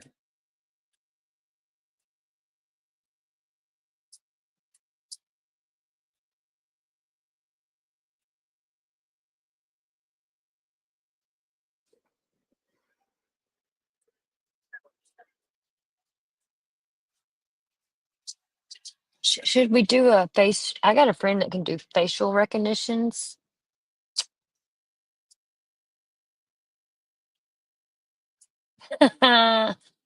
Busted.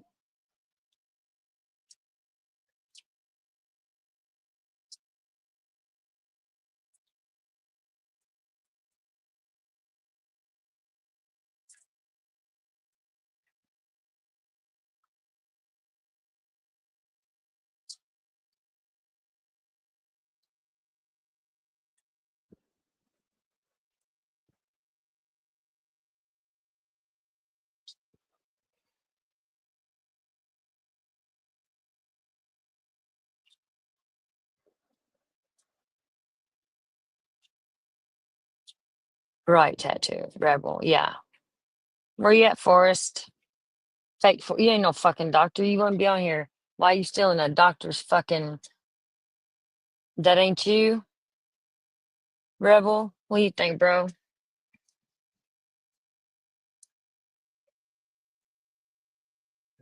Just a second here.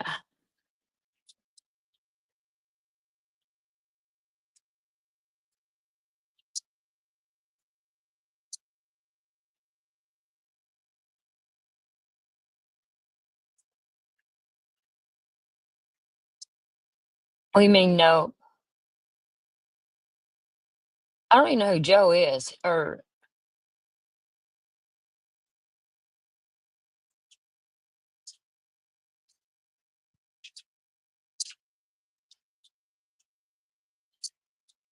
y'all got the same eyes and everything.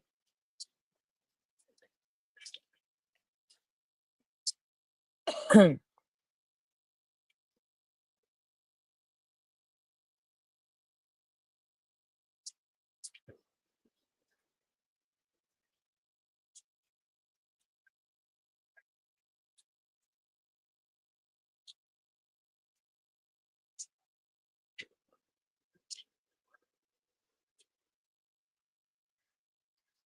go over here to his big old profile here and see what photos he's got.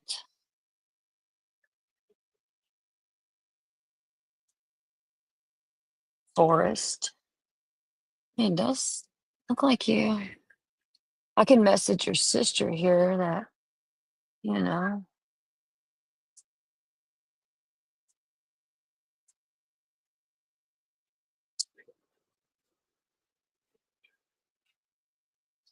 See albums. Profile pictures, those would be good ones.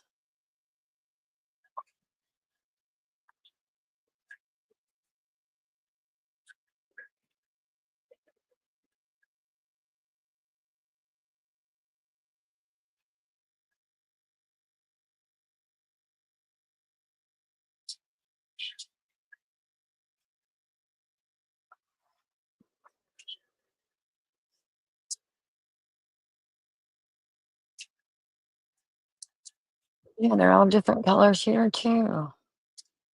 Mhm.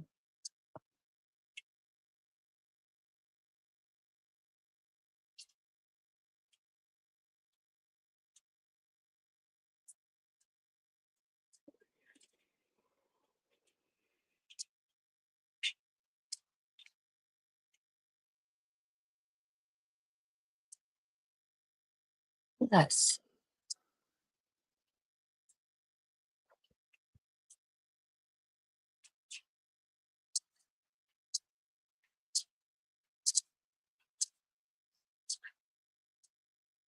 Sure he is. I don't care right now.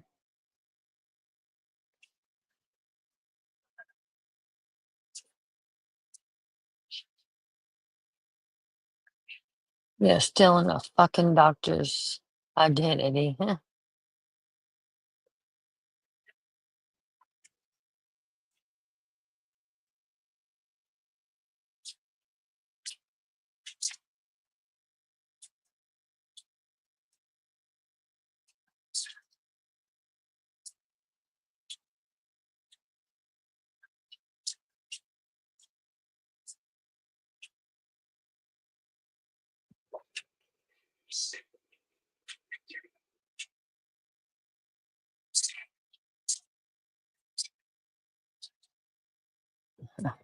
Yeah, I'm gonna send this to this guy and ask if it's him.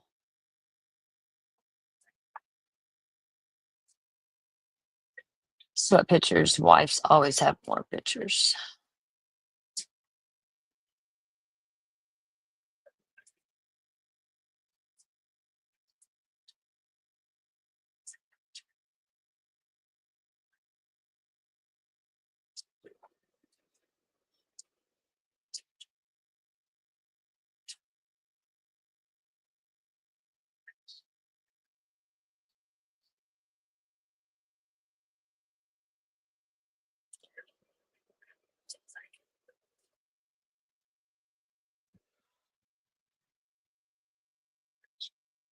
It was made of September Rebel.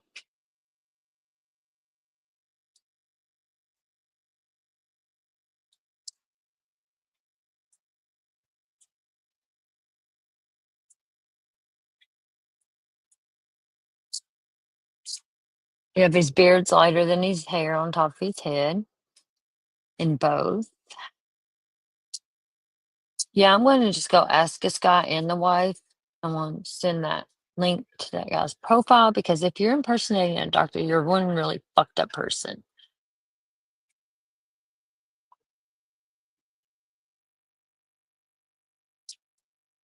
Rebel, that's how I found him. I did the reverse and this is what came up.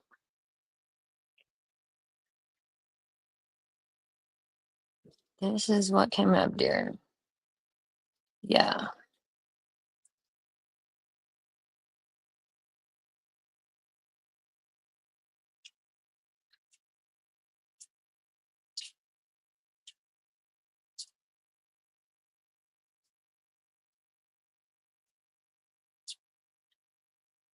Yeah, where did he go?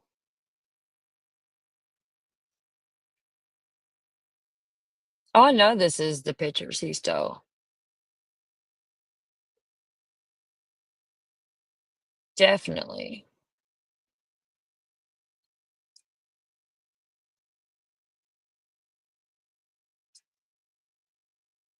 Got the same little snaggletooth thingy.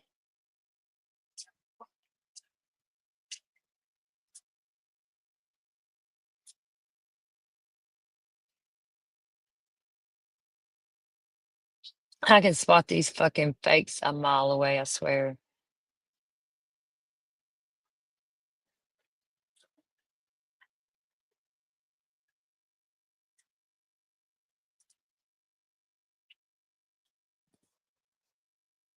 Shoot to you in, Joe. Joe Blow.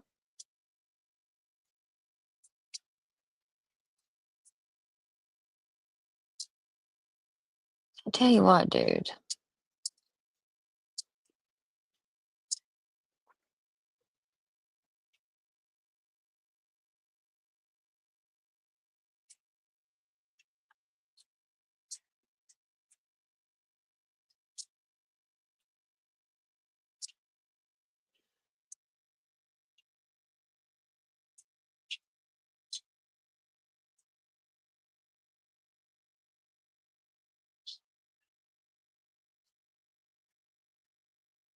Oh no, that forehead there looks pretty wide.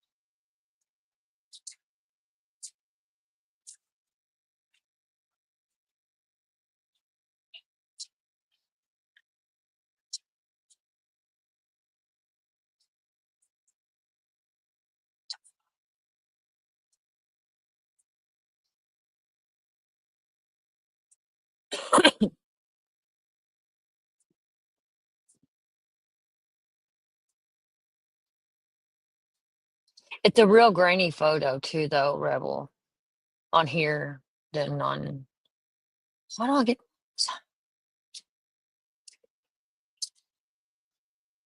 Hold on a second.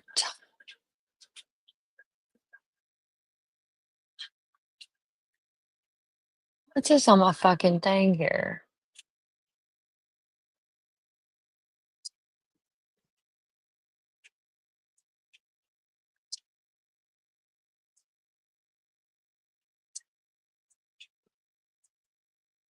Okay, let me start over.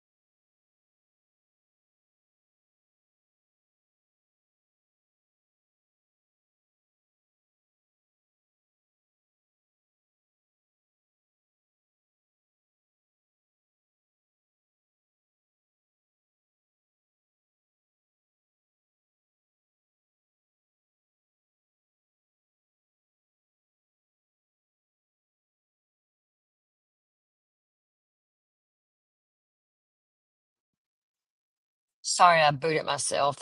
It's definitely him. Yeah, Max left too. How convenient.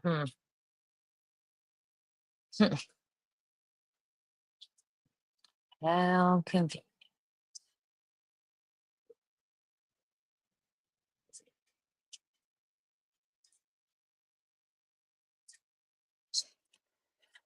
Let me check my email, see if he.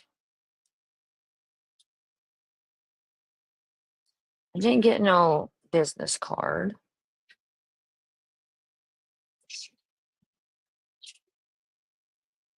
Not even in my spam.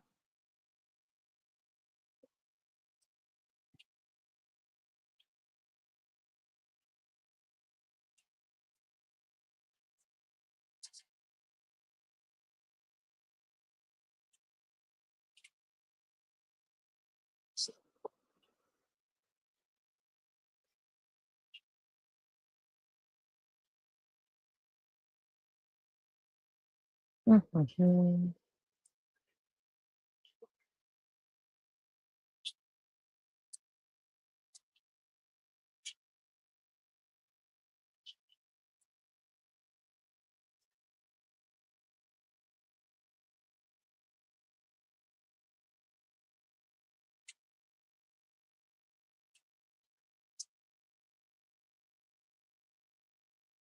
Right, Megs, we do catch them every time. It's funny, and we're always right. I love it.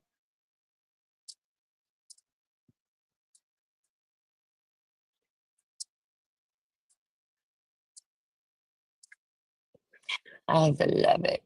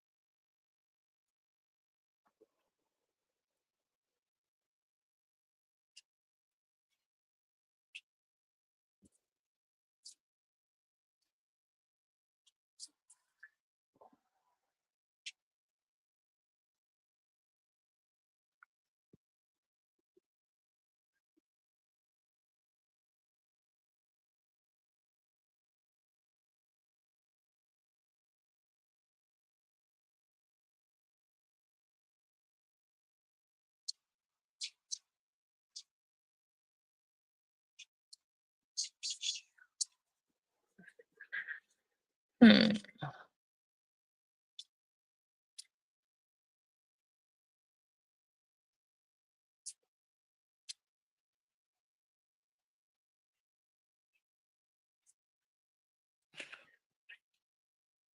Hmm. Mm, mm, mm. That's just funny. We'll continue our coverage of this other stuff tomorrow, but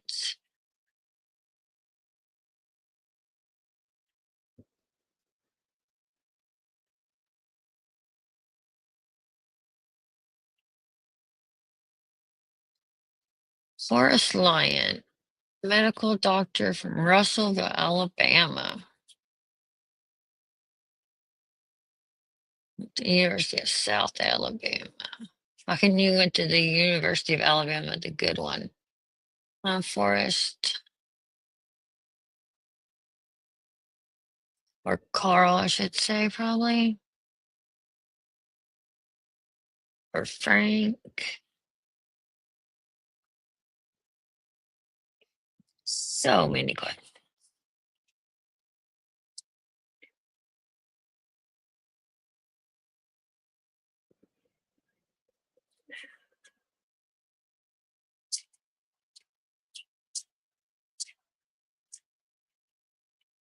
I just don't like fake motherfuckers.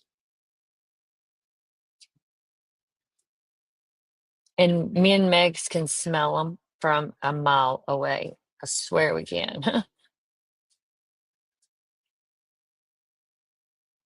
We can, we can.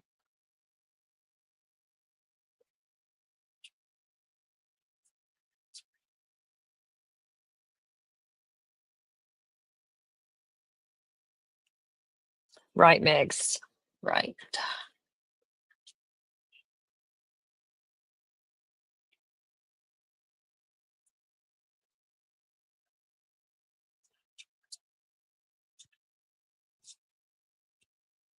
Kyle, you want me to be careful now? I'm gonna come be your stepmama and take your inheritance. You know what you gonna do, boo? I'll come and become your stepmama and take your inheritance, bro.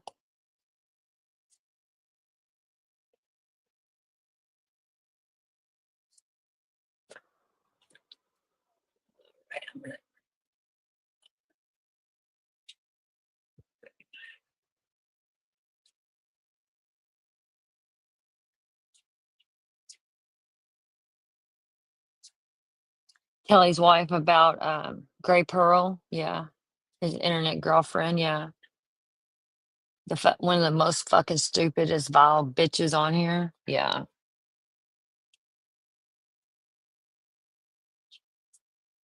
All right, Kyle Matthew Clark, Bedford, Indiana.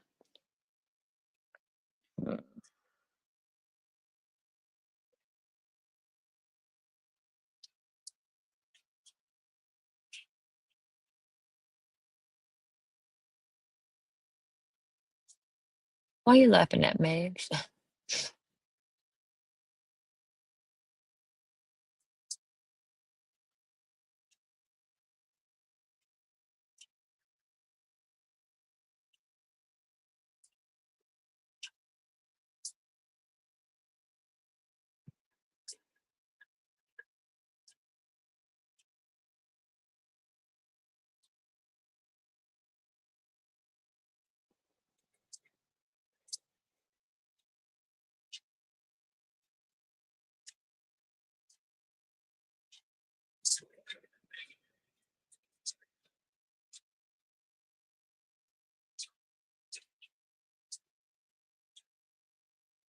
I know, right? I'll get ready to get off anyway and go to bed.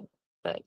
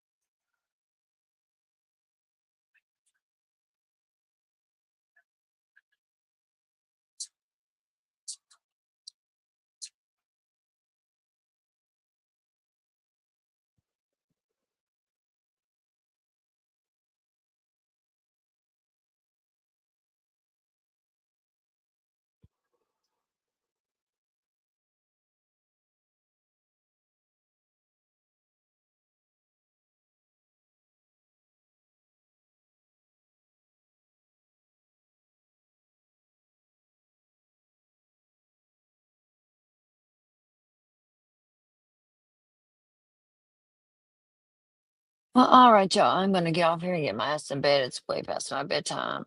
Good night, Carl, Kyle.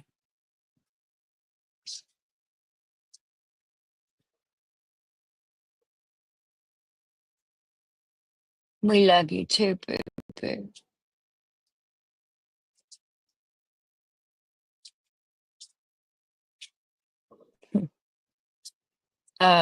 That's probably his doctor.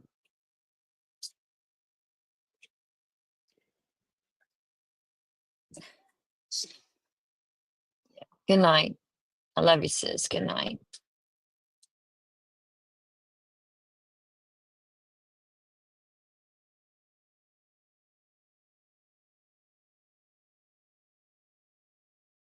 I got a million trillion things that I'd rather fucking do. Okay, music stops. Then to be fucking with you. Yep. Little stupid ass, I don't give a fuck. I don't give a fuck. Yeah. I don't give a fuck, bitch. Yeah, I don't give a fuck about you or anything that you do. Don't give a fuck about you or anything that you do. Okay.